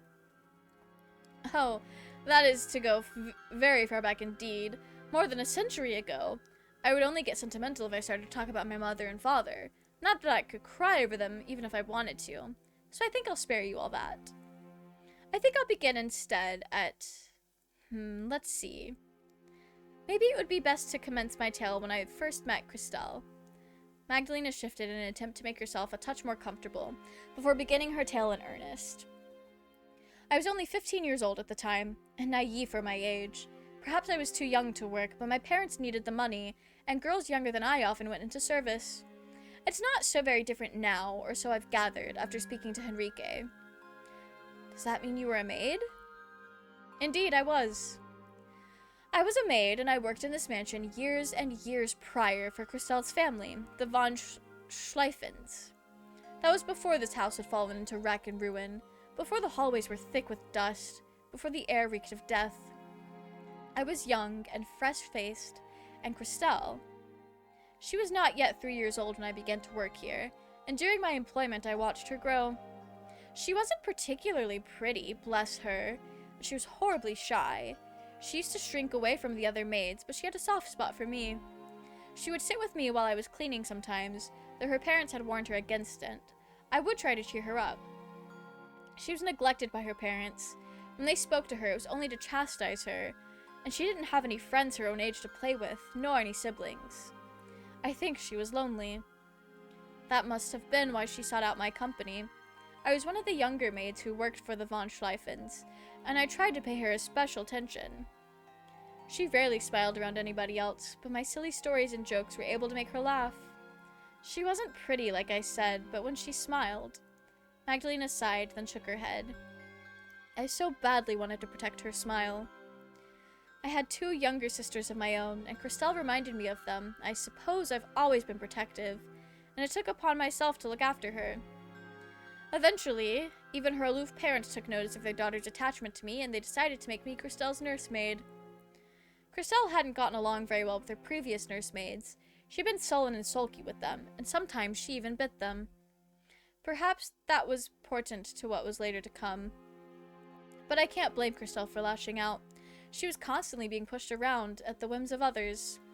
As a lady yourself, I imagine you know how she must have felt, rattling around in this empty house on her lonesome. Yes, I can imagine it. My childhood was much the same, though I never bit anybody. I used to climb trees in the garden, though, and pick the blackberries in the summer, and once I sneaked into my family's mausoleum. My mother was furious with me. I knew she would be, but I did it all the same. I think I was tired of listening to her all the time. It was stifling. I suspect it was the same for Christelle this house. I suspect it was the same for Christelle. This house. Magdalena gestured about Mieke's bedroom, at its high ceilings and the wide window with the drawn curtains, through which the gray garden could be seen. It might be large, but it's lacking in warmth. It was cold even then, when it was full of people. It was nothing more than a cage. Christelle couldn't stand it. In fact, I rather think she despised it. She was at her happiest when the two of us were walking through the garden hand in hand. She could be free of the servants, and her parents, and all their guests. Christelle and I became so close, I would even accompany her when her parents attended luncheons or soirees further afield, in Augsburg and beyond. The von Schleifens were well known, and they were much in demand. If they didn't have half of Bavaria staying here, they would be paying visits to the nobility all across the country. These near constant festivities occurred for 3 years until an unfortunate event put paid to them quite quickly. Gonna get ready for bed. Have a good rest of your night. You as well, J Train. Thanks for coming and hanging out. Have a good rest of your night. Hopefully we can finish this because I'm pretty sure we're at the end. But I don't know how far off the end actually is. Magdalena paused now, one hand resting against the base of her throat. Her expression was pensive, her brow furrowed, and it took her a few moments before she gathered the thread of her tale once more. It was on a dark, stormy night. Don't these stories often begin like that? When it happened. The von Schleifens were returning home after visiting a noble family in Regensburg, I think? It's been so very long, I don't remember. The von Schleifens didn't often take Christelle with them when they went on their excursions, but I believe they had stayed with these people for over a week of festivities. Perhaps there was a special occasion. Maybe a wedding. I had been ordered to come with them, to keep an eye on Christelle, who was too young for dancing and drinking. I remember the carriage was wending its way through the forest. It was a cold, foggy night, and the moon was full in the sky. It was round, just as it was a few nights prior, like a giant eye. Christelle had fallen asleep and was lying her head upon my lap. I was trying to stay awake myself, but I was also beginning to doze. It was well past midnight and I was tired. We'd been traveling for hours and hours. A handful of other servants had come with us to attend to the von Schleifens, but they were in a different carriage. We were almost at our host's home, at least I think we were, when it happened. Magdalena's expression darkened, her fingers clenching into fists upon her lap. We were attacked while we were in the forest, not by bandits as you were, but by a being much more sinister. It all happened so quickly I wasn't entirely sure what had happened. It was only later, with the gift of hindsight, that I can say what must have occurred. It was a vampire. They must have been desperate, attacking a carriage full of people with impunity. 2 carriages, in fact. But I suppose they knew humans would be no match for them, no matter how many there were. Perhaps they were not desperate then, but lashed out solely because they could, because it amused them to do so. Fun fact about the It Was a Dark and Stormy Night bit, apparently it was originally written in a book that everyone thought was terrible when it came out, so it became a ye olde meme to start your story with it. Or at least that's what I've heard about it. I think I've heard something similar, and I think that's really funny. Oh, did I read? Okay, I did read. I have no idea, I cannot say. It happened so quickly I never saw the face of the creature who attacked us. Not for more than a few moments.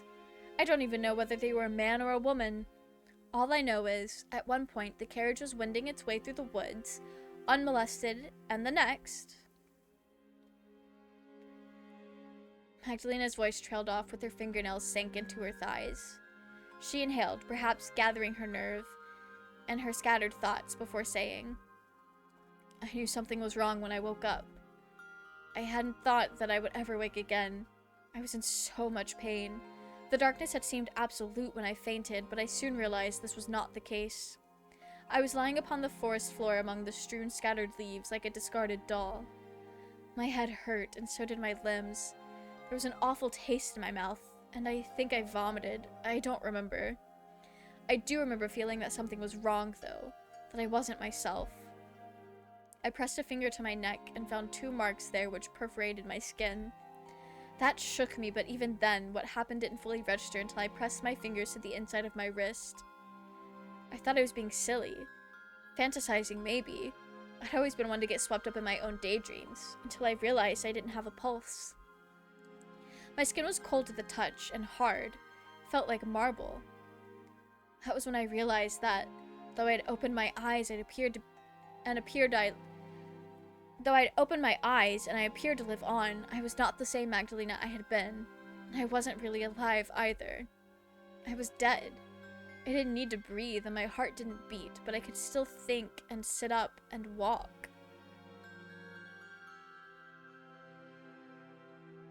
It was quite the shock, but I came to terms with it more quickly than you might think. I had to come to terms with it, lying in the middle of the forest as I was. I had no other choice.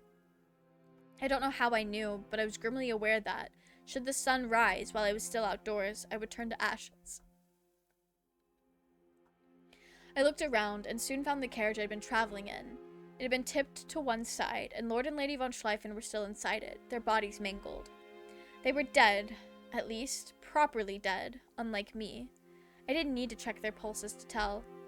The other servants they had traveled with had been similarly dispatched. Some were in one piece, but others had been butchered, I suppose is the only word for it. Bits of them were strewn everywhere. Why I had been bitten so cleanly, I know not. If my assailant had torn me apart like they had the others, I doubt I would have been able to sit back up again. But never mind that, no good will come of trying to guess the motives of my attacker. I don't know who attacked us or why they spared me, in a sense. It was probably a whim. I wasn't the only one who survived this assault either, though I wish I was. I found her lying upon the forest floor, unconscious, her arms and legs bent at broken angles. I thought she was dead, but when I reached out to feel her pulse, she shifted. And that was when I knew. Christelle had died, but she was still alive. She'd been turned, and she was only 6 years old. Magdalena winced at this, and reached for her chest. There her fingers twisted, as though seeking to wrench out her own heart, which no longer beat. I was able to retain much of my rationality after I was turned into a vampire, but my young mistress was less fortunate. The sweet, shy, stubborn girl I knew had vanished when she woke up. She had lost all her sense of right or wrong, and knew nothing save her own insatiable lust for blood. Her desire was so intense, I think it overwhelmed all her other senses. She could no longer talk upon waking, could no longer smile. She was out of control. I did not realize that, however, till I took her back to her home. We made it back before the first rays of sun rose, with me carrying Christelle on my back. She'd been half asleep as I carried her, and had been docile enough, but she changed when we returned to her old abode. There were still servants who resided there, to upkeep the place in the von Schleifen's brief absence, and Christelle, Magdalena grit her teeth together. I couldn't stop her. I didn't expect it of her. I had no idea she was capable of such cruelty. I soon learned that I had erred in my judgment, however, as when she tore her way through the servants who still resided there. She slipped into their quarters, quicker and swifter than a cat, and she made short work of them. She murdered all the scullery maids in their beds, and the housekeeper, and the footman. By the time I had caught her, it was too late. She had murdered dozens of servants, and she was dripping with gore. There were chunks of flesh beneath her nails and in her hair, and the smell. Magdalena pressed one hand to her mouth. But the worst part about it all was the expression on Christelle's face as she carried out these atrocities. She didn't look aghast at her actions, but she didn't seem particularly euphoric either. Her face was just blank, like a slate, and completely empty. Killing didn't seem to rouse any particularly strong emotions within her, but she killed all the same because it was what her instincts told her to do. Like a rabid animal, she knew nothing save attacking. She bore her fangs and her claws, and she killed them. All of them. The servants' quarters looked like a scene from hell itself, and the blood. I'm ashamed to admit I found the smell quite enticing, but the horror of it all helped me resist. I was no longer a human, but I still possessed my sense of morals. I didn't want to behave as Christelle was. She was a child and had an excuse, but I was an adult. I knew better. I told myself that I would act better, too. I knew I couldn't reintroduce Christelle to polite society, or any society, as she was. I was afraid she would harm anybody she came across, so I decided to bind her inside, to her bed to stop her from causing any further chaos. Then, I devoted myself to finding victims for her, so she would not starve. I had hoped animal blood would be enough to satiate her, but she turned her nose up at it. She would only drink the blood of humans, and it had to be fresh. I had no choice but to kill on her behalf, to sustain her, but I tried to do so without drawing too much attention to ourselves. I've been looking after Christelle for the last century. While Christelle slept, I had a lot of free time, and with it I taught myself to read, and how to write. I made use of all the books in the library the von Schleifens left behind, and with this knowledge, I fashioned myself into a lady of sorts. After being a maid for so many years, I think I wanted to act a little more important than I really was. I suppose part of me even believed I deserved to act thus, being a vampire.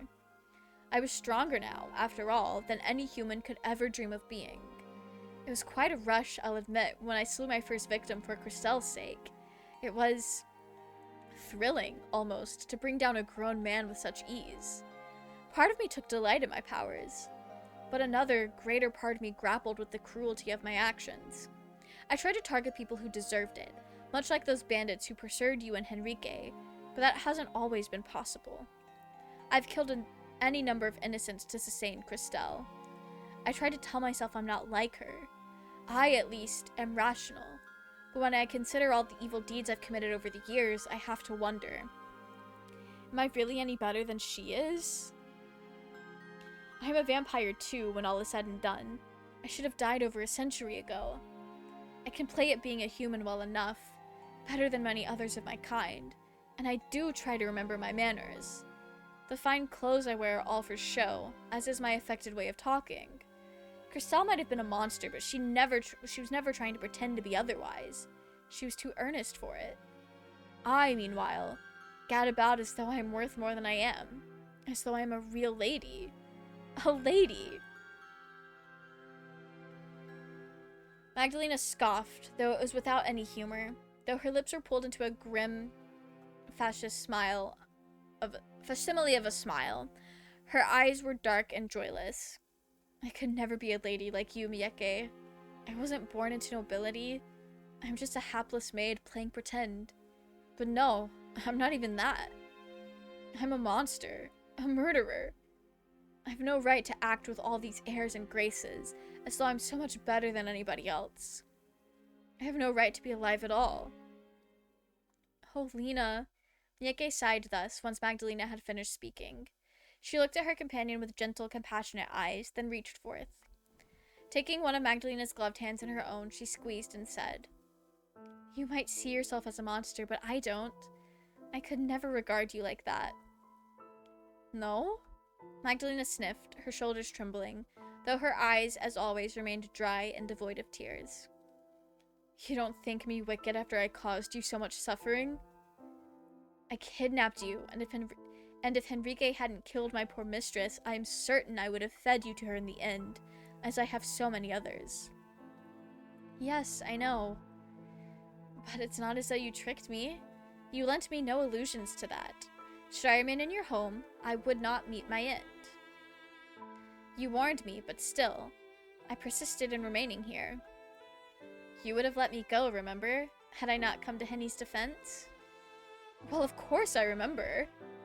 It was your self-sacrifice which made me regard you, not as another morsel for my mistress, but as an equal.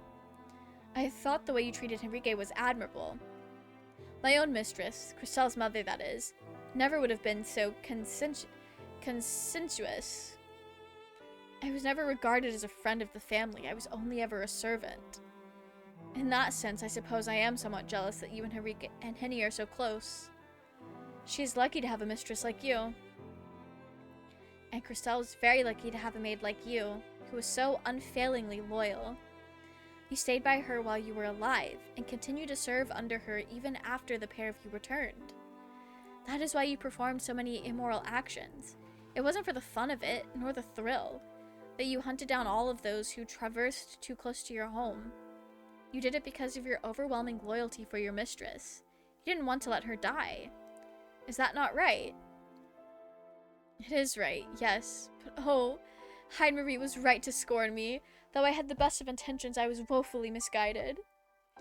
The young girl I had cared for died a long time ago. She looked somewhat akin to my Christelle, but she was not her. She was not a human. By prolonging her life in so unnatural a way, I only made her suffer more. If I truly loved her, I never would have chained her up indoors as I did. I should have let her starve. That would have been a real kindness. It's easy to say what you should have done now, but I don't think you would have had it in you, Lena. To kill my mistress? Miyake nodded. I know you like to posture yourself as a heartless monster devoid of emotion, but that isn't true. You're far nicer than you appear. You say that you should have let your mistress starve, but I doubt you could have let that happen. You would have felt much too guilty. It wasn't her fault, after all, that she was turned. No, it wasn't. You're quite right about that. My mistress was innocent, in a sense.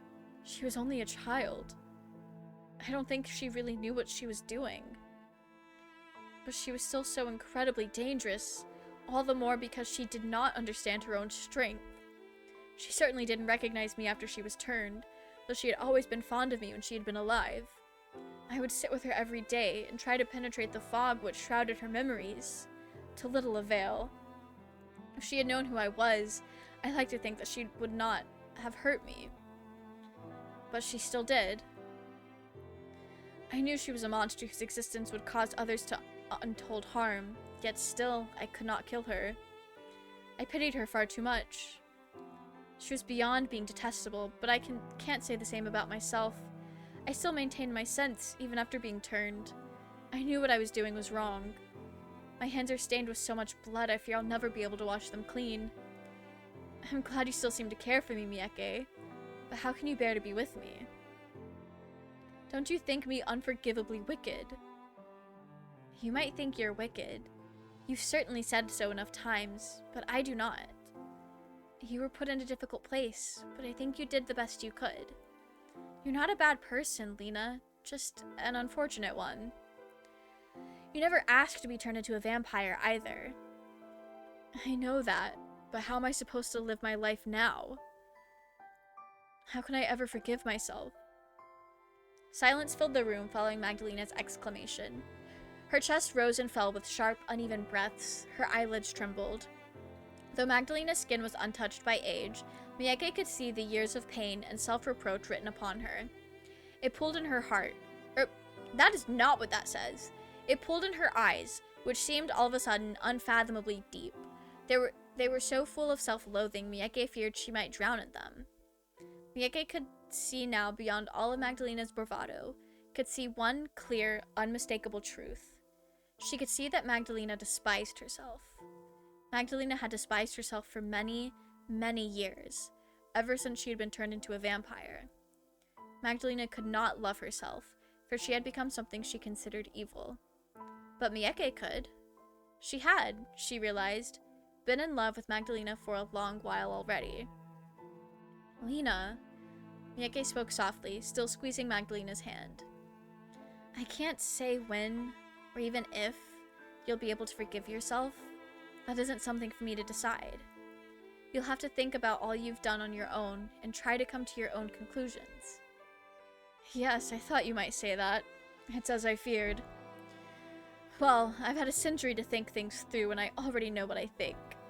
I don't believe that I can be forgiven. It isn't possible. I've done too many awful things.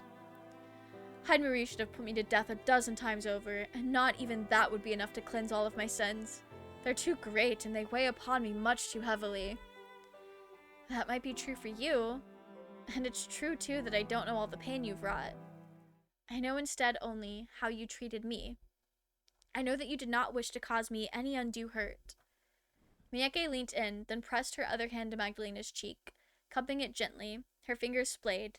She then said, And I know that, even if you can't forgive yourself, I can. I forgive you. Not on behalf of your other victims. I'm afraid I don't have the authority, but for all you've ever done to me. Do you really mean that? Miyake nodded. I don't hate you, Lena. I certainly don't think you're a monster. How could I when I care for you so deeply? You've come to mean a good deal to me during the weeks we've spent together, and if I'm being honest, I don't ever want to be parted from you. Mieke. Oh, Mieke. Magdalena sniffled, her pale eyelashes trembling. I don't think I deserve your kindness, nor your fondness. But I'm not arrogant enough to assume I can tell you how to feel, though I know I've often acted like it. Your feelings are your own. If you like me as much as you say you do, then I suppose I'll have to accept it. I don't really understand it, but...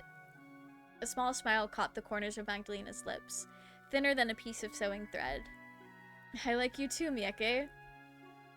Oh, Lena. Mieke.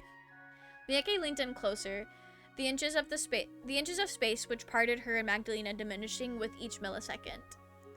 There came a brief pause of about a second, like the gap between seeing and hearing a bolt of lightning, as both women stared at one another. They swallowed, as though in unison. Then they shifted. It was Mieke who moved first, but Magdalena soon followed her lead. Bridging the infinitesimally short space between them, they parted their lips, then pressed their mouths together. It was a very soft, gentle, tender kind of kiss, different from the one they had shared before, after Magdalena had drained Mieke of her blood.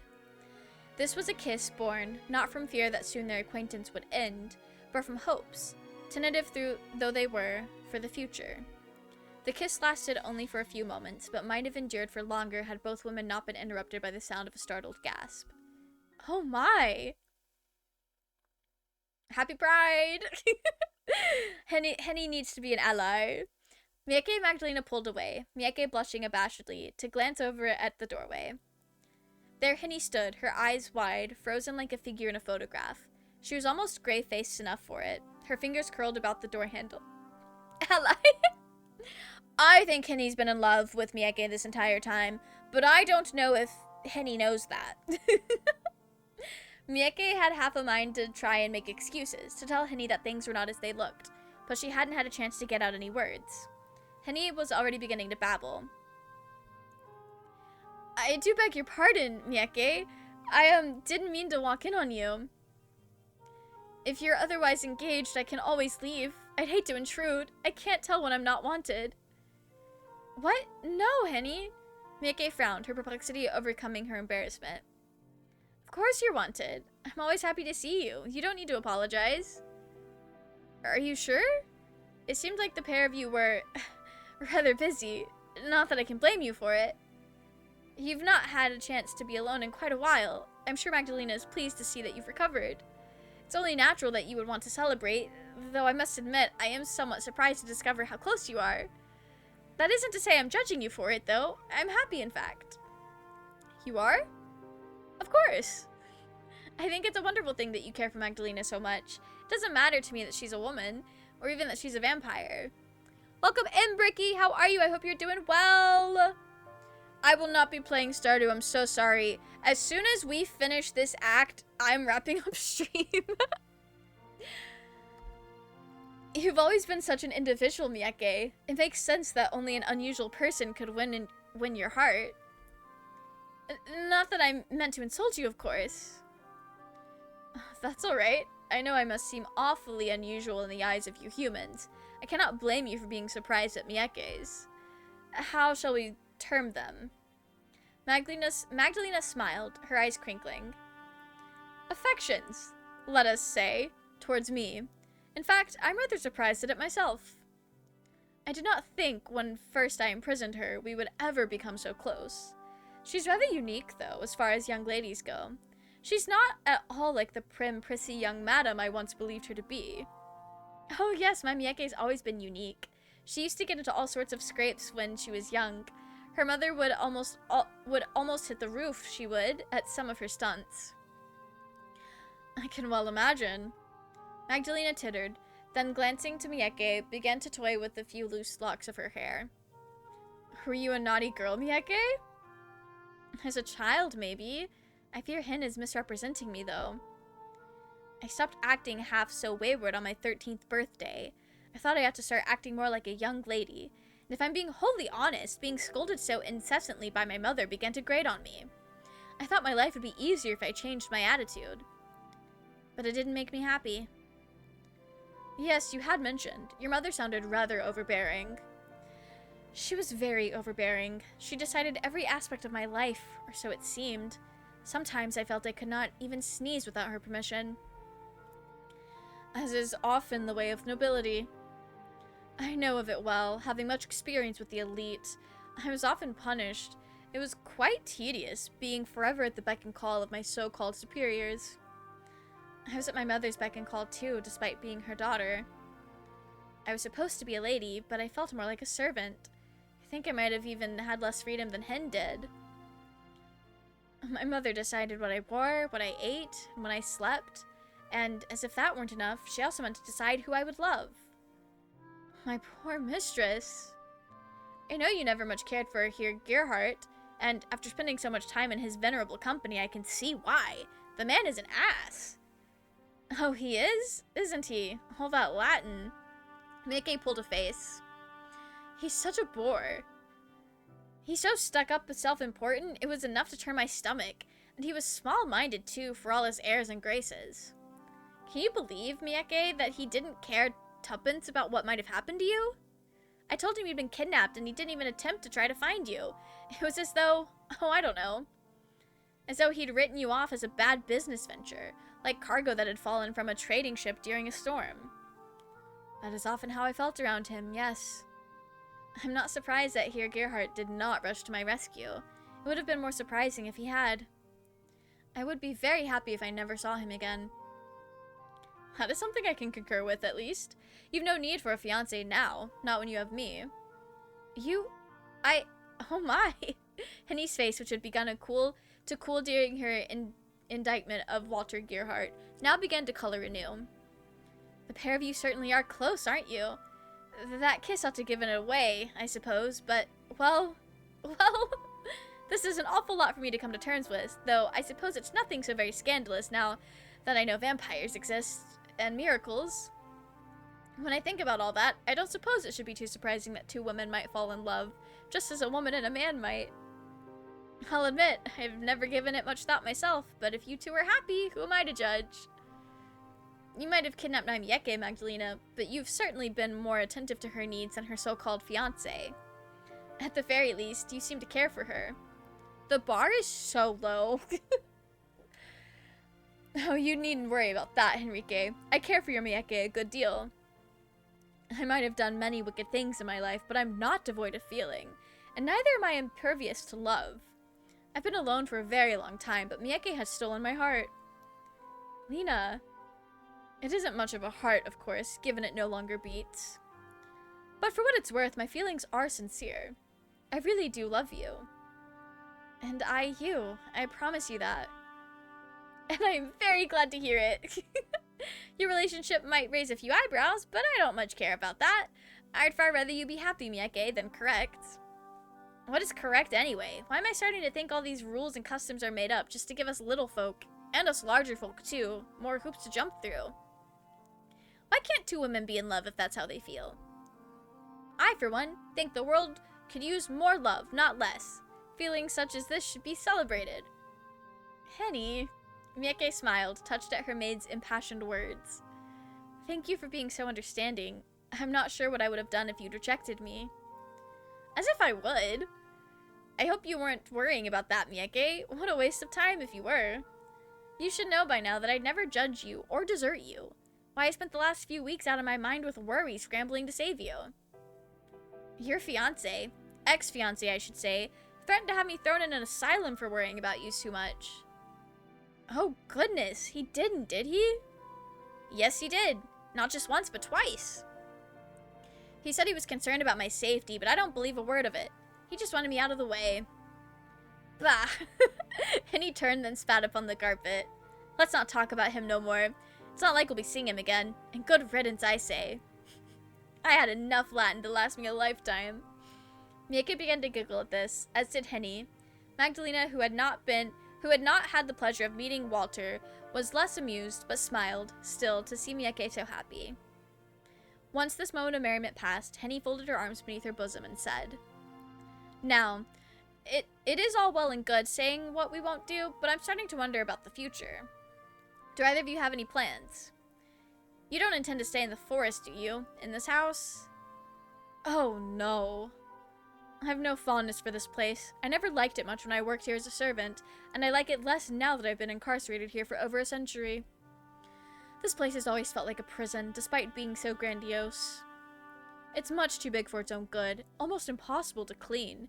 It's practically falling apart about my very ears. You're not wrong about that. This place needs a thorough cleaning before it's to be even halfway habitable. And even then, I think it's been left unloved for too long. I doubt it'll ever feel like a real home. Lady Von Essen would have been beside herself if her house had wound up in such a state. This place, unfortunately, has never felt like a home to me. It isn't where I was born, and it's not where I belong. My own family came from Innegren, which isn't so far away from Augsburg. I would like to see my parents again, or my younger sister, but they will be long dead by now. There's nothing left for me in this dreary abode. It's half decayed already, and makes me think of nothing but my young mistress's miserable fate. There's nothing for me in Innegren either, though, nor in Augsburg. As a vampire, there's nothing for me anywhere. I have nowhere I can call my home now. But I think I could make a home, maybe, if I could remain with Mieke, and perhaps I could even be happy. What do you say? Would you like to live with me, Mieke? I, at least, would never make you work on your embroidery, like your mother, and I wouldn't try to marry you off either. You could read all the books you wanted. I wouldn't chastise you. Oh yes, I would love that. But where would we go? How would we live? I'm not wholly sure, but I have a few ideas. Deprecated though this abode is, and crumbling with age, its rooms and halls are full of valuables. Lord von Schleifen was an avid collector of curios from the Middle East, and his rooms are full of trinkets which ought to fetch a good price from interested buyers. I think if we were to sell all of these old bits and pieces, we could be able to embark upon a new life together with minimal difficulties. As for where we'll go, I'm undecided, but perhaps we needn't settle on a location right now. Anything will be fine, I am sure. If I am with you. Oh, Lena. Mieke trembled at both Magdalena's gentle words and her touch. Her cheeks turned pink, as they so oft did when she and Magdalena were together, and it was with a sigh that she said, I want to stay with you too. There's nothing I want more. And me! Henny the professional third wheel, I love it. If you need a hand hawking your wares, then please make full use of me. My father used to sell his wares all across the country, and I used to help when I was younger. I'd be more than happy to ferry your bits and pieces to Augsburg if you need an extra pair of hands, and when you've gathered enough funds, I'd like to move away with you. I wouldn't get in your way, of course. I'd give the pair of you some privacy, but I can't bear to be parted from my Mieke. Not when she's such a good friend to me. Can't we stay together? Oh, of course we can. I don't want to be parted from you either, Hen. Unless... Mieke paused to look at Magdalena. Would you have an issue with that? With Henrique? Magdalena smiled thinly. I might be a little jealous, maybe.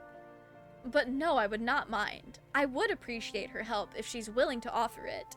Shifting all the valuables from this old pile will be quite a task. I don't know if I could be up to it on my own. You won't be on your own. I can work as diligently as a cart horse, or so I've heard, and I'm no stranger to menial labor. Let's do that then. Sounds like a wonderful plan. If I was on my own, I doubt I would have much of a future. I wouldn't know what to do with myself. Perhaps I would fall afoul of one of those church's executors on purpose, so that I might be granted some rest. I've spent all my afterlife caring for my young mistress. I've always feared that without her I would be lost. But now I know that isn't the case. I have found an unlikely friend in you, Henrique, and even more unlikely lover in you, Mieke. And who knows? If I stay with you, even a monster like me might be able to be happy. Cute.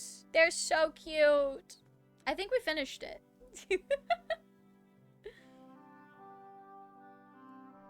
We have finished it.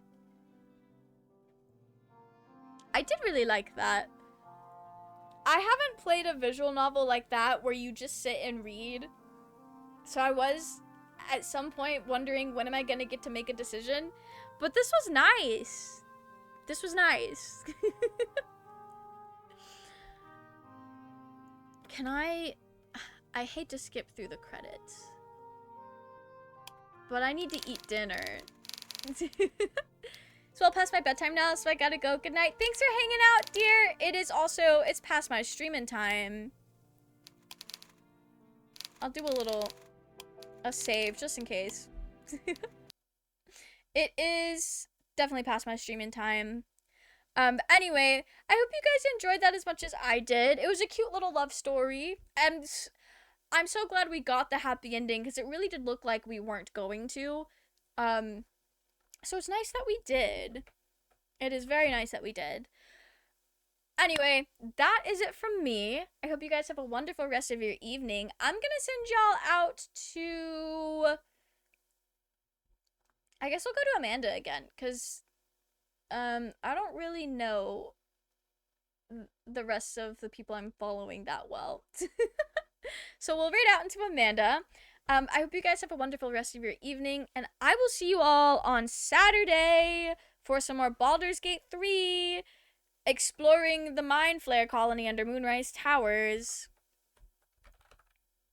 Okay. I hope you guys have a wonderful rest of your evening, and I will see you guys next time. Good night!